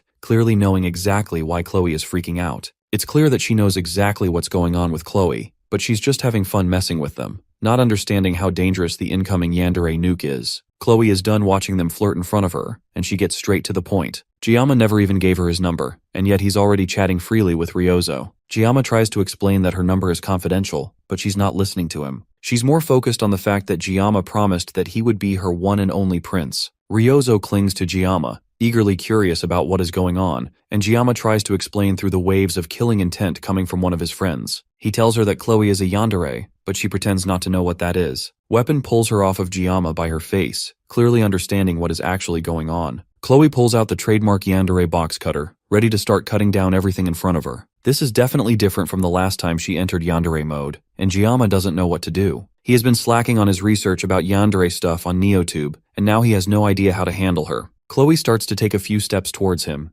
telling him that from now on, she will make sure that he will only ever look at her from now on. Without giving him even a second to react, she rushes in to cut him down with the box cutter. That's when even Ryozo realizes that this is seriously bad. She continues to slash at him with the box cutter, while ranting that Giamma always makes her so sad. He's always hanging around with and flirting with other girls instead of her. This time, the box cutter misses Giamma entirely, and heads straight towards an unsuspecting Ryozo. Giamma is fast enough to deflect her hand before it can reach the girl behind him. Then he pushes her down on the table, getting on top of her to stop her from squirming away. Weapon and Ryozo watch in surprise as Giamma tries to calm her down, and the archer looks particularly annoyed by the interaction. While she's held down, he tries to get her to talk to him. She still tries to push him off, but her hands are already getting weak with him on top of her. She doesn't want to listen to him though. This entire time he hasn't even wanted to keep in touch, but now he suddenly wants to talk. Giamma leans in close to her and tells her that he wants to talk to her face to face, instead of just through a hunk of metal like a phone. That seems to calm her down a little, and she starts to shiver as Giamma leans in even closer,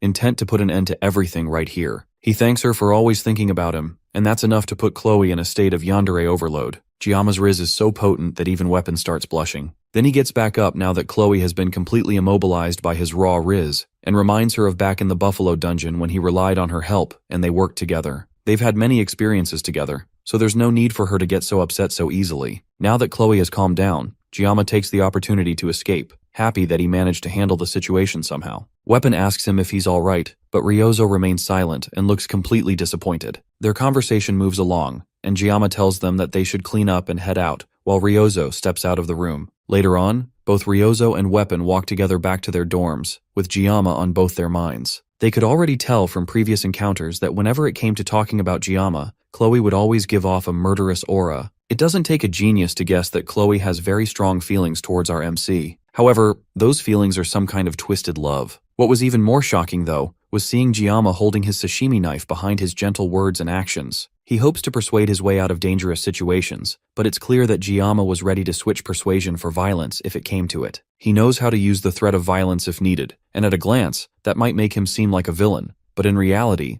those are the qualities of a ruler. Weapon was already convinced before, but now he knows for sure that Giamma is destined for greatness. As these thoughts go through his head, he notices Ryozo furiously tapping on her phone. She's been making grumpy faces for a while now, and it's clear that something is bothering her. She doesn't want to tell him what her problem is, so he instead asks her why she's fiddling on her phone so much. She's deleting a video from her NeoTube channel that her subscribers weren't watching called The Perfect Way to Deal with a Yandere, the same video series that Giamma was using to deal with Chloe. Not that Weapon knows that anyways. The video is clearly doing well with over 200,000 views, but she's still intent to delete it, claiming that she doesn't need it anymore. Weapon changes the topic, and the two continue to chat as they make their way through the campus. Elsewhere, at the Academy Library, Giamma looks through a series of books, alongside his fellow cadets. Starting next Wednesday, there's a scheduled deserted island survival training on Avalon Island that will hold for 3 days and 2 nights. Going by the name, it sounds like a serious survival camp, but cadets can only make teams from 1 to 4 people. The school even posted an official announcement with all the details to every cadet. The whole thing is more like a school event, similar to camping or a ski trip.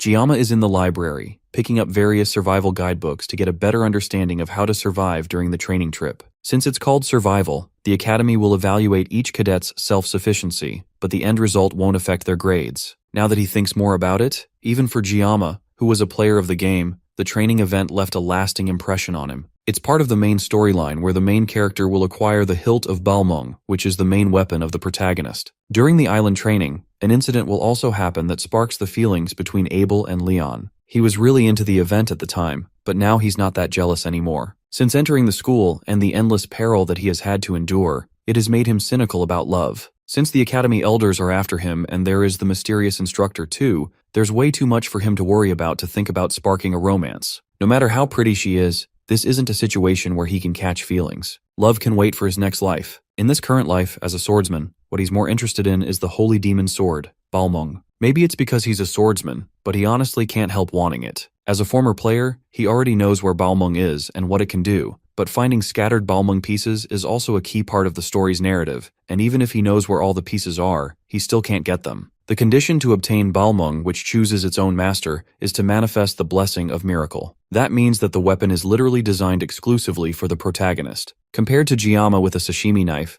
the difference in their worthiness is just way too much. Instead of longing for the impossible, it's better to focus on learning what he will actually need to know for the 3 days on the island. Because of the events that happened in Scopuli Island, the director has made a special request to the Sword Emperor to join as a guest instructor leading the Wolf class. The world's strongest hero is guiding a group of first-year students on a camping trip. The main story has definitely changed a lot, but at least he can now fulfill his goals safely thanks to that. Giamma heads over to the shelf to get another book that could have something he needs to know. He didn't come to the library just for basic survival info that he could get online. He's looking for something specific on Avalon Island. He opens a book that talks about the history of the island and starts reading. Avalon Island is located in the far western sea, and it's a mystical place where the terrain constantly shifts. In the very center of the island, there's an ancient lake called the Queen's Lake, and among certain tribes, it's called the Land of Beginnings. Currently, the island is uninhabited. All these things are stuff that Giamma already knows, and it looks like he will have to search the whole library to find exactly what he wants. As he's combing through the books, a voice calls out to him and a firm hand grasps his shoulder gently. It's Leon,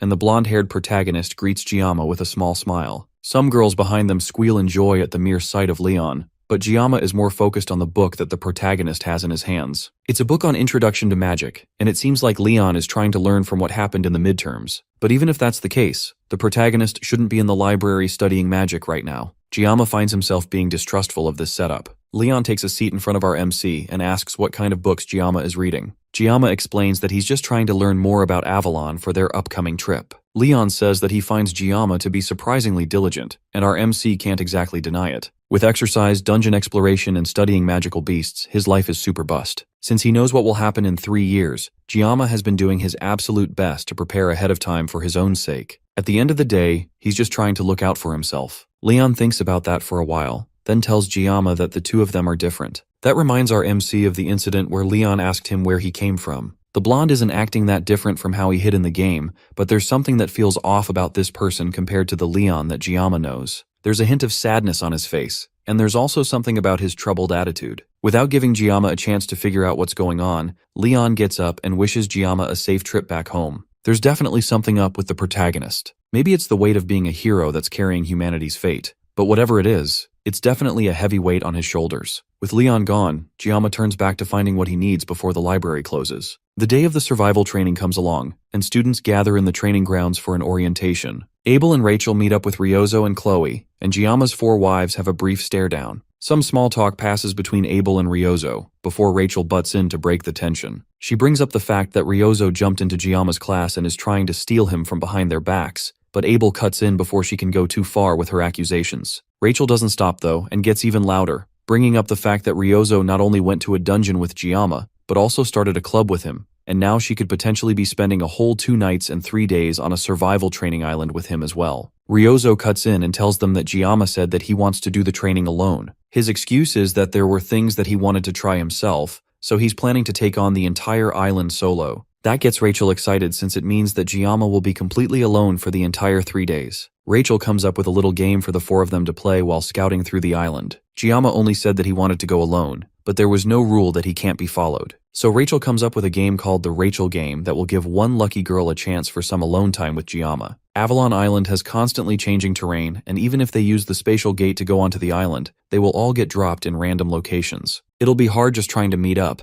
and even harder to form teams. So the Rachel Game will have one single rule. Whoever finds Jiyama first wins the game, and the remaining 3 must give up. The girl that finds Jiyama will get the chance to completely monopolize Jiyama. If they meet up with each other, they can team up or separate by their own choice, but they should never get in each other's way. All the girls agree, but Abel turns beet red at the thought of monopolizing Jiyama. She refuses to join in on the game, but that's just better for the rest of them, because it means that there's less people to compete against. Meanwhile, Jiyama, the man on all the ladies' minds, is struggling with staying awake because of how long he spent in the library the previous day. He noted down everything he would need to know on his phone, and came prepared with 24 sashimi knives as well as a hidden secret weapon. Medea kept messaging him like a mum, making sure that he goes to the island prepared, and even reminding him to take underwear. It's almost like she's his grandma in the school. Before leaving though, Jiyama takes a moment to scan the school and the teachers present on the training grounds. The traits he's looking for are a tall female instructor with purple hair and eyes. He doesn't know what her intentions are, but if she's after him,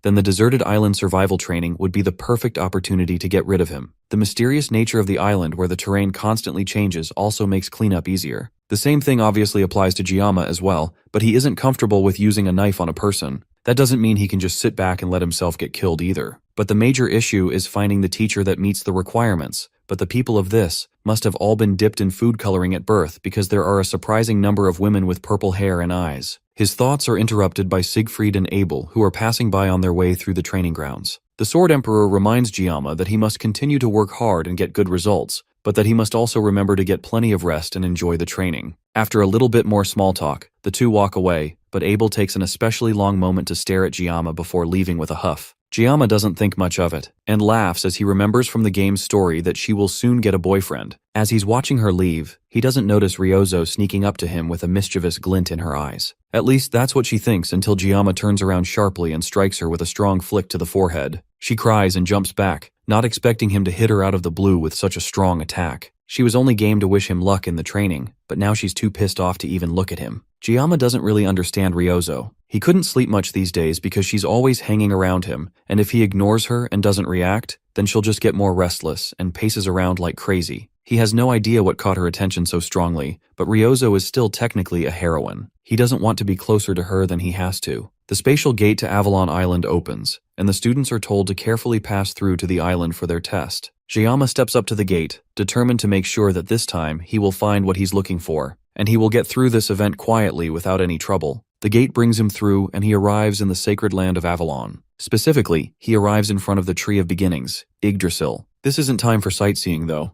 There is a survival test to pass, and everyone is working hard, so there's no time for him to slack off. Thankfully for him, he took a photo of the island's map back at the library. Then he marked the location where he can get the blessing of regeneration, after comparing his memories of when he played the game himself. The map looks familiar enough, and Jiyama assumes that the blessing's location is near the lake at the island's center. This means that he needs to get as close to the World Tree's lakeside as he can. Then from there, he can cross both the rocky area and the forest area. There are 3 days left of the island training, and the academy didn't just send them out to play around. They gave the cadets a mission to find orbs hidden around the island. It's pretty much a treasure hunt like the ones that normal schools do on field trips, and the more orbs a student finds, the better the grades at the end of the test. Apparently, the orbs can also be used as enhancement material, which only makes Jiyama more interested in grabbing some for himself. Following one of the survival books that he read in the library, he pulls out the secret weapon that he brought specifically for the test. It's a medium-sized machete that he found in the hiking section at a supermarket. It's usually used for cleaning weeds and logging, but most importantly, it's long enough for him to not trigger the blessing of the sword god. He bought this machete specifically for the training, since he hopes to save the 50 seconds of the blessing of painlessness for something huge to take care of. As he's testing out the machete, a small rabbit peeks its head out of a bush and stares at him curiously. Giamma originally thinks that this is the perfect time for him to gather some food,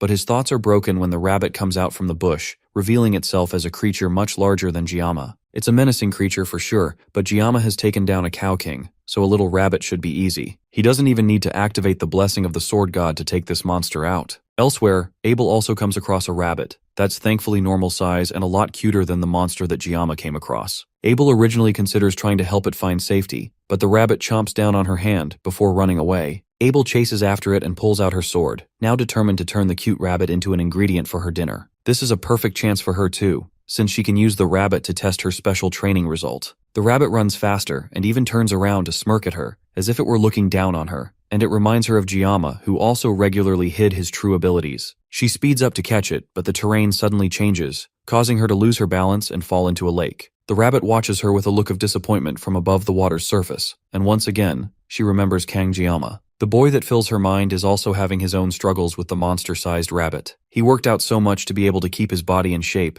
but even now, without the word God's blessing, he's barely able to keep up with a simple rabbit. Giamma drops to his knees and accepts defeat. It's better to starve instead of wasting more energy for no gain. He gives the rabbit the opportunity to leave, but before it goes, it gives Giamma a mocking smile. That causes Giamma to immediately change his mind and activate his blessing, and he takes out the rabbit immediately. Elsewhere, Rachel rushes through the forest, eager to find Giamma before anyone else. She has been going around in circles, but she can't get discouraged yet. After all, she was the one that made up this game, and she was talking up a big game the whole time. She turns and runs in a different direction, hoping to waste less time by just moving without thinking. Her voice is so loud that Ryozo at some other part of the island can hear her as she runs through the forest. She's also eagerly looking for Giamma, and she's determined to not be the loser if she's going to end up playing this game with everyone else. From what she landed somewhere on Avalon Island's beach, and immediately worked to adjust her goals for the special environment. The only place on the island that never changes is the World Tree, and knowing Giamma's personality, and the fact that he wanted to go solo, she figures out that he is most likely heading to the center of the island. It's going to be a pain to search for him, but she doesn't want anyone else to get to him first. Chloe is also having a great time desperately searching for Giamma.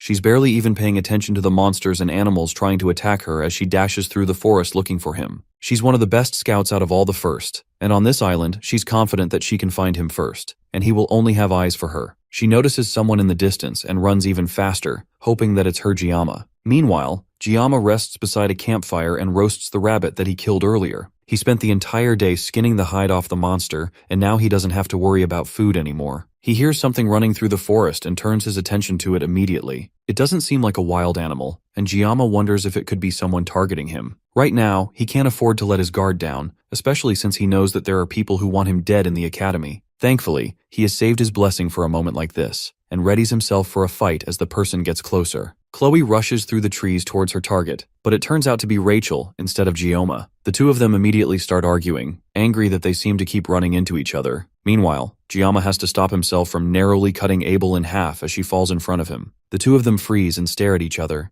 and the silence is only broken when Abel's stomach growls. Even though she didn't want to participate in the game, somehow Abel accidentally found Giamma first. She takes a long look around his makeshift campsite, and it looks like Giamma is thriving. He has a fur coat that looks warm and plenty of jerky to ensure that he doesn't go hungry. Even in this survival test, Abel continues to lose to him, no matter what she does. It's embarrassing to think about, and because of her dive into the lake earlier, she's also extremely cold. Giamma comes up behind her and gives her the fur coat to cover herself with. The whole reason she found him was because she couldn't resist the smell of the food that he was cooking, but the blanket he gave her is at least warm enough to calm her down. She also has a twisted ankle from earlier when she was chasing the rabbit. Giamma doesn't waste any time as soon as he notices it and goes to bandage her ankle to take care of her injuries before it gets infected. Once her wounds are patched up, he asks her why she's wandering around alone. The Rachel game immediately comes to her mind, but she obviously can't tell him that. Instead, she tells him that she's more comfortable alone, which makes her similar to Giamma in a way. She remembers the fact that she so boldly told the girls that she wouldn't be joining in on their game, but now that she's here with him, she can't resist the urge to win. She picks up her phone and snaps a quick picture, showing that she had found Giamma first. She sends it to their group chat, immediately confirming that she had won the game, and the rest of them can't get close to Giamma.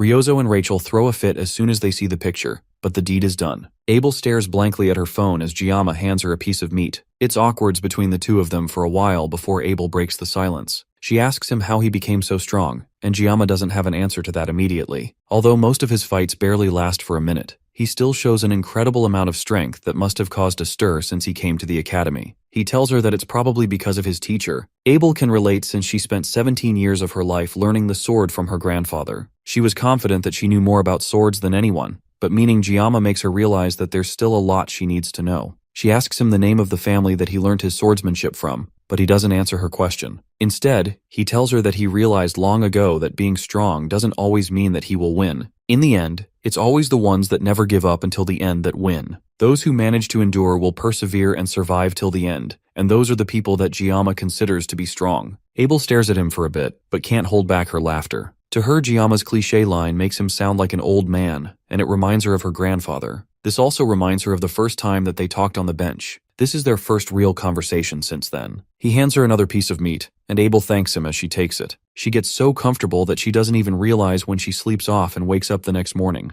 By then, Giamma had already left, and he left all his food and supplies behind without a word. Her leg has also completely healed, all thanks to his help the previous night. Abel can't help but cry as she realizes that this is the first time she has ever felt truly cared for by someone else. No matter what happened in her life, she always had to face it alone. Even when she encountered huge obstacles, she managed to overcome them eventually, but it was always alone. That was the duty of someone who carries the family name of Nibelung. But now, Kang Giamma has done all of this for her, while seemingly expecting nothing in return. All this time, she has envied and been jealous of people who offer kindness without expecting anything in return, and now he does this for her. With newfound energy, she picks up her sword and prepares to set off. Nothing will change for her if she just sits and cries, so she has to start moving. She wears the coat that Giamma gave her proudly and sets off to continue her survival training. Meanwhile, Giamma pushes his way through the forest and his mind wanders to Abel. Even he thinks that she's really pretty, but he also feels like Abel doesn't like him very much. He's not too worried since he already knows that Abel's character is just like that. She's always been a proud, aloof young lady. He ended up helping her due to their random encounter, but it's not because he had feelings for her. She just looked so pitiful that he couldn't bring himself to be cold to her. The main storyline might change a little now that he has interacted with her, but everything should be mostly fine. Today is also the day that Abel and Leon start developing feelings for each other. He at least hopes that she doesn't end up giving the fur blanket to Leon. Regardless, he has made it out of the forest after several hours of walking, and now his focus is solidly on finding the blessing before sunset.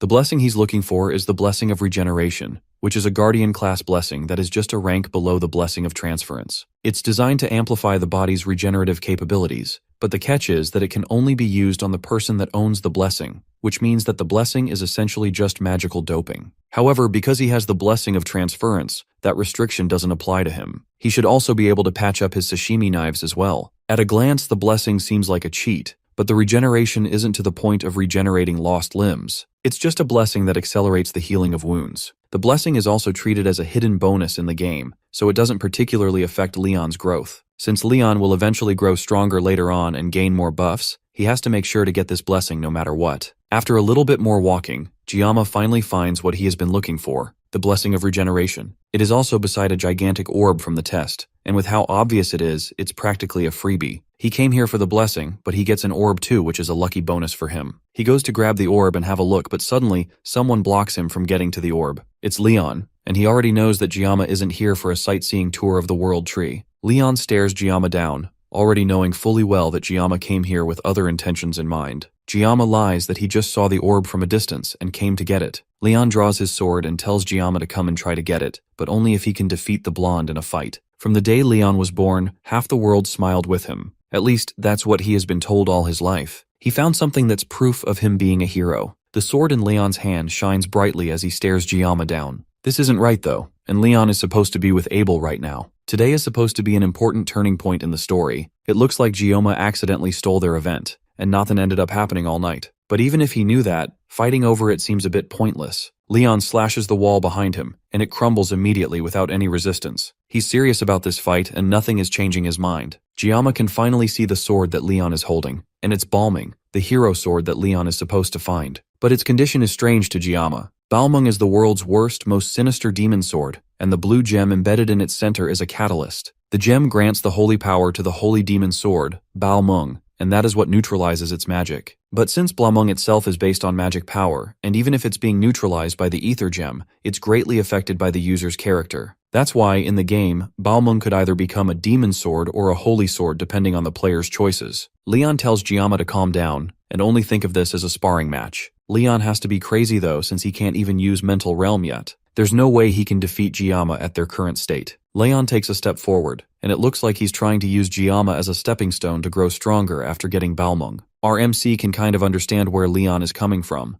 but it's just a guess. One thing that he's sure of, though, is that the orb is just an excuse. Leon is done waiting around, and he launches towards Giamma to start the fight. Elsewhere, Ryozo scratches her neck in exhaustion as she walks through the forest. At some point, she ran into Weapon, and the two of them are walking together while she tries to find Giamma. Weapon didn't want to bump into her, but the two of them are reluctantly walking together. He takes a guess that she's probably searching for Giamma, and she doesn't deny it. At this point, it's obvious to Weapon that Ryozo is interested in Giamma. Until a month ago, the only thing Ryozo would do is nap in the archery range, but now, whenever Kang Giamma is mentioned, she starts acting active and different. He also noticed that she has started doing extra stuff without being asked, even though she always hated doing anything complicated or tedious. Ryozo stops suddenly and turns to him with a heavy blush on her face, and asks Weapon if her feelings for Giamma are too obvious. As the two of them talk, a loud sound comes out from the distance that startles the birds in the trees. It seems like an earthquake, but Ryozo can tell that this commotion is caused by Kang Giamma. Giamma himself is facing a bit of a dilemma. Leon is way more powerful than Giamma gave him credit for, and the machete he held as a secret weapon has already been snapped in half. Leon doesn't even think that Giamma is fighting back and sees this as our MC not having any respect for him at all. The truth is that Giamma just couldn't react at all. He didn't expect Leon to actually swing Balmung, but Giamma doesn't want to get dragged into some fight when he doesn't even know what's going on. He hesitated because if he tried to use his blessing, then he might have accidentally cut Leon down. But if he doesn't fight back, then Leon could definitely end up cutting off Giamma's head. Leon is the protagonist of Blessing of Miracle M, and he can't be underestimated. As the blonde hero walks towards Giamma, our MC has no choice but to pull out his sashimi knife. He's about to face off against a monster, and doing so without at least using his blessing would be absurd. He needs to get rid of the naive thought that he can just survive without using his blessing. He activates the blessing of the sword god and clashes as Leon makes another run towards him. The two of them fight, but in an instant, Leon cuts the first sashimi knife in half with little effort. Giamma quickly opens his bag and pulls out one of his several extras, then throws it at Leon. The blonde easily cuts all the knives before they can reach him, then rushes at Giamma again, cutting through several pillars behind him on his way. Giamma manages to dodge the attack, and then turns around to put some distance between them. Leon is definitely on a whole different level from the midterms, but even the protagonist's buff has its limits. Another massive slash from Balmung sends the terrain flying in different directions. Leon has used almost all his energy in this fight, but through the destroyed landscape and dust, Giamma walks towards him, completely untouched. He asks Leon why he's going this far, and Leon stops for a moment to think. The world has always told him that he will be the one to bring happiness to everyone. But now since Giamma showed up, it seems like everything he has been working to build doesn't matter anymore. Now this whole fight is supposed to show Giamma who is who between them. Leon activates his sword once again and charges up an even more devastating strike than before bringing it down towards Giamma. Our MC rushes towards Leon as the massive strike falls towards him, and the two of them clash for a moment. As the energy clears from Balmung, a small chunk of it chips off. Leon stops moving for a moment and stares down at his damaged sword. It looks like the destiny Leon was meant to have is now too far out of reach for him. From where he's standing, Giamma is the one that should have been chosen. As Giamma puts away his knife, the wind rustles around them, and as the dust clears, Leon is gone. That was an unexpected duel for Giamma, but it looks like he wanted to use it as a way to help him grow as a hero and strengthen himself. Giamma doesn't plan on losing to anyone, no matter their motivation. Leon didn't even come at him in a way that would allow him to end the fight easily, and he lost several sashimi knives in the fight. If Giamma had gone lightly and made even one wrong move, then he would have been dead. He tried his best not to target Leon, but thanks to that, he ended up dodging all over the place without putting in a real fight. Even so, Leon's growth is at a level is fitting for the protagonist. With that said, Giamma ended up slicing a bit of Balmung, but as long as he gets it repaired and collects more parts later, then reaching its final form shouldn't be a problem. At least he didn't end up cutting down Leon himself. That would have been an entirely different problem. With no other surprise attacks on the way, Giamma goes to take the orb for the survival training and pick up his new blessing as well. He picks up the blessing, and a system message pops up for him, confirming that he has acquired it as one of his abilities. It's a passive ability, and to test it, Giamma cuts into his own skin with a stone. Immediately, the wound disappears without even a scar, which is exactly what Giamma wanted this whole time. Still, getting this in the first place was tough. He heads back into the forest and rests by a campfire as he gathers his thoughts. He still can't get over the sudden duel he had with Leon for no reason. The only thing he can think of is that the fight happened because he accidentally stole Leon's special time with Abel, but Leon even said that their battle was going to happen sooner or later. Things were so tense that Giamma couldn't even question it, but now he desperately wants to know what the blonde protagonist meant by that. He already knows that Leon is an existence of this world,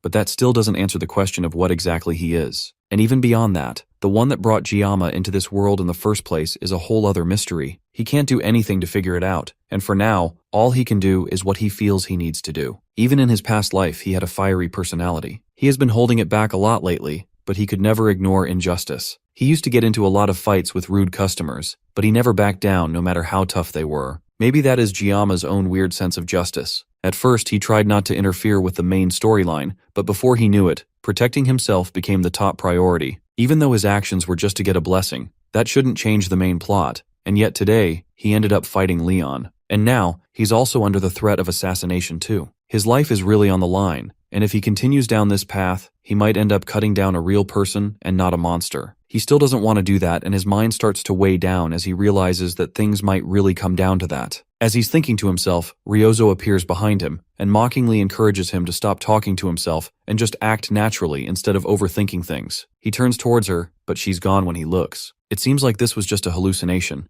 but he knows that if Ryozo were really with him, that's probably what she would say. He takes a moment to think about what the others are doing, and in that brief moment, he realizes that right now he's thinking about his friends. The word sounds so cheesy, but right now it gives him comfort. As the night goes on, Giamma eventually falls asleep. Suddenly, the leaves in the bushes around him crunch silently as a group of dangerous-looking people make their way towards him with sharp objects in their hands. Their leader, Rei Shen, nods her head as a signal to start the attack, and two of the grunts throw their shuriken towards Giamma. He instinctually wakes up and dodges the attacks, only taking minor cuts to his arms. Giamma turns towards the Undertaker Syndicate and immediately recognizes their leader, Rei Shen. In the story, she eventually becomes the first half-demon that Leon ever faces. Originally, she was the daughter of a noble, but after her family betrayed her and kicked her out, she became a contract killer. Her hatred grew with time, and then she eventually became a villain that got defeated by Leon. In other words, she's a character doomed to tragedy. As sad as her tale is, Giamma can't find any sympathy for a killer who gave up her humanity. The group of assassins approach him as Giamma cautiously tries to keep his distance. The men can immediately tell that Giamma isn't normal, and even in a situation like this where he's surrounded by strong fighters, Giamma is making a face like he wants to cut them all down. Rei Shen is the first to speak to him, and she asks him which organization he's from. Giamma doesn't answer, mostly because he has no idea what to say to that. Why would hitmen be asking him that kind of question? Maybe they think he isn't a cadet because he seems so skilled. From what the other men are saying, it seems like this is the first time that Rei Shen has been interested in someone they are about to kill. They know that he's the top freshman, but they didn't think that he would put up a fight at all. Giamma still doesn't respond to their provocations, and instead, he simply watches them. Then he figures out that since these people have come for him, then whoever sent them must at least be an elder in the academy. That shocks all of them because they didn't expect Giamma to be investigating them. He knows that the Undertaker Syndicate are just butchers who kill people for money, and the more he talks about them, the angrier they get. Giamma walks right up to Rei, getting right in her face and looking down at her, as if to mock her. One of the grunts finally has enough of the disrespect and turns to attack Giamma, but in a split second, our MC activates the blessing of the sword god and makes quick work of the side character. The man makes fun of Giamma for just running around dodging as his head slides off from his neck, which has been cleanly cut by Giamma. Just like that, he dies before he even knows that he has been attacked. With this,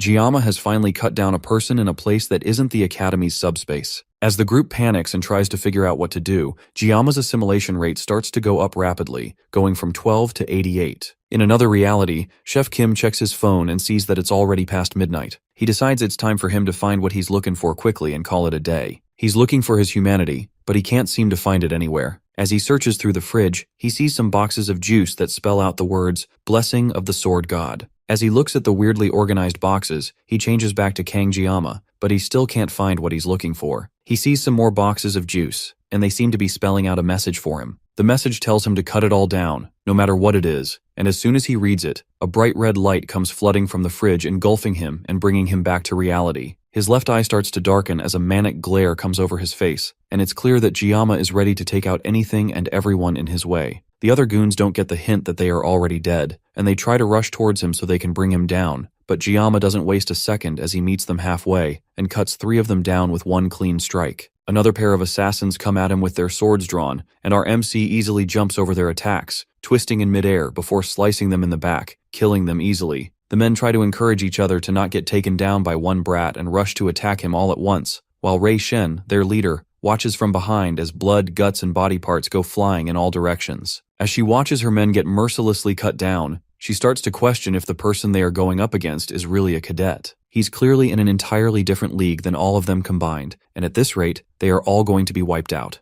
The goon closest to her yells out in fear, calling for his captain to tell him what to do. But before Ray can even process what he's saying, Giamma swiftly appears beside him and ends his life in one swift motion. The kid was supposed to be an easy target for them, just a quick kill that they would forget about by the end of the week. But now, all her men are dead, and she's most likely going to be next. Now she understands why the old man was promising such an absurd amount of money for someone that was supposed to be a quick and easy kill. That crazy old man set them up against someone who is clearly no longer human. He has to be a half-human, half-demon that's disguised as a cadet. Giamma's attention turns to her, and before Ray Shen can back away, her back is already in the glue as Giamma sits on top of her, keeping her completely pinned while a knife presses against her throat. Giamma managed to finish this whole thing quickly with a whole 9 seconds left on his blessing of painlessness. All the time for the day was used up because of Leon and this Undertaker group. It was for self-defense, but Giamma still wishes that he won't need to use it again. Fighting humans is a completely different feeling compared to fighting demonoids. Even though he's not a fan of what he just did, his opponents were human butchers that were coming for his life. There was no reason to show mercy, and he doesn't have any regrets. Now the only person left to take care of is Ray Shen, and she has clearly lost all will to fight. He ties her hands to a tree, keeping her immobilized. Then he starts his interrogation by asking her who sent her. However, even in this situation, Ray is a professional, and she's not about to let Giamma's intimidation work on her. But Giamma isn't going to give up so easily either. This is finally his chance to figure out who has been after his life. All he has to do is figure out how he's going to get the information out of her. Giamma bends down to her and asks her if she's stupid. After all her subordinates have been turned to fertilizer for the forest,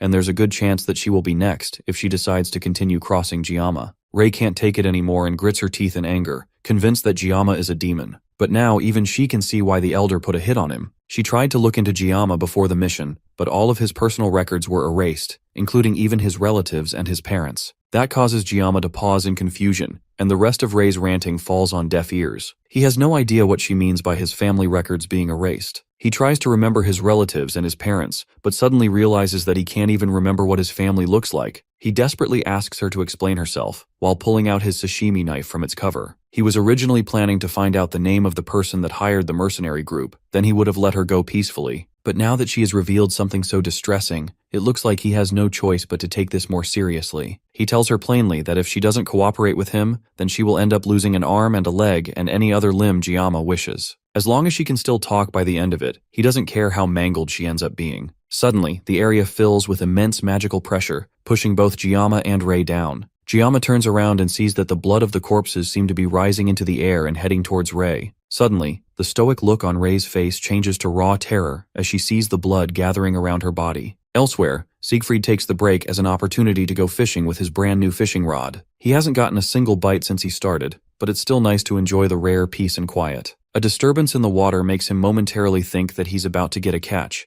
but instead, the fishes are thrown into the air as if something terrible were shaking the island itself. He can immediately tell that something is wrong. There is a terrifying amount of magic power in the air that is comparable to a demon commander. As the blood wraps completely around Ray, she starts to groan in pain as she begs Giamma to help her. Her skin starts to turn purple and her eyes look broken as she pleads with Giamma not to let her die. Then, suddenly, a massive blast blows up the area that Ray was just laying, and the massive explosion is bright and loud enough to illuminate the whole island. The smoke of the explosion clears, and Ray is standing in the wreckage, except this is clearly not Ray. Whoever this new person is, her skin is burning in different parts, all the way up her body, and the first thing she does is stretch and comment that she hasn't been in the human world for 700 years. This level of magic power makes the mermaid that almost killed Giamma look like a small fish. That, as well as the impure flame that covers her body, makes Giamma certain of who he's looking at. This person is the Demon King's Army 5th Legion commander, the succubus demon, the bewitching flame Agor. It looks like just after slowly turning into a demon, Giamma is about to face off against a demon commander.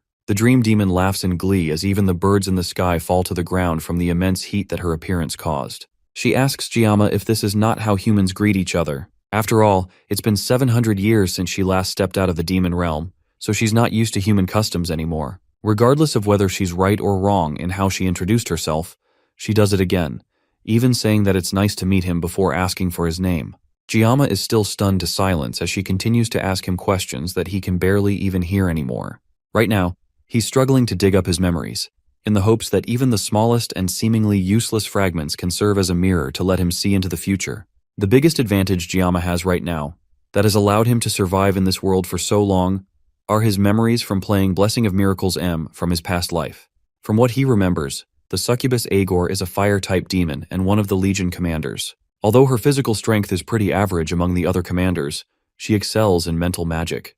That's the basic details he can remember reading about Agor on the game's wiki, back when he quit the game, but he has no idea why Agor would come down to the human world after 700 years. Even more, she used possession to descend through Lei Shen as a host. He doesn't have any more time to think about it as Agor speaks to him again. She asks if he is the one that killed all the mercenaries littered on the floor. From the moment she descended, she realized that Giamma is no ordinary human, and the fact that he's even still standing with a sane mind after seeing her is proof that he has outstanding capabilities. However, even with that, just from his physical appearance, she can tell that he's just a whelp, but he will most likely turn out well in the future. If that's the case, she comes to him with a proposal to make a contract with her. As she says that, she activates her mind control powers, completely bewitching Giamma as he looks at her. He tries to ask her what she's doing to him, but she cuts him off before he can say anything. Giamma should be honored after all that a Legion commander would give him the special chance to become her slave. In the end, she knows that even though humans may act noble, they only end up judging each other and creating their own pecking orders. They chase after their own interests and kill others to cause pain. Instead of allowing him to live in a world like that, Agor is giving Giamma a chance to dream a dream of glory with her. The mind control starts to take effect as her words sink into his mind. The more he thinks about it, the more he can't help but agree with her. After all, humans only judge others and stand in their own way. If he wants to survive, then accepting Agor's offer would be the right thing to do. On top of that, his ultimate goal of survival will be much easier if he sides with the Demon King's army. But his opponent is a demon, and not just any demon, but the succubus queen, Agor. That's why he has to fight her influence and make his decisions on his own. As his mind just barely manages to cut through her powers, Agor notices that he has undone her high-level magic. She starts to wonder if he broke free because she is currently inhabiting a pathetic vessel. She only made that contract with Lei Shen because of all her whining, but now she's starting to regret her decision. As she continues to complain about her host, Giamma starts to laugh. He finds her nonsensical barking funny and couldn't hold back his amusement. There's a brief silence as Agor struggles to comprehend what Giamma just said, and then he pulls out his sashimi knife to answer her question about becoming a slave. With one swift swipe of his blade in empty air, he tells her to buzz off. Agor smirks at his lack of manners as flames start to gather around them. Giamma cuts through the flames that she effortlessly sends his way, and she even yawns while he works to dodge her attacks. But our MC isn't even moving at his full potential yet. He manages to move fast enough to cut her down, causing her to dodge and jump away while laughing maniacally. The more they fight, the more she starts to want him, even though her offer of making him her slave was only said half-jokingly. She decides to see how far his abilities can really go, and unleashes even more of her power at once, sending multiple fireballs at him. Giamma cuts through all of them easily, pushing through the wall of flames, directly at Agor. His increasingly dazzling skills only make her more and more impressed by him. As he approaches her, she's forced to turn and run while he gives an endless chase. Giamma has clearly gone past human limits, while she on the other hand is adapting much too slowly despite the fact that it has been several minutes since she descended. Our MC manages to catch up to her and turns to bury his knife in her back. This time Agor is genuinely concerned by just how fast Giamma is to be able to catch up to her so quickly. The two of them collide, releasing a massive explosion that destroys the earth around them. As the smoke clears, Agor stands above Giamma, easily holding back his knife that was about to stab into her just a moment ago. She comments on him having an impatient personality and asks him if he's in a hurry. He doesn't have to go anywhere since Agor has all the time in the world for him. Giamma is in a hurry though, and he knows that there is no time to waste. With all his strength, he cuts through her grip, freeing his hand and pushing in for another attack. His body starts to glow with his aura as he pushes himself even harder to settle this fight. There's no time to waste, and the clock is slowly ticking down until his blessing of painlessness ends, leaving him completely vulnerable. Agor notices that he's somehow getting even faster, despite already overcoming what is humanly possible. The two of them continue to clash, sending sparks of flames shining all over the place as the seconds tick away. Their battle gets brighter and brighter until finally, his blessing of painlessness wears off, leaving Giamma completely exhausted as he pants heavily, barely being able to stand as she towers over him. Agor meanwhile has nothing to show for the brutal fight besides a severely cut-up hand covered in flames. If it weren't for the clause that the humans and demons signed 700 years ago, this battle would have gone a lot differently. As she stares at her hand, she just can't get used to seeing her own red blood pour out of her multiple wounds. It almost feels like she has become human herself. And just like that, she uses her flames to completely heal up her arm, leaving her good as new. She approaches Giamma, who can barely even stand upright anymore, and tells him that it would be a waste to leave him as just a human. He has a burning determination that consumes his body, and it captivates her. He may be lacking in manners, but Agor likes his fiery passion, and at his age, he might even have more potential than the other kid that was prophesied to be the vessel of the past hero. Agor laughs as Giamma continues to glare at her defiantly. Now that she is almost adjusted to her new body, she starts to see Giamma differently and wonders if he will be the one to fulfill the wishes of the demons. To find that out, Agor decides to give him one last test to see if he really is what she's searching for. She charges up even more flames around him as she rises up into the air and tells our MC that if he can survive her next attack, then he passes. The flames rise and form a ball in the Legion commander's hand, looking brighter and hotter than anything she has used so far. Giamma's eyes start to glaze over as she charges up the attack. It's clear that he has no energy in him anymore. Agor tells him that he has to endure at least this much as she tosses the mini-sun over towards him. At the same time, someone else rushes in from the side, leaping up towards them and stepping in front of the blast to block it from hitting Giamma. It's Siegfried, and he arrived just in time to save his young student from certain death. As he uses all his strength to block the burst of fire heading towards Giamma, he tells our MC to pull himself together and snap out of his daze. Agor is mildly annoyed by the old man's sudden interference in their battle, and she tells Siegfried not to butt in between them. However, the old man absolutely cannot let Giamma fall in battle, especially with all the potential he has shown. Since the Swordmaster has chosen to put his life on the line for Giamma, Agor is more than willing to put him through the challenge to see if he can actually protect the younger boy. Meanwhile, Giamma's consciousness floats in an empty space as he struggles to regain himself. His first thought is asking if he's dead, as he hears coughing coming from somewhere in front of him. He's just barely able to come to his senses and sees someone standing in front of him. The first thing he sees is a flaming knob where an arm is supposed to be, and as his vision clears, he sees the Sword Emperor standing in front of him with a missing arm. Despite his missing limb, the Sword Emperor is still determined to make sure that a peerless talent like Kang Giamma isn't lost in vain to a pointless battle like this. With all his strength, he used his sword and his bare hand to completely block an attack from a Legion commander, and even as he lost his entire arm, he still stands in front of a student like a protective shield. All of this is because he knows that the boy he's giving his life to protect will surely become the link to humans and demons, and he will grow to become the hope that breaks the chain. He notices that our MC seems to have come to his senses and tells him to rest for a while till his body recovers. From what Siegfried can see, the situation is dire, and he needs to hold down the fort while his student rests. Giamma points out that Siegfried has lost an arm, but the old man tells him now to bother about it. There's no need to use both hands to grip a sword anyways. For now, Giamma has to focus on getting himself together. Agor is done letting them have their idle chit-chat, and she calls out to Siegfried. She doesn't understand how someone past their prime is taking her magic head-on. After all, he's just a mere human, and he should barely be able to think while around her, much less hold his ground like this. Siegfried doesn't answer, and instead tries to get a grasp of the situation he dove into. Right now, he's facing off against Agor, one of the Legion commanders, and for someone with such a high rank to show up, they need to use flesh as an offering to loosen the barrier between the demon realm and the human world. From there, they can possess a human body which acts as the catalyst. Because of the backlash from the whole process, demons can't bring out their full strength while possessing someone, but that doesn't change the fact that they are unstoppable disasters whenever they appear. Fortunately for them, it seems that Agor and her current host body aren't a good match. For her to be struggling against Giamma is understandable considering just how overpowered he is, but she's even getting pushed back by a dying old man. She doesn't know what trick Siegfried pulled to be able to hold out against her for so long, but she'll make sure that her next attack won't end with him just losing her arm. With that, she makes another charge towards him, and Siegfried responds in kind, rushing towards her with his sword held in his one good arm. The two pass each other, and our grandpa manages to chop off her arm as payback. Agor screams out in pain and anger as her flaming arm falls limply to the ground. She stares at it in shock as Siegfried asks her if she's afraid yet. After all, now things are fair between them. That angers Agor even more, and she goes in for another attack, spawning massive flames that cover the entire area. Siegfried calmly holds his sword as it builds with aura, preparing for a counterattack. He doesn't know exactly why she crossed from the demon realm into the human world, but he can see clearly that her eyes are filled with fear. As the flames move towards him like a molten whip, the old man cuts it away easily and dodges the attack. Then he leaps away from where he's standing, moving faster than Agor can see. The succubus still doesn't think that Siegfried is much of a threat, and she's so busy mocking him that she narrowly allows her head to get cut off by his sword. In an instant, Siegfried appears beside her, swiping his sword at her neck, which she very narrowly manages to dodge. Siegfried has such a dense aura around him that she can't even sense his movements around her.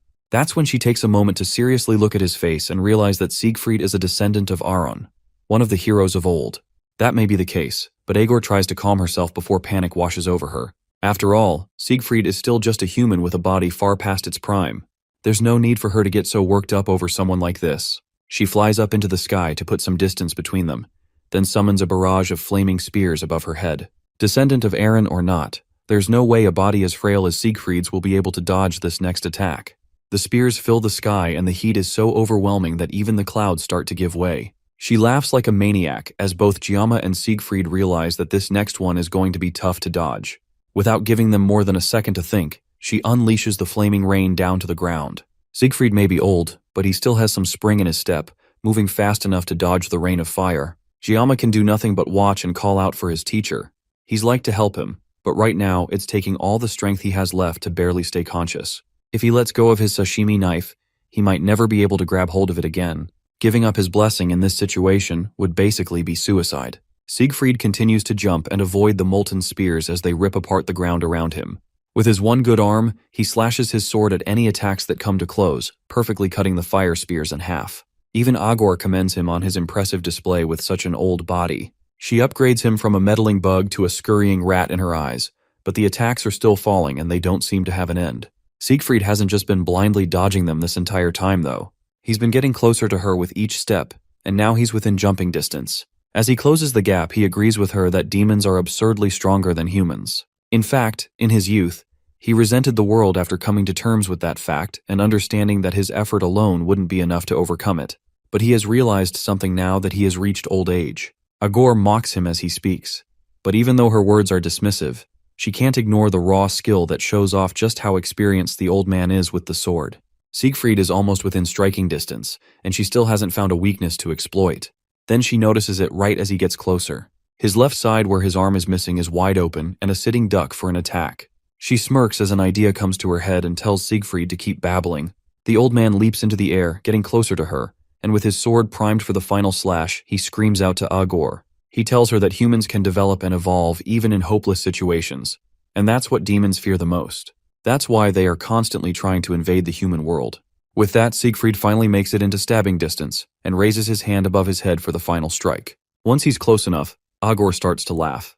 With a quick move of her hand, she stabs at his foot with a spear of fire that bursts from the ground. With that, Siegfried's heroic leap is hindered, leaving him wide open for a finishing attack. Agor doesn't waste a second and closes the gap between them, placing her hand on his chest. She's tired of listening to his babbling, and there's only one way she can put an end to it. With that, she shoots a burst of fire from her palm that tears straight through the Sword Emperor's stomach. The beam then explodes, completely engulfing the older man in bright flames as Agor walks away, once again looking bored of the whole fight. Siegfried spits out blood and falls to his knees as he coughs in pain. His body is on fire, his arm is missing, and there's a bowling ball-sized hole in his stomach. Honestly, the old man has definitely had better days. Now that he's well and truly defeated, Agor gives him every neat's dream and places a flaming foot on his head, pinning him to the ground. Left with no strength in his body, it looks like Siegfried has no words left to speak. Agor knows humans well, and whether it's 700 years ago or today, the heroic types are always so cliché. The mighty Sword Emperor can't even open his mouth to argue as she tears him down with her words. Giamma calls out for his teacher again, still barely able to move or do anything to save him. Agor almost forgot about the kid, but her attention goes back to him after his cry. For the first time since they met, she calls him by his name and approaches him to continue their conversation from before Siegfried arrived. Now that the intruding matter has been taken care of, it's time for her to give him the results of the test she gave him earlier. The Sword Emperor tries in vain to yell for his student to run, but it's already too late. Giamma passed her test, and as a reward, he gets another taste of mind control. His already weakened mind can barely hold back as the Legion commander places her flaming hands on his body. In her eyes, Giamma will definitely serve as the perfect host for the hopes of demonkind. She lovingly tells him that they will see each other in hell, while Siegfried yells for her not to turn her back on the enemy to go after a young cadet.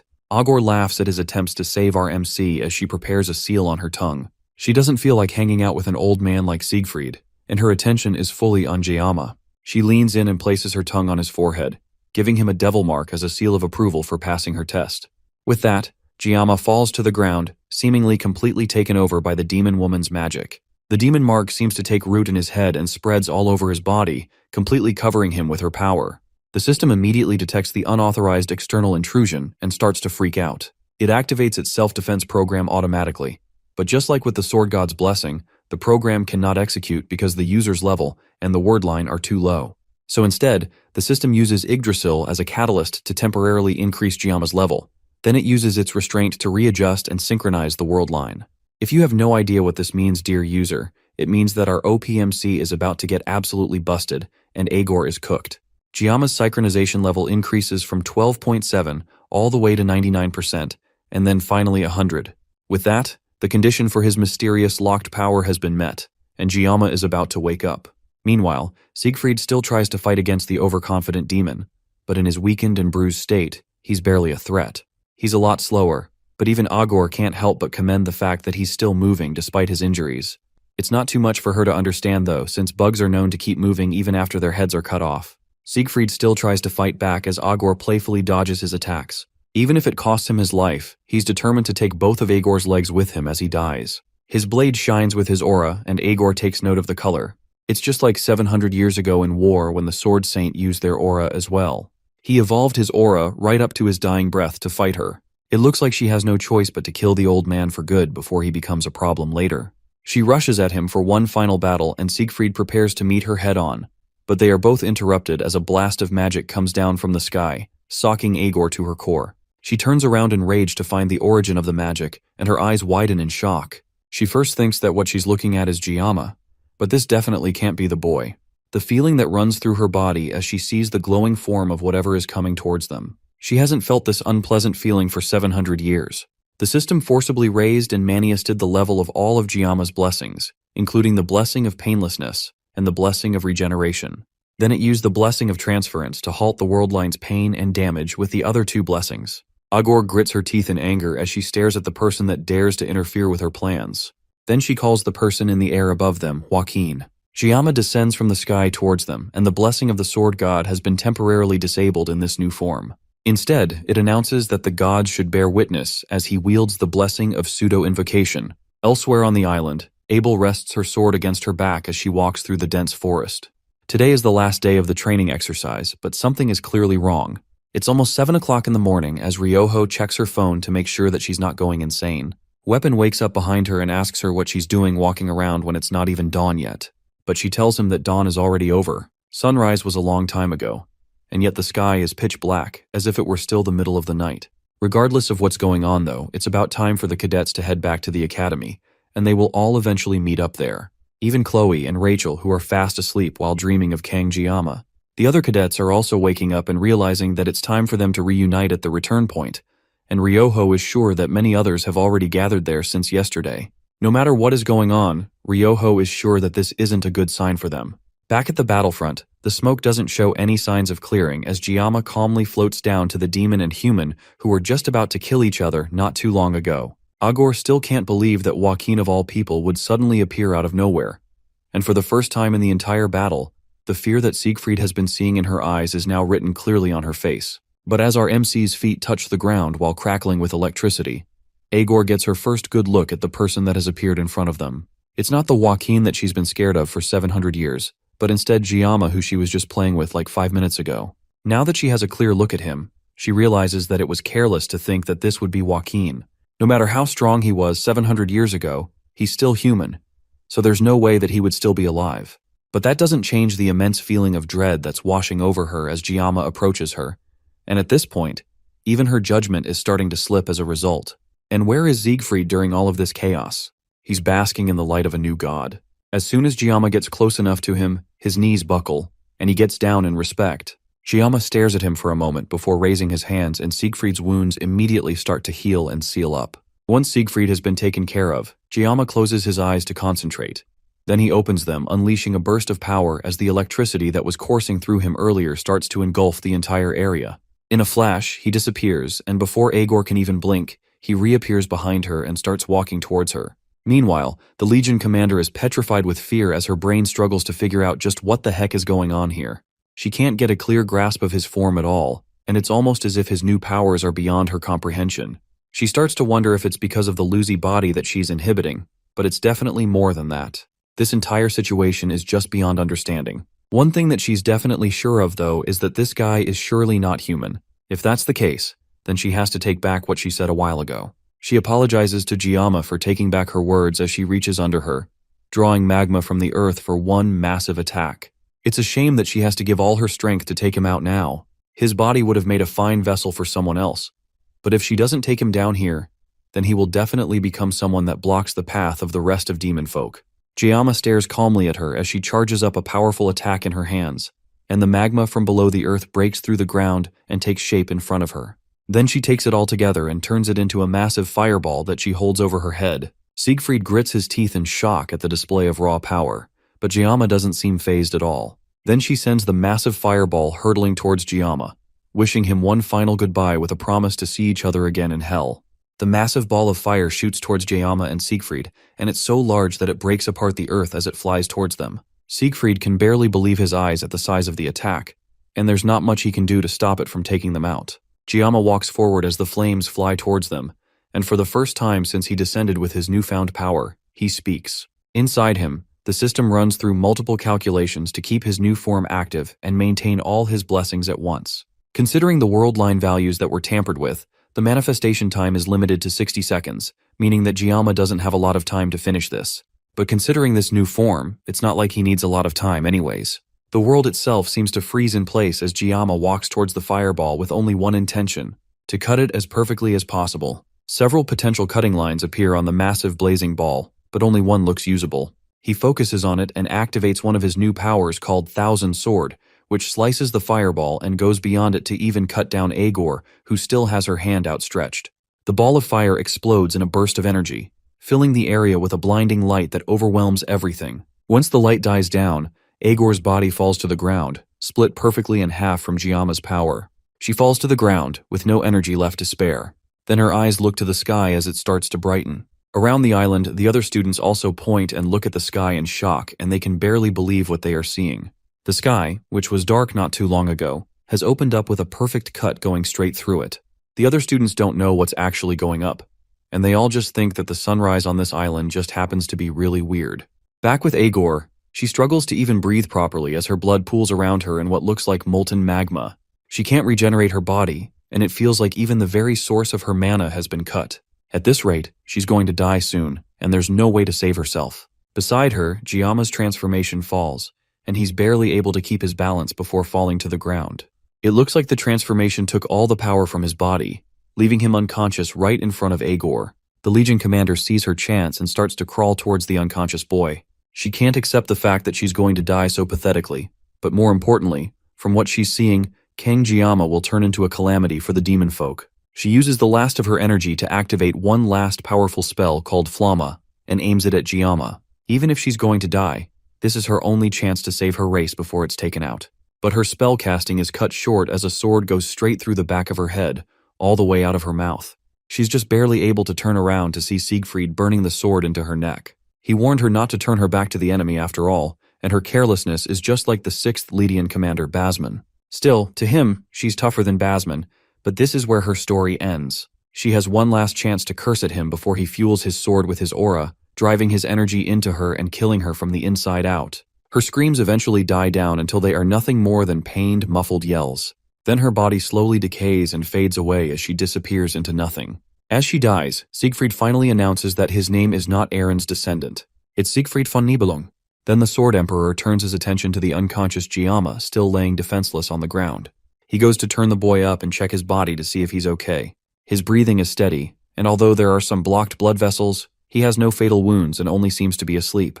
Thankfully, his life is not in immediate danger. Now that he has confirmed that, Siegfried wonders just what the hell Kangeyama is. Earlier, after Jayama manifested his new form, Siegfried compulsively got to his knee as a show of courtesy. That act wasn't on purpose, and it was just an unconscious response as a swordsman. Long ago, since ancient times, humans have believed that an incomprehensible will resides within all creations. Storms and floods, lightning out of a clear sky, comets falling from the night sky, and even supernatural or superhuman forces have always been objects of fear for humanity. But ironically, people worshipped these transcendental powers in hopes of receiving blessings and protection. Over the years, people began to call such things calamities or gods.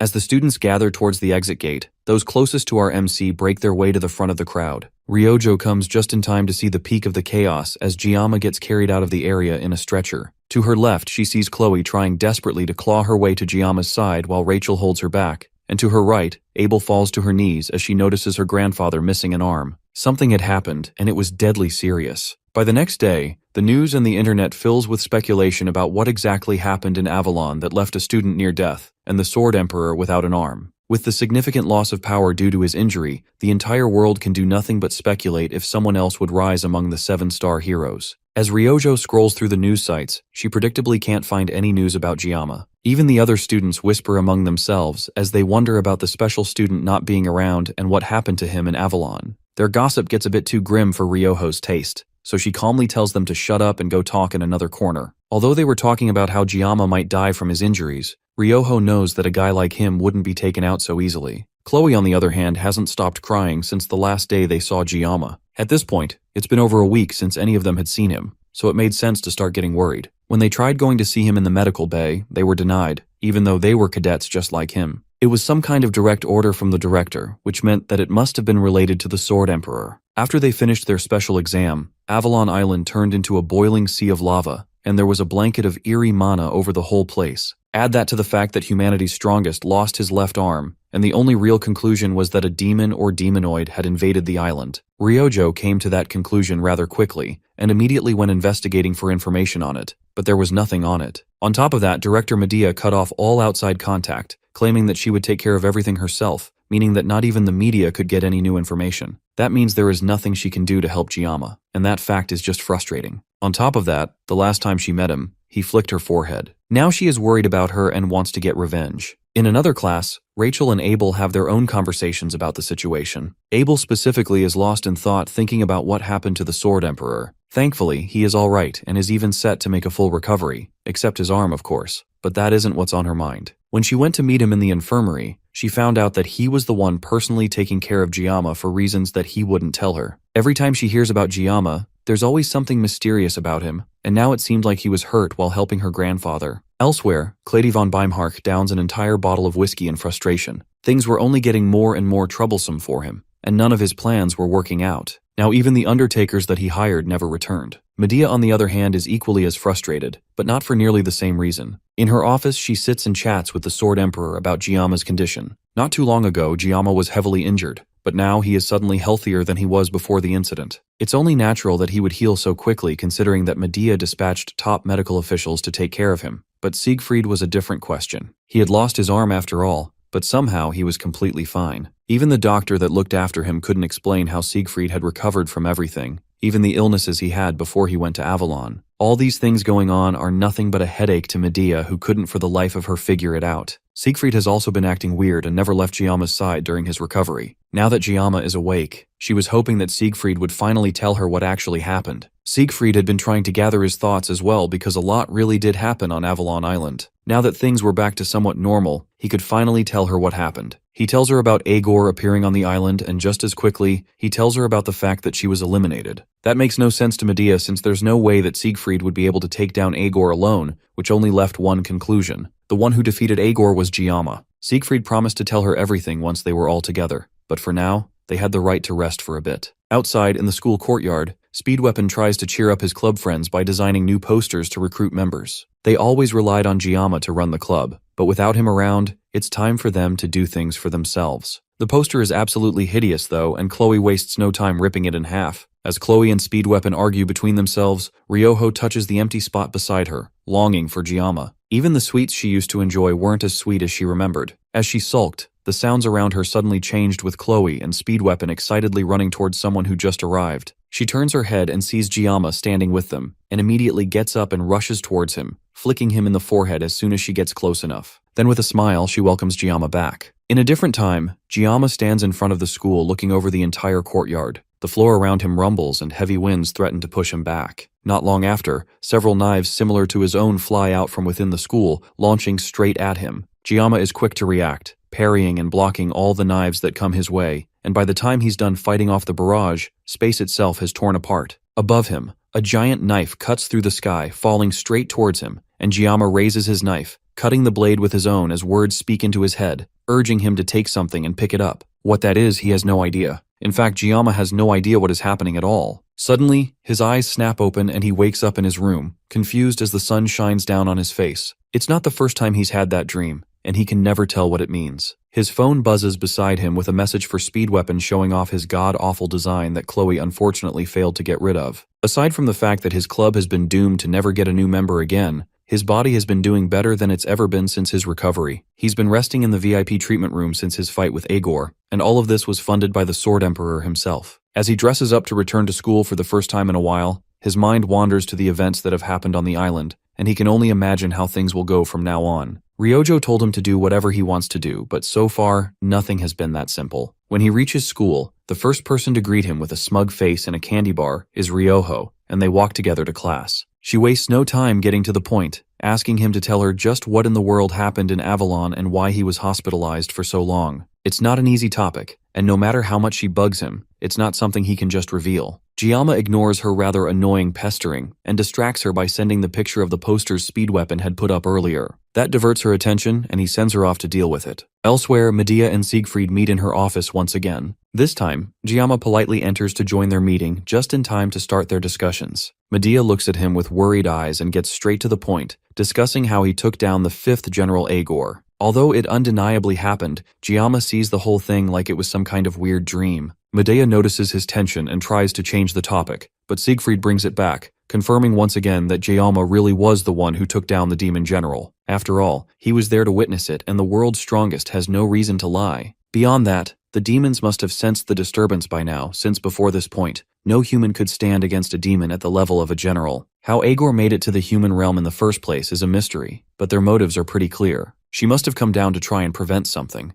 and if she came, then things were only bound to get worse if they stayed put. By Siegfried's prediction, they would likely be back at war within a few years, and this one would be incomparable to the one they faced 50 years ago. In fact, the only reason that the demons hadn't used the death of a general to attack was because Siegfried hadn't said anything yet, so there was no time to waste. The reason Siegfried called this meeting in the first place is because he clearly can no longer fight on the front lines with his current condition. With that fact clear, he tells them that he is planning to step down from the 7 stars soon. Even the usually calm Giamma stands up in shock at that announcement, but Siegfried calmed him down, assuring him that this wasn't a rash decision. He thought about it several times while he was in the hospital. Even if this is a decision he has heavily thought over, the public and the press won't be so patient with his announcement. They will need to hold a press conference in a few days to announce it to everyone and take care of it at once. Although Medea has been calm so far, hearing him talk so calmly eventually makes her crash out as she grabs the cuff of his shirt and shakes him violently. Giamma watches the interaction with a shaky smile on his face. He had worked so hard this entire time to stop the story from deviating from the original plot. In fact, he used to freak out when characters acted differently from the game.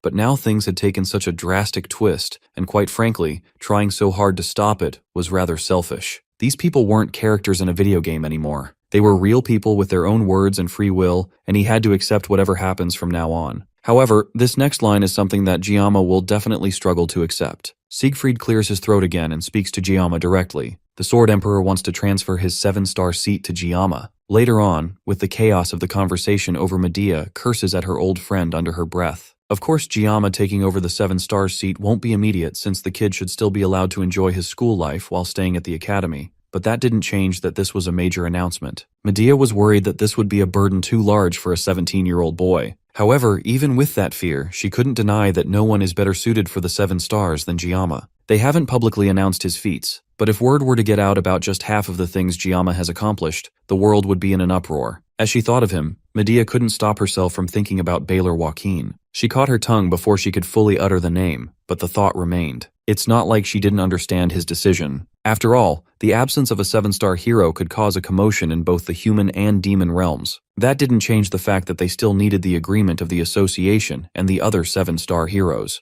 This whole thing was just going to be one big hassle. Meanwhile, out in the hall, Giamma and Siegfried made their way out of the administration quarters. There was no better moment for Giamma to ask about the decision to make him a 7-star hero seat than now, and the Sword Emperor knew that. The older man apologized for how sudden everything seemed to be, and prefaced the topic by asking if Giamma knows why there were only 4 seats in the 7-star heroes. The obvious answer would be out of respect for the allies who had passed away, but that wasn't the entire truth. The real reason the seats were empty was because there had never been anyone worthy of taking up a seat. The demons are much stronger than humans. Even in the original Blessing of Miracle game, demons had crazy stats that made fighting them a very difficult task. So it made sense for the heroes to only take in people that were of sufficient strength. If a 7-star hero were to fall to a demon, then humanity would be doomed. However, these days, the meaning of the heroes has lost their power. Now, greedy people use the name of the 7 stars as a form of political power. One of the names that immediately comes to mind for Giamma is the Prime Minister of Japan, the absolute Bo Saki Kojima. In the game, he never made a personal appearance apart from being mentioned, and Ryoho has never talked about her family directly apart from once saying that she hates the 7-star heroes. Everything Siegfried said made sense, but none of it answered why he chose Giamma as the one to take up the next seat. The reason is because Giamma is much stronger than Siegfried by a high margin. On that note, Siegfried has some questions of his own that need to be answered immediately. One of them was asking Giamma if his power had some kind of time limit. That statement caused our MC to freeze as he wondered just how the Sword Emperor could have possibly figured out his secret. Siegfried rushed to calm the student down, assuring him that it was only a guess. He figured it out after seeing during the test and at Avalon Island that Giamma would collapse after a minute. Since the older man had figured out the gist of it, Giamma decides to reveal the rest voluntarily. He tells Siegfried about the immense pain that he feels when he uses his sword god blessing and how he nullifies it with his painless blessing. Of course, for his own safety, he didn't go into much detail. He trusts the Sword Emperor, but there was no reason to recklessly go revealing his weaknesses.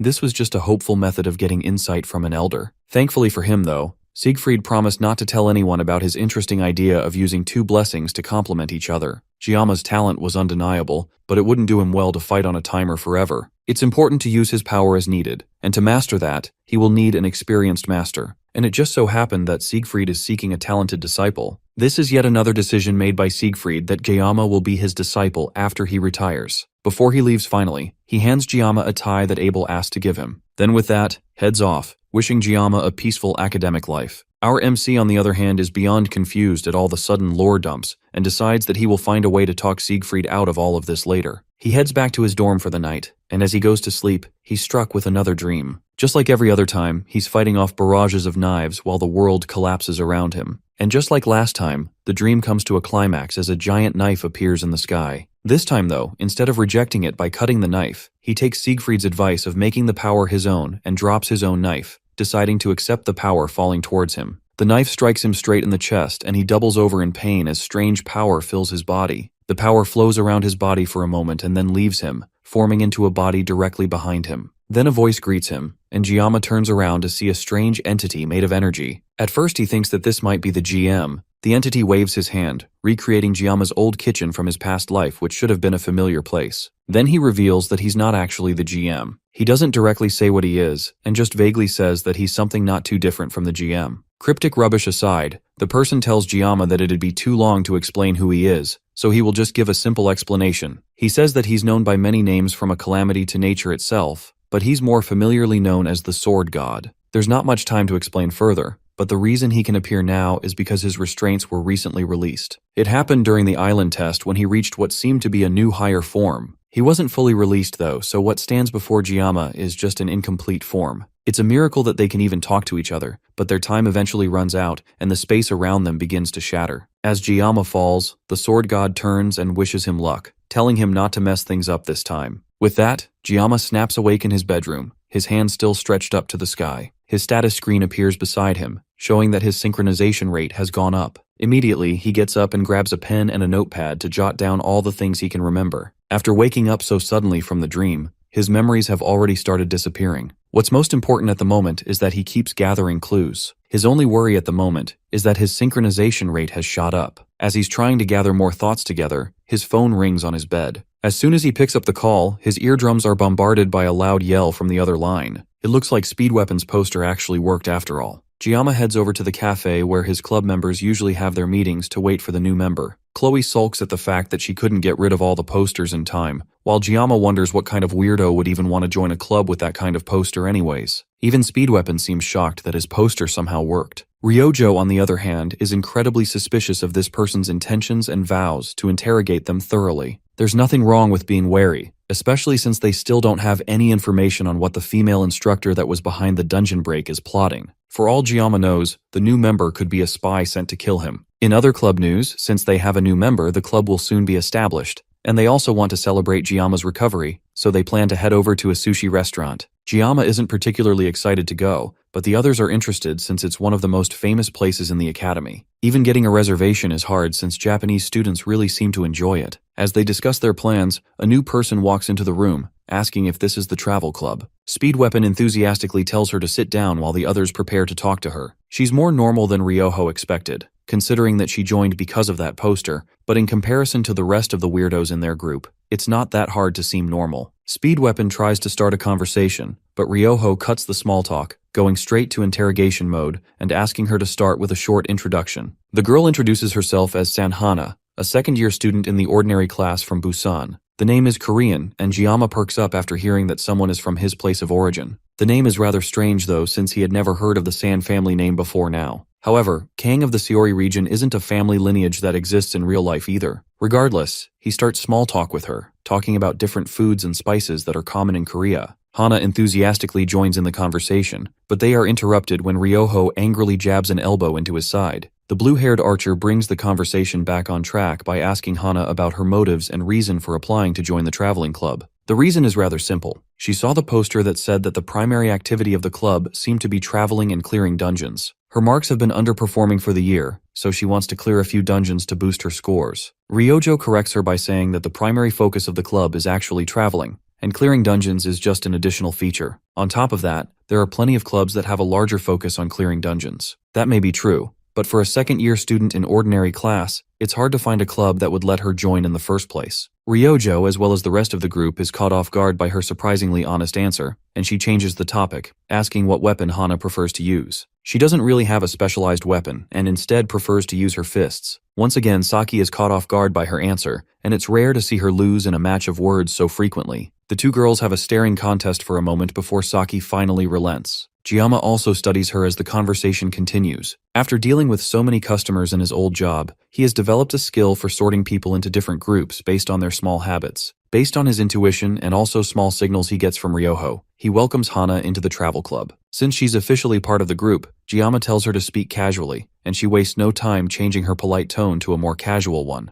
Hana also tells them that she doesn't want them to treat her like some kind of senior citizen just because she's a year older, so they can speak casually as well. Speed Weapon hands her a form to fill to make her an official part of the club, and on the form, she notices that the chaperone of the club is the school's director. That causes Hana to smile cryptically as she says that she will definitely have fun in the club. With that, she leaves the cafe, and Giamma mentions that she reminds him of someone, but he can't quite place who that is. As they chat, Giamma's phone rings with a message from Medea. He opens it and his eyes widen as he sees information about his student records. After seeing the message, Giamma heads out of the meeting early. The information on his student records reveal that everything from his relationship with his parents to his background have all been expunged. That means that the state of his parents is unknown. On top of that, his records have all been wiped clean. Not just parental information, but family relations in general. The only information remaining is from after he entered the academy. Even trying to search his own memory is fruitless, because it feels like his entire life has been erased from before he joined the academy. His only hope now would be to try and call his parents directly. He hasn't talked to them since before his midterms, since he didn't want to worry them, but right now, there was nothing else he could do. He takes his phone out of his pocket and dials the familiar number, but immediately the line clicks and an automated voice informs him that the number doesn't exist. Giamma's fears have been answered. He heads to a nearby bench even as rain begins to pour around him and takes a look at the photos of his family. Even that has started to slowly fade away, leaving him with absolutely no evidence of his life before he joined the academy. The two of them were merely existences to facilitate his adaptation into the new world. Someone set up this chessboard for him to play on, maybe the GM or the sword god or maybe both of them. Someday, he would find out the truth of all of this. That he was sure. Elsewhere, as the sky darkened around the school, Rachel walks through the school halls with her usual army of men trailing behind her. Before entering her classroom, she turns and calmly rejects all of them before making her way into the classroom. As the guys argue with themselves outside the class, Rachel sighs in annoyance as she sits beside Abel. The blue-haired girl immediately notices that her seatmate seems off today,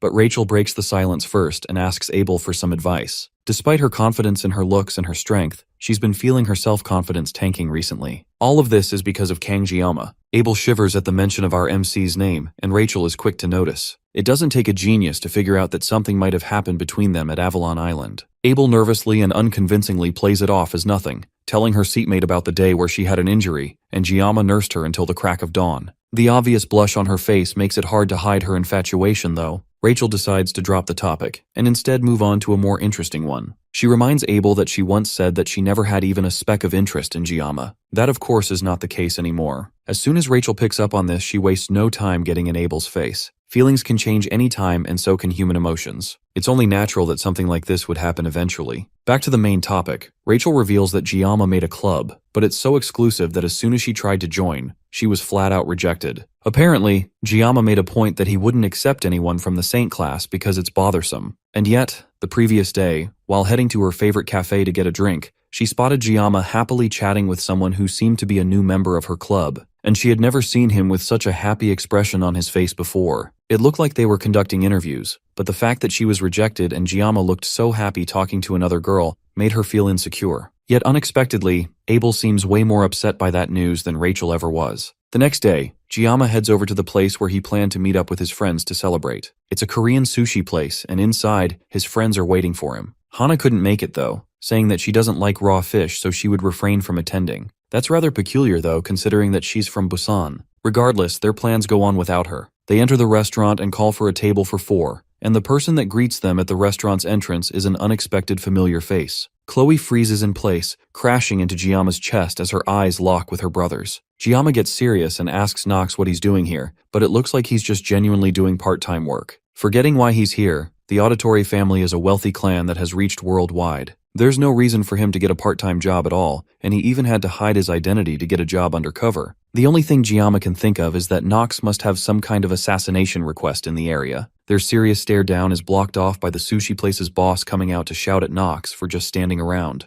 The other 4 also decide to head off and not disturb the redhead while he works. They sit down and take a glance at the menu as they decide what to order. Meanwhile, Chloe is still uncomfortable with the appearance of her brother. The relationship with them is still really stiff, and it's especially sad because Chloe had been looking forward to this gathering the most. Ryojo interrupts their sulking by bumping shoulders with Jiyama to draw his attention. She asks him what he wants to order, and while she talks, Jiyama can't help but notice the class difference between them. Their order arrives, and although everyone else is impressed and immediately dig in, Jiyama hesitates as he scrutinizes the food heavily. As he talks about the shabby knife skills of the chef, a gruff voice calls out to him in broken Korean, demanding to know what Jiyama just said. Jiyama, who is no stranger to sudden confrontations, calmly repeats what he says about the chef's skills, which only pisses the man off more. He demands for Jiyama to come up to the kitchen area and show him what real knife skills look like personally. Jiyama remains calm as he wonders how the man has such keen ears. Whatever the case, he's not one to turn down a challenge when it comes to food. He stands and prepares to go and take on the challenge. The chef laughs at Jiyama's courage, and even sweetens the offer by saying that if he can make a better meal, then he will get his food for free. The blonde chef is confident that Jiyama is in over his head,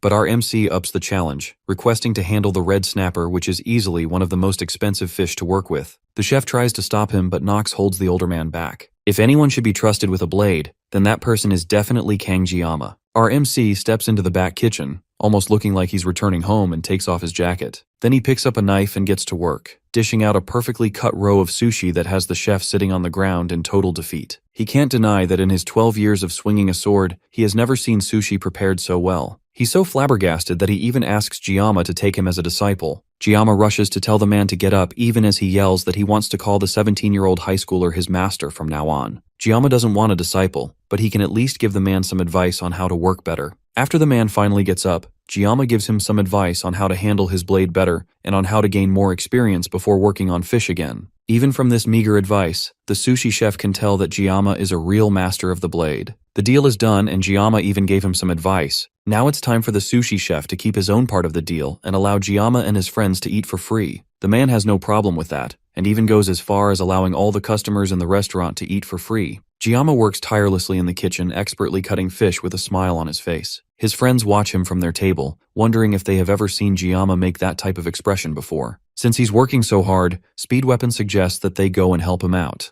Ryojo also joins him, calling for Chloe to follow. Before the redhead can get up and join their group, her brother appears beside her and offers to teach her how to work in the kitchen. By the end of the day, Giamma stands outside as the party winds down. It was supposed to be a club celebration, but he ended up getting carried away and couldn't resist showing off a bit. Regardless, 50 seconds was just enough time to prepare 3 fish, and after spending so much time cutting down demonic beasts, cutting fish like he used to feels refreshing. Knox comes out from the restaurant, claiming that Chloe said that he should go talk to our MC. It turns out that Knox is working a part-time job because the last time they met, Giamma told him that he will need to get a real job to learn more about life. It looks like he's taking that lesson way more seriously than Giamma thought he would. Although he refuses to accept that he was simply taking Giamma's advice, Knox can't deny that he has at least learned a little bit from the experience. The two chat about restaurant life and Giamma shares some advice on how to deal with things. The more they talk, the more Knox starts to doubt that the two of them are the same age. Now that they've gotten the pleasantries out of the way, it's time for Knox to talk about more serious matters. He tells Giamma that the auditories have finished looking into his background and they couldn't find anything suspicious, so they have instead shifted their focus to the Council of Elders for making such a strange request. To that end, they want to set up a record-breaking investigation squad that should get to the bottom of things in the school, and Knox will be participating.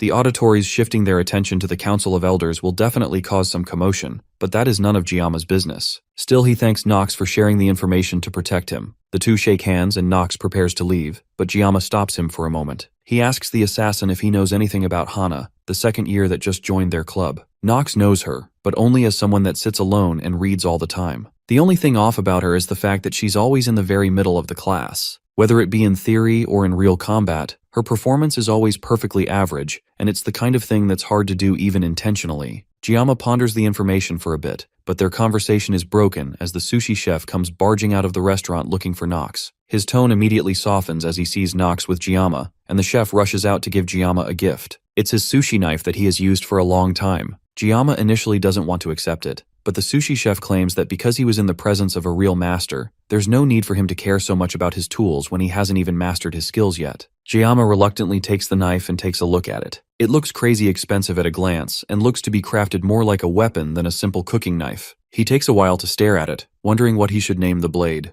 Then a memory pops into his head of his family and his past life, and he decides to name the blade Everfrost in respect to his past. Elsewhere on the school grounds, a gathering of suspicious-looking people move together towards a dark alleyway where a man in a mask is waiting for them. The man greets them all and thanks them for taking the time to come out. Then he reveals himself as the professor. One of the people doesn't look or sound impressed by the professor's ominous entrance. He impatiently asks the masked man to tell them what he wants from them quickly since they are so busy. The prof responds by simply laughing, which causes the man to get angrier and demand to know what he thinks is so funny. To the prof, this guy is just someone drunk on newfound power, and the mention of that makes the man snap and charge up his ability, transforming into a massive beast and rush towards the masked man, prepared to kill him and anyone else who shows up. However, he severely underestimates the power of this mysterious newcomer. With a simple wave of his hand, the prof reduces this mad beast to nothing but a few floating limbs in less than a second. Everyone that witnesses the power is shocked by the prof as he tells them this is just an introduction. With that out of the way, he offers to move on to more pressing matters. Instructor Kim, who is part of the crowd, knows this man as the second General Kwarn, and as soon as she thinks about him, the masked man calls her out to come and explain the details of what's going on. Instructor Kim, a student of Agor, reveals that her master was not killed by Swordmaster, but instead, she died at the hands of a single student named Leon van Reinhardt, the next hero. The next morning, Giamma ponders over the information he has gathered. Now that the Council of Elders had made their dire mistake of trying to use the auditories as hunting dogs, Giamma has gained the Assassin clan as allies. That was also a part of the game where parties that sought to weaken Leon disappeared in the game later on. That means that our MC is now in a similar situation, gaining powerful allies that should be willing to fight for him going forward. Thanks to the auditories, he should soon be able to find out the truth about everything that's going on. The only thing he hasn't fully tracked down is the mysterious female instructor. He learned a bit more about her from Agor. Apparently she's someone two-faced who got her contract after some constant whining. Villains can easily change their appearance, so taking her words literally might be a problem. But a villain can't change their eye color and their gender. Still, purple hair and eyes aren't uncommon at all in this world, and there are limits to how much he can sense with the sword god blessing's sensing abilities. More importantly, our MC also lacks knowledge about magic, which makes it even more difficult for him to know where and how to understand certain things. Now's not the time to do things in the shadows. He needs to be direct and brave, and to do that, he needs to start by learning new things. Maybe it's time to visit Professor Damien. As he continues pondering his options, his other club members come barging into the cafe, with Ryoho and Speedweapon arguing about something. The source of their argument this time is because the anniversary of the day Baylor Joaquin sealed Lycan is coming up. This day is special because several important people are scheduled to be at the school for the event. One of the strongest assassins known as the Old Man of the Mountain, as well as the next master of the Iron King family, Mao Lan, and finally the Pride of America, and someone slated to become one of the 7-star heroes, all mute. Speedweapon suggests that they get some work done to keep the principal happy, but Ryoho knows that he just wants an excuse to enjoy the festival. As Ryojo and Speedweapon continue to argue, Chloe turns and shyly tries to ask Giamma if he has any plans for that day. Before she can ask what she wants to, Speedweapon loudly shouts that they should make a tasting booth. Chloe doesn't like getting interrupted, and she gets up, ready to cut Speedweapon down for what has to be the 5th time this week. Giamma tries to save Speedweapon's life by agreeing to the tasting booth idea, much to the shock of everyone in the group. Ryojo specifically gets up in his face about why he would agree to such a thing and demands to know if he just wants to show off his face to the higher-ups. RMC, on the other hand, just wants to use this opportunity to have fun, since they might not have the time to enjoy festivals going forward. That line tips Ryojo off that Giamma might know something interesting about the future that they don't. He unconsciously thought about what would happen in 3 years with the Second Human-Demon War, and now Ryoho has picked up that he definitely knows more than he's letting on. Suddenly, Giamma's goodwill has him as the target of Choi's bloodlust and Ryoho's suspicion, and he turns to Weapon for help. The orange-haired boy comes to the rescue by suggesting that he'll make the poster, getting the two girls' attention back on him. The archer gets up, finally frustrated with Speedweapon's impulsiveness, and demands that it's time for them to decide who's really running the club after Giamma. So she demands that they have a duel to set the hierarchy of the club straight, so that he stops saying stupid things. Weapon agrees, and the two head back to Ryoho's dojo to have a battle. The two stare each other down, and Speedweapon tries to think up his advantages in this situation. Ryojo's main weapon is a longbow, and since they aren't in a subspace, she can't shoot, so all he has to do is keep his distance and stack debuffs on her till she's weak enough for him to attack.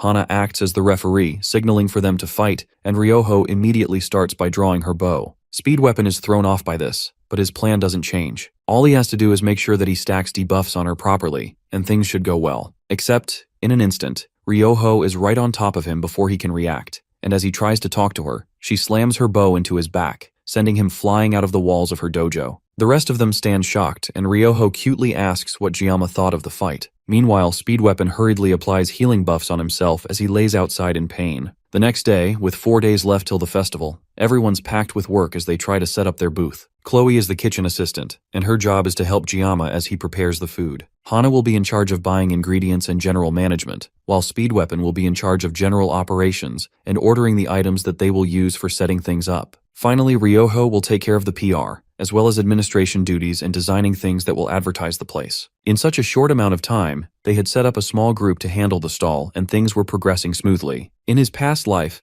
Giamma never had the time to truly enjoy a festival. He had been working since he was 17, and that left him no time at all for leisure. Maybe that's why he was so drawn to the Blessing of Miracle game, because he had secretly hoped to have a normal, boring life. Obviously, those plans in this world were killed the moment Leon was noticed by the demons in their second year. That also means that this will be the last festival he will ever attend at the academy. His sad thoughts were a bit too obvious on his face because Hana comes to his side not long after and asks why he looks so sad. He wonders if she's reading his mind or something, but decides not to mention it. Instead, she tells Ryoho that he will be stepping out for a bit to take care of some things. He heads over to Professor Damien's office and finds the man brewing some black tea from Russia. Giamma refuses the offer to try some and goes straight to the point, asking about the quote he mentioned before that he always sees whenever he draws his weapon. "May the blessing of God be with you." It's an interesting topic that bothered the professor so much that the man had to travel abroad to do some research himself. In his travels, he went all the way to Russia, where he found a book that had details on the quote. In the book, it details how there are 4 tiers of blessings, which are the arch spirits, the guardian spirits, the elemental spirits, and the soul spirits. Every classification is based on the type of spirit that grants the blessing.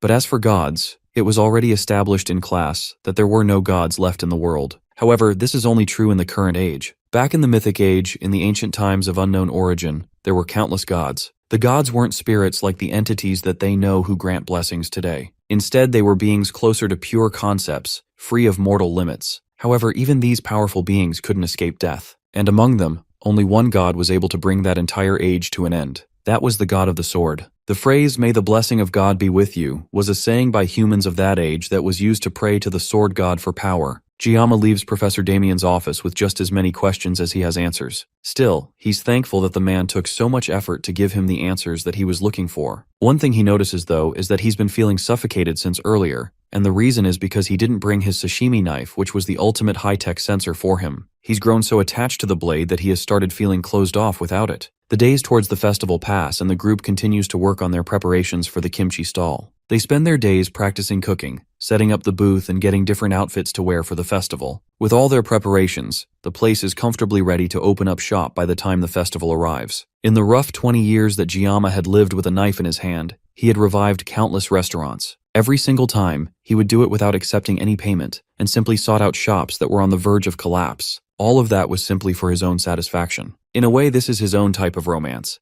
And maybe his sudden desire to be part of a festival is just his edgy middle school syndrome arriving rather late in life. Still, as the clock ticks down with only 10 minutes left until they open the shop for the first time, his club members arrive to start their shift for the day. Since this might be their last festival together, Giamma makes the resolve to enjoy it as much as he can. Elsewhere, Rachel and Abel walk through the festival taking pictures while wearing disguises. The atmosphere of the place is surprisingly festive, and it's most likely because of all the important people showing up. Abel's grandfather should have been one of them, but he's retired and doesn't like these kinds of events anyways, so he's not planning to show up. As they walk through the fair, Rachel notices a flyer on the ground for a kimchi hot pot. Meanwhile, the heroes appear on stage one by one, much to the excitement of the people and students in the audience. Eventually, All Mute makes her way through the crowd and everyone goes wild just glancing at her. And of course, one of these people is Speed Weapon, who screams in excitement as soon as he sees his hero taking the stage. Of course, while doing this, he squeezes up the flyers that Ryoho told him to go and hang up, and she's quick to find him and tell him off as soon as she notices it. She starts to pull him back to their booth by the tip of his ear, but eventually he trips on someone's boot.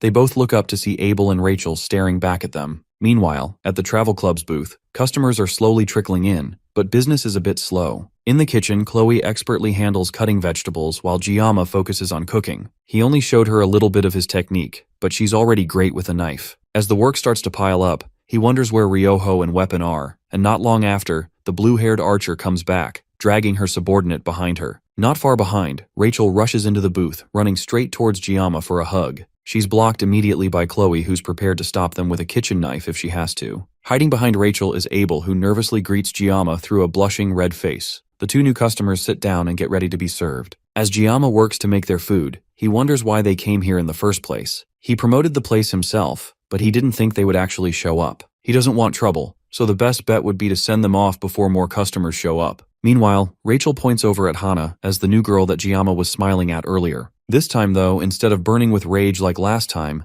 Abel has a more laid-back reaction, obviously pretending not to care. The two girls didn't do anything for the festival, and Abel tries to justify it, saying that it's because the exams are coming soon, and they need to prepare instead of doing things like this. Speed Weapon at the other end of the booth is in terrible shape after getting dragged back by Ryoho. It's clear she gave him a good beating before they returned, and the bruise is obvious on his face. Even with that, he's not shy of defending his fangirling of All Mute and why he went to see her. Giamma points him to an ice cooler and tells him to use the ice to treat his wounds. As he heads off, his mind wanders to All Mute. Her real name is Con Elizabeth, and she's an American hero that's been mentioned as the next 7-star candidate. In this world, the US stands as a top-ranked superpower alongside Korea. With that influence, they have built an independent system in the hero world, where heroes are pretty much called celebrities, and they treat the hero system as a business. The real heroes leave their names through death while the celebrity heroes live off their names, which leaves a strange middle ground where heroes have become nothing more than cheap publicity drones. For Giamma, neither the real heroes nor the celebrity heroes are close to his ideals. He's just glad that he didn't reincarnate as an American because he'd probably have a stupid name like Sashimi Man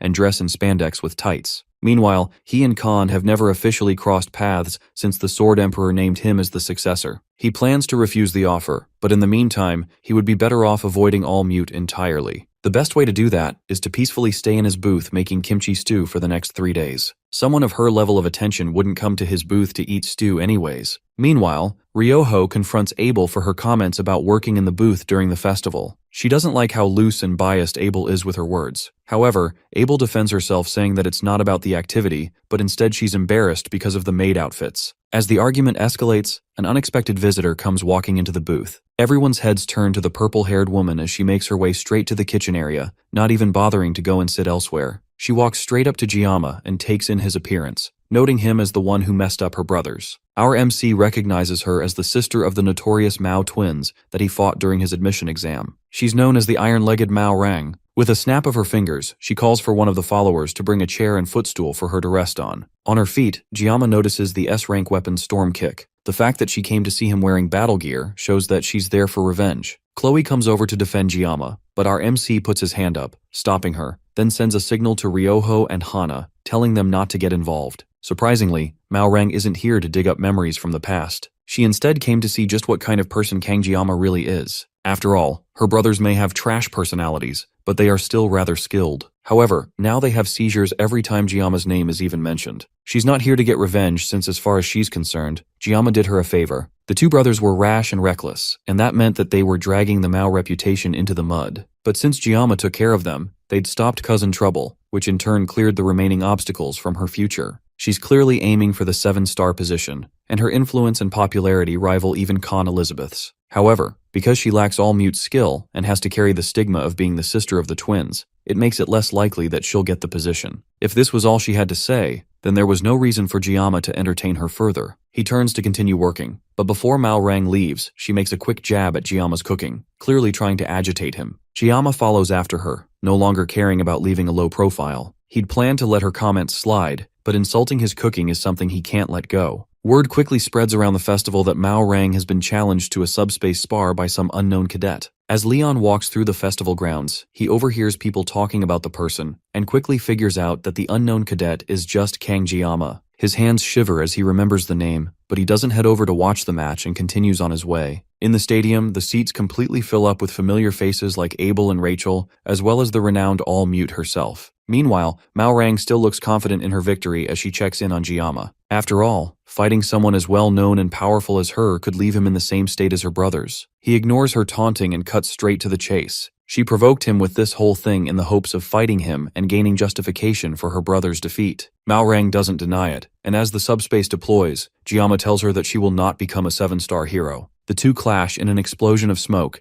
and after everything clears, Mao Rang's body is left searching the smoke for Jiyama, while her head goes flying in the air before she even notices. Meanwhile, back at the booth, Hana seems to be the only person actually worried about Jiyama, but Speed Weapon is more worried about the guests piling in. Hana smiles at their obvious confidence, but doesn't say anything more. Meanwhile, back at the stadium, the audience noticed that Mao Rang staggered, but neither of the two had moved an inch. Meanwhile, those in the audience who could sense power beyond what was normal immediately knew what happened. Jiyama had used the realm of the mind against his opponent. That is a skill that only 7-star level fighters can freely control, and yet this kid seems to have the talent for it. Mao Rang is immediately reminded of her old friend All-Mute and the insurmountable wall of talent that she saw before her during their academy days. Jiyama must have used the realm to show her what would happen if they crossed swords. By showing the difference in their talent without physically fighting her, it spares her dignity, while also avoiding international issues. Kang Jiyama is no ordinary academy student. There were occasional rumors from the higher-ups, but this confirmed it that our MC really is the successor chosen by the Sword Emperor. Familiar emotions of envy, jealousy, fear, and awe fill her mind as she remembers things from her school days, but that doesn't mean that she plans to accept defeat so easily. She rushes at him immediately after coming to her senses, delivering a wide, sweeping kick towards his face. Our MC is able to step back and still duck underneath a follow-up kick from her with impressive speed. The shockwave of the kick is enough to affect people even outside of the subspace, and Jiyama is left momentarily looking back at the damage. That's just enough time for Mao Rang to come above him with a leg raised high to deliver the final killing blow. Jiyama is still able to dodge the attacks as several rocks go flying into the air from the shock of her blow. Before he can recover though, she sends those same falling rocks flying towards him with well-timed kicks.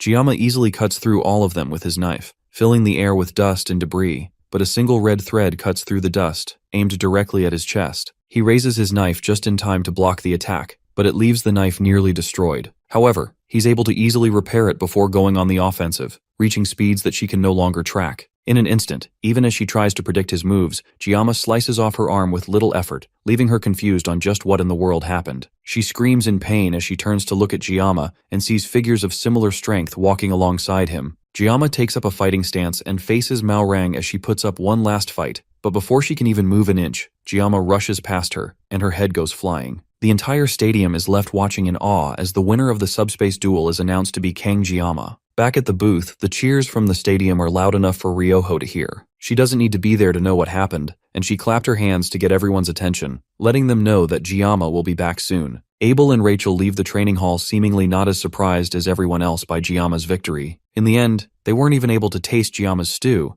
but Abel claims that she's already full after all. What more would she need after watching a match like that? Meanwhile, Mao Rang staggers her way out of the arena. She's alright physically, but this will end up being a huge problem for her globally. She publicly lost to a 17-year-old. However, she's not one to be put down by just one loss. Kang Giamma has insane potential, and he's only bound to get stronger in the future. When that happens, she will definitely get recognized for fighting him before his prime. With the strength that Giamma has, it's only a matter of time before even all mute is forced to kneel. Mao Rang has seen many geniuses in her life, like Elizabeth during her trainee days, and even the 7-star heroes once she graduated. But Giamma is walking a path that no amount of effort can get you to. She can only call him a monster. News travels very far on the internet in no time at all. Everyone hears about the monster newbie that toppled the star of the mainland. No matter how many times people watch it, they just can't get over how amazing it is. Not much later that day, the video already has over 20 million views, and people are crowding outside Giamma's booth. Things get so crowded that the travel club is forced to start keeping numbers to make sure that they serve everyone equally. Meanwhile, Ryoho tries her best to stop nosy journalists that are trying to force their way in to get an interview with Giamma. Behind him, people are taking pictures and posting it online with the tag the Sashimi Sword Saint. At this point, tons of articles and videos have poured out talking about his battle. He expected this to happen, but what he didn't expect was to receive a new title. The title of Sword Saint is a title that the player can't get in Blessing of Miracle. Only the Sword Emperor ends up getting it later on, but since he's retired, the title should have disappeared. And here it is being tacked on to him with the word Sashimi. Ryojo has not stopped teasing him like crazy since it happened. It almost feels like a joke, but the effects are very real. Over 1,000 people were already waiting outside his food stall, and it was getting way too much for them to handle. On top of that, Chloe was on the verge of hurting herself because of how much work they had to do. Things were getting so bad that Giamma was considering using a sword. Suddenly, the sushi chef that he met earlier appeared in their shop along with Nox. Giamma starts to explain that they can't really chat right now, but the sushi chef isn't here as a customer. Instead, they came to help after seeing all the attention they'd been getting on the news. With the help of the new hands, things go a lot smoother than earlier, and the workload begins to reduce. By evening, the crowd had dispersed and things had completely calmed down. Giamma heads to a quiet area to take a break and enjoy a snack. It's not something he'd ever want to do again, but the whole thing was definitely fun. Nox walks up to him not long after he starts to relax, and Giamma thanks him for coming to help out. With the quiet air around them, Nox takes the opportunity to ask Giamma if he will be free the next day. Apparently, the Auditory family master wishes to meet with him. The head of the assassin family, also known as the greatest assassin of all time, is a man who maintains order in the shadows. His name is Altair Auditore, the Old Man of the Mountain. For him to want to meet with our MC, he can only think that the old man wants to talk about the elders that wanted to assassinate him. There's no way Altair didn't watch his battle against Mao Rang, so he must have also seen Giamma use the realm of the mind. According to Nox, this is also the first time that the old man has shown interest in an outsider. Even a 7-star hero isn't considered worthy enough for him to show his face. Nox knows that Giamma wants to meet him as well, and he definitely should have a lot that he wants to ask. He wouldn't be wrong about that either. After all, he still owes the sushi chef and Nox for today, so this could be a way of paying them back. But after stewing over it in silence, Giamma decides that he's not going to go. He's just too lazy and tired to be bothered with something like this,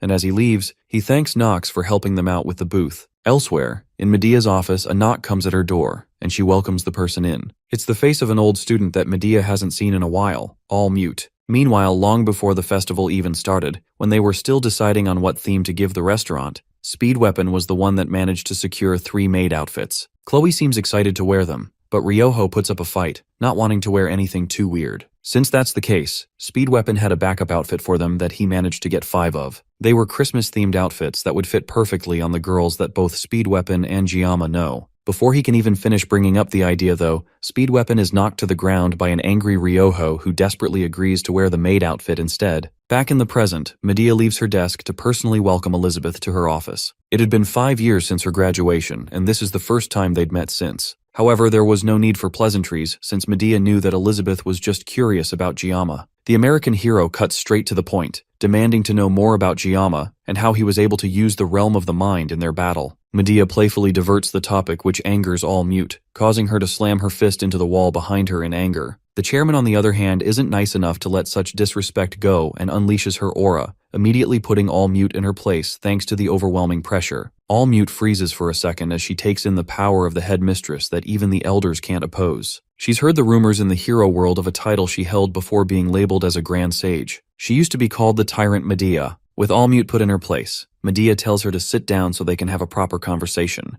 The headmistress doesn't know what rumors have been floating around about Giamma that made her curious, but as a headmistress who cares about her students, she must make sure to treat everyone equally. On top of that, Medea has told Elizabeth several times that if she's curious about anything, then she should go and find out for herself. With the conversation more or less over as soon as it had started, Elizabeth stands up to leave and Medea asks her how long she will be staying at the academy. She was originally planning to leave the next day at noon, but Medea tries to convince her not to rush and stay back to enjoy the festival. Before All Mute leaves, she asks the headmistress if her words of treating everyone equally also applies to Giamma as well. Before Medea can give the obvious answer to that question, Elizabeth leaves and slams the door behind her, all the while wondering just who in the world Kang Giamma really is. By the last day of the festival, things had wound down to a more manageable point. Giamma suggested that they only work in the morning and take the rest of the afternoon free. Since things had gotten freer, Chloe takes the opportunity to try and ask Giamma for some time together again. She handled most of the kitchen work during the festival, and it was pretty clear that she worked the hardest out of all of them. It's pretty clear that she wants a reward for all the effort that she put in. Since there was nothing stopping them, he decides to ask Chloe if she'd want to spend some time together after they close up the booth for the day. As Chloe excitedly agrees, he turns behind him to see Ryoho glaring at him. Giamma wonders what could be up with her, but thinks it might be because of Weapon. Regardless, the day ends without anything noticeable happening, and everyone scatters excitedly to relax for the rest of the evening.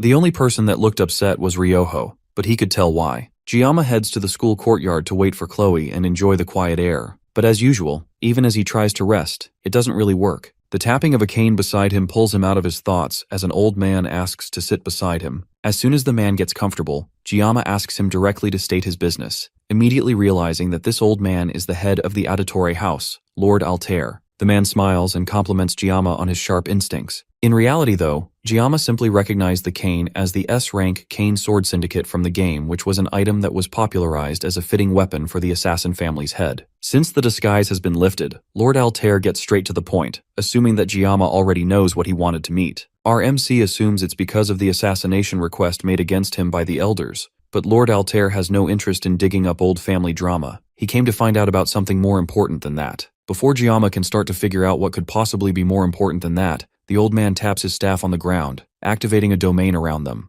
Our MC manages to react immediately, preparing to pull out Murasami from his pocket, but suddenly, the domain stops, and the old man asks what kind of relationship Giamma has with Chloe. The sudden drop in tension is a shock to Giamma, but regardless, he answers the question, stating that they are just friends and nothing more. In the game, the man remained as nothing more than a mysterious entity, so it's a bit disappointing to know that the head of an assassin family is just a perverted old man. Regardless of that though, he's definitely no ordinary person. With his questions answered, the old man gets up to leave, but not before warning Giamma to take care of Chloe as a friend. Before he leaves, Giamma asks the man if Chloe really needs to become an assassin. Despite how cute she may be in most situations, Chloe's real nature is feral like a beast. It's hard to let someone like that walk around freely. Giamma always thought that side of her was due to the Auditore family's style of training, but in truth, Chloe has always been like that, and the family even tried to hide her true nature. The girl is inherently feral, and when her true self surfaces, she can hurt anyone. Those claims are something Giamma can't agree with, and he tells the old man to stop with the act. Then he takes out Murasami from his pocket,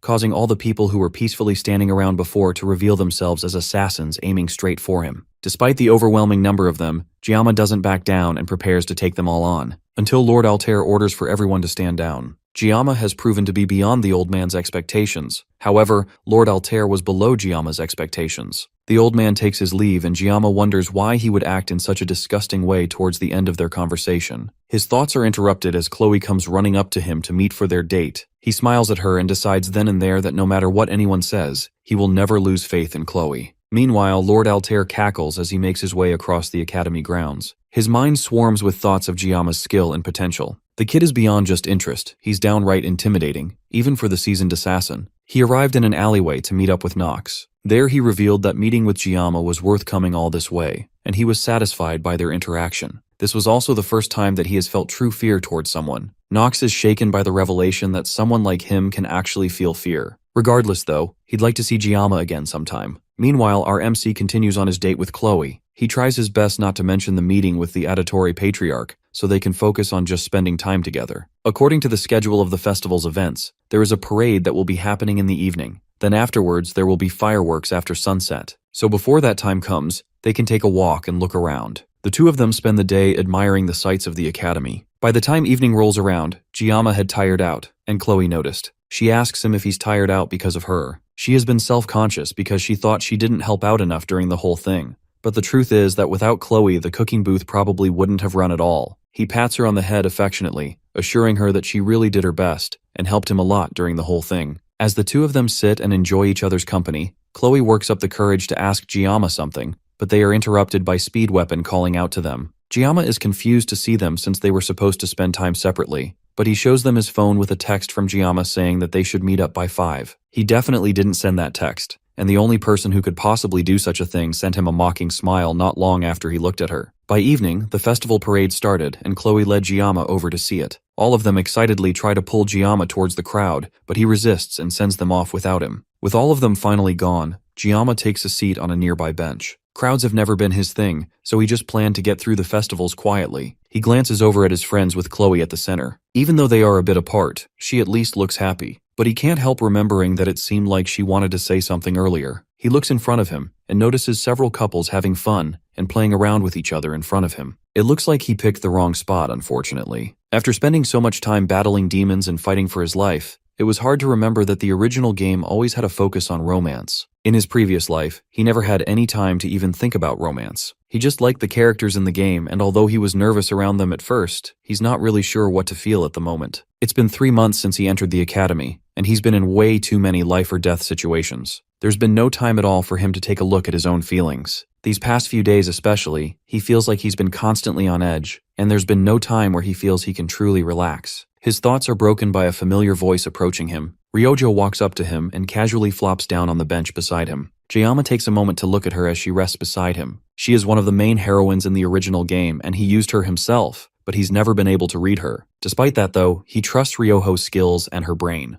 Ryojo blushes as he continues to stare at her, and calls him clueless for not noticing her advances. Giamma takes that a bit too seriously and grabs her shoulders, thinking that she must be talking about something dangerous about to happen. However, him being so close to her makes her flustered, and she pushes him away, claiming that he's hurting her. The two of them fall into silence, and Ryoho asks him if he's mad at her for pushing him away. He isn't mad, and instead has his own questions for her. She blushes hard as her mind starts to wonder what exactly he wants to know. As she stutters to try and figure out what he's going to say, he asks her if she has someone that she likes. Saki blushes deeply at the question, and he follows it up by asking if she likes Leon, which immediately drains the blush from her face. She crosses her arms, mumbling about how she should have known not to expect anything. Giamma is confused though, since in the game, he clearly remembered Ryoho being interested in Leon by the time the final exams rolled around. He tried his luck again asking if it was weapon she liked, and that got him a slap to the face. He left her alone to go and nurse his wound, wondering why an archer can hit so hard. In the meantime, he takes the opportunity to look through his blessing window. His armament grade had increased to 6, probably thanks to the Everfrost blade that he received recently, but on top of that, his synchronization rate had also gone up,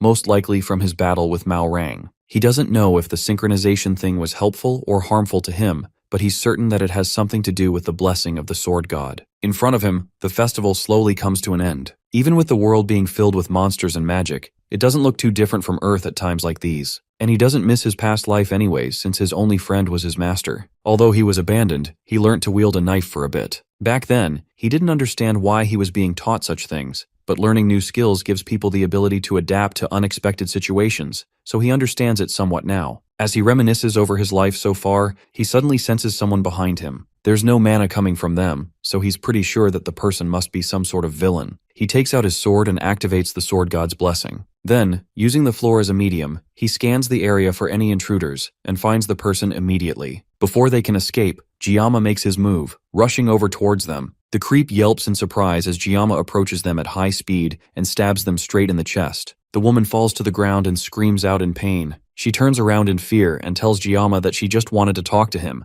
and not to do anything crazy. Jiyama can tell from her appearance that this is the villain that has been after him ever since the Water Buffalo dungeon. He has her kneel before him so that he can ask her some questions, and she reveals to him that her real name is Choi Seol-ah. The reason she has been going by the name Instructor Kim is so that she could easily infiltrate the academy. There are others like her in the academy who are following different demon generals, but they all change their appearances all the time, so she doesn't know the exact count either. She essentially confessed everything she knew without being asked, and she also said that some villains know that he killed Agor. Since some people are already away, then why did she frame Leon for Agor's death? She tells him that she doesn't know, and Jiyama intimidates her by pulling out his knife, and she bangs her head on the ground to show that she really isn't lying. There's a professor among them that makes the plans, so someone as low-ranked as her would never know what the real plans are. In her head, Seola regrets her decision to come to negotiate with Jiyama, but at this point, if she goes back to the villains, then her death is guaranteed. Jiyama can tell that she's not lying, but that doesn't mean he's going to let her off easily. He asks her if she wants to live, and of course she pleads for her life. To ensure that she won't be cut down, he tells her that she must do two things. First, he wants her to tell him everything she knows about this professor. She reveals that he's General Korn's subordinate, but that's all she knows. That's not a name he expected to hear, but it makes sense that while Lycan is sealed, then Korn would be in charge. That also means that this professor is most likely somewhere in the academy. However,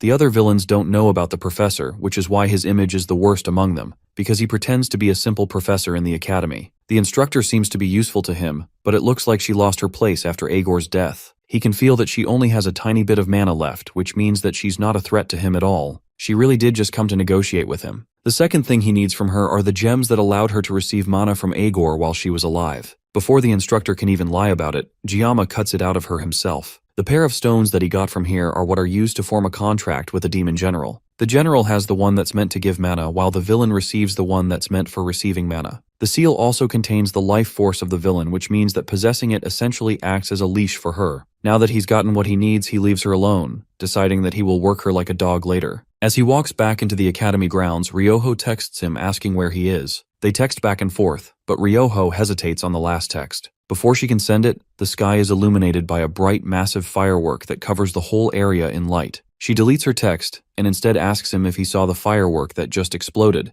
then asks him to hurry up and come back to her. Jiyama lets out one last smile before making his way back to Ryoho, so he can enjoy the last moments of the last festival of his academic life. The next day, the festival is over, and now it's exam time again. The traveling club comes together to plan out their next few days, but it mostly just ends up with Speed Weapon and Chloe arguing as usual until Chloe comes in and beats him up. It looks like Weapon has been getting beat up by everyone more consistently these days. At that moment, everyone's phone rings with a notification that the terms of the final exams have been changed. It's a bit weird to change the exams 3 days before the testing date, but they must have their reasons. Originally, the test would have involved clearing the Goblin Dungeon in Gapyeong. Jiyama was actually looking forward to it because of the materials that he could get. It looks like the story has really begun to change. It's natural for it to happen considering what has been going on until now. However, that also means that Jiyama has thrown away the greatest advantage of being a player who knows the future. If that's the case, then from now on he's going to have to be more cautious. Ryojo notices his worried expression and immediately gets in his face to check up on him. He glosses over the topic and continues talking about the changes to the exam.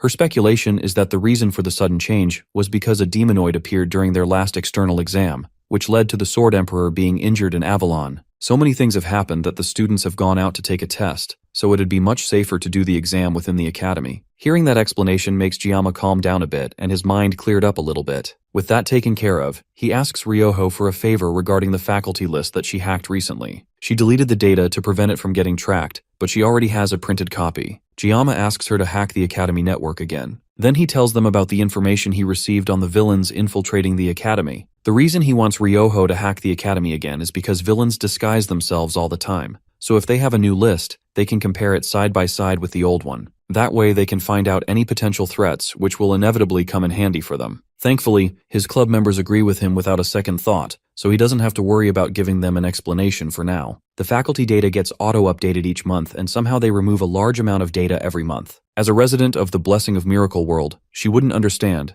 but the reason that happens is because the actual game performs optimization updates to decrease the storage size of the game. Thanks to that, though, it makes it easier to sniff out the perpetrators. Many things have changed, but being a player with knowledge of the game will always be valuable. Now all they have to do is wait for Ryoho to get the information, but he has been relying on her for a lot of his tasks recently. Even though she is doing so much for him, he doesn't have anything to offer Ryoho in return. What could he even offer the daughter of the permanent Prime Minister of Japan? He decides to ask her if there's anything that she wants, but she doesn't want to tell him what kind of favor she will ask for, though. The next day, Ryoho arrives with a large pile of important files ready for them to check. She'd printed out of the faculty details, including any suspicious movements they'd made recently, but she hasn't gone through them yet. The list is so detailed that it even covered how many times each faculty member went to the bathroom. This may be an invasion of privacy, but if they want to sniff out the important facts, then they need to dig deep. Besides, once they are done, then they will destroy all the data so it doesn't get traced back to them. Thankfully for them, Chloe is an assassin, and Ryoho tends to do whatever it takes to get what she wants. The two of them already don't have clear moral boundaries. Thanks to Weapon as well, they are able to control themselves from going too far. The only person he's not sure of is the new member, Hana. Speaking of her, after the group gives each other their pep talk, she raises her hand to ask where exactly Jiyama got all this information from. He'd been trying to ignore this question for a while since he can't reveal that he knows Choi Seola, or that the villains are after Leon. Revealing all that would do nothing but cause more confusion, and it'd take way too long to explain. On top of that, Chloe will most certainly kill the instructor as soon as they next cross paths. He tells them that he can't say anything right now, but they should at least trust that his information is trustworthy. When it comes time to do it, he'll let them know everything that they need to know. Despite his flimsy answer, Hana takes a moment to smile at him before they continue work. Once again, she reminds him of someone, but he can't exactly put his finger on it. After a while of digging, Jiyama takes a moment to rest as Chloe brings him water. He tells her not to worry too much about how things are going since she is already doing a lot and helps them in ways that the others can't. It's clear that she was starting to get a bit self-conscious, so his words help to pull her out of her slump. Not too long later, Jiyama receives a notification informing him that he will be in a group with Hana, while Rachel acts as the leader. Our MC lets out a long, drawn-out sigh of exhaustion as he thinks about how tiring this will be for him, but it should be fine since he will be with Hana. Ironically enough, Ryoho reveals that she's in a group with Leon as the leader, which causes Jiyama to chuckle in amusement. Later that day, after the group ends their meeting for the day, everyone takes their leave, with only Hana and Ryoho left in the meeting room. Hana prepares to leave, but Ryoho stops her and drops a file on the table for her to see. Right there at the top of the list, Hana is listed as a member of the faculty staff. With that damning information in front of her, Ryoho demands to know just who exactly Hana really is. Ryojo pointed out her well-rounded personality, as well as the fact that she never really says too much or expresses her own opinions. All of these things were just too suspicious to let slide. Despite her confidence in her accusation, though, Hana just ends up laughing, which shocks Ryoho. Then she points to the sheet of paper and shows that the person Ryoho is accusing her of being just happens to have the same name as her. Not just that, but that person also happens to be on a work trip to America at the moment, so they aren't even in the school. She toyed with the thought that the data could have been edited, but that would be impossible because the data is automatically updated by the subspace system. It's near impossible for anyone other than Principal Medea to adjust the data in any way. As her mind began to race with thoughts that even the principal could be involved in this, Hana cut through the silence to calm her down. In Korea, it's apparently quite common for people to share the same name, so it's fair that Ryoho would make that kind of mistake. Since things have been cleared up, Hana got up to leave, but not before leaving her clubmate with a bit of advice that if she wanted to win over the heart of someone as dull as Jiyama, she's going to have to be more direct. The random bit of advice leaves Ryoho blushing harshly. Meanwhile, back with the star of the show himself, fast-forwarding to the early hours of the morning, and we find Jiyama laying in bed wondering about the sudden change in the exam. He has no problem with any of that. But why of all people did the leader of his group have to be Rachel? He's got no problem with her other than the fact that she makes him really uncomfortable. The reason for that is because as a player, he knows that the reason Rachel is making moves on him is not for any sort of love or romance, but because she's looking to get strong seed for her bloodline. Ironically though, she's also never had a boyfriend, so that gives a bit of gap-mo to her personality. Because of that, she's the last heroine in the game that the player is able to get true love with. As he mulled over his thoughts, his phone vibrated with a call from Ryoho. He picks up, wondering if there is some sort of disturbance, or if she found something strange, and Ryoho sadly asked him if he thought that she'd only call for that kind of reason. As much as Giama's dense as a sack of bricks, it is pretty strange for her to be calling at 5 o'clock in the morning, which is why he thinks it is for some important discussion. Ryojo hesitated for a bit before wishing Giama luck on the exams, and he reciprocated, wishing her the same. Then after another strange pause, Ryoho thanked him and ended the call. The whole thing left Giama incredibly confused, but there is no time to think about that. The sun had begun to rise, so he had to start getting ready for school. The exam is to be held in what seemed on the surface like just another school building, but anyone familiar with it knows that the atmosphere is particularly different around there. The building is the Joaquin Academy Special Hall, which is a space that replicated the experience of Baylor Joaquin in his 20 years spent in Gehenna. The place is a perfect miniature replica without any of the monsters, and since the academy loves giving students field experience, it isn't a surprise that their exam is being held in a place like that. As he wandered through the halls, someone rushed up behind him and he turned just in time to see Rachel as she crashed into him with a bear hug. Instinctively, Giama reached for his knife, and Rachel immediately backed off, noticing that he's even more dangerous now than she remembered. Hana arrived as well once their commotion died down, holding the B-rank armament crowbar. Rachel turned to scold Hana for being late, but it looked like the glasses-wearing girl knew how to handle the blonde with ease. Their conversation is cut short as the instructors arrive at the staircase at the end of the hall. They call everyone's attention so they can announce the details of the special exam. It's to be a team versus team event that simply has each team going through the hall's gate to reach a certain checkpoint within an hour. That basically sounded like a simple race, which isn't what they'd expect from a final exam.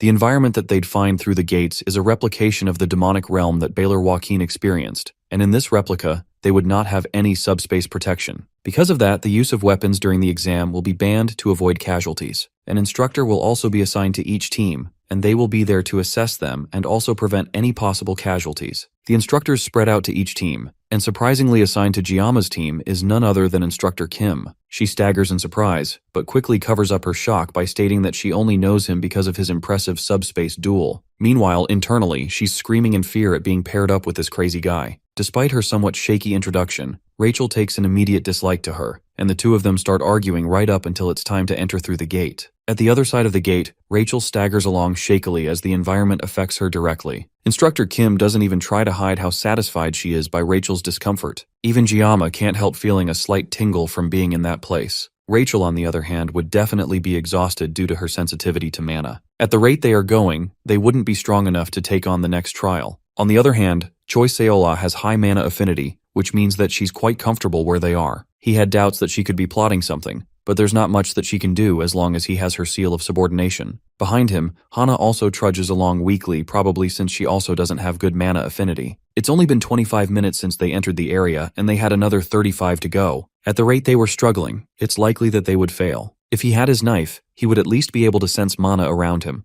but he had to find another way to do that now. That's when his focus shifted to Choi Seola, who would be the perfect mana-sniffing dog. After sending her on the scent, she immediately goes about sniffing for mana like an actual dog. He wasn't even serious when he described her that way, but it's hard not to see her like a mana detection dog. Meanwhile, Rachel seemed to have gotten a grip on the situation and marched off toward their goal like a soldier on a mission. It looks like they are all managing to adapt in their own ways. Hana also looks like she's recovered a bit as well. As the other two walk off, Choi Seola leans in close to Giama and tells him that she can sense dense mana to the northwest, so they will reach the first checkpoint in about 10 minutes. He commends her on her work, and she giggles before giving him a curt salute. Even her reactions are similar to a pet dog, but it's thanks to her that they seem to be making good progress. As they pick up the pace towards their goal, Giama idly wonders how the rest of his friends are doing. Over with Ryoho's team, led by Leon, they had been walking for 32 minutes, and they were currently in the lead. Leon could tell that they were almost at the first checkpoint, but one of his team members starts to stagger and asks him for a quick rest. Ryojo initially tries to motivate her to push forward for just a little bit longer, but it's clear the strange mana has gotten to her, and she starts to cough wildly. Seeing this, the blue-haired archer tries to get Leon to stop for a bit, since their senior is struggling,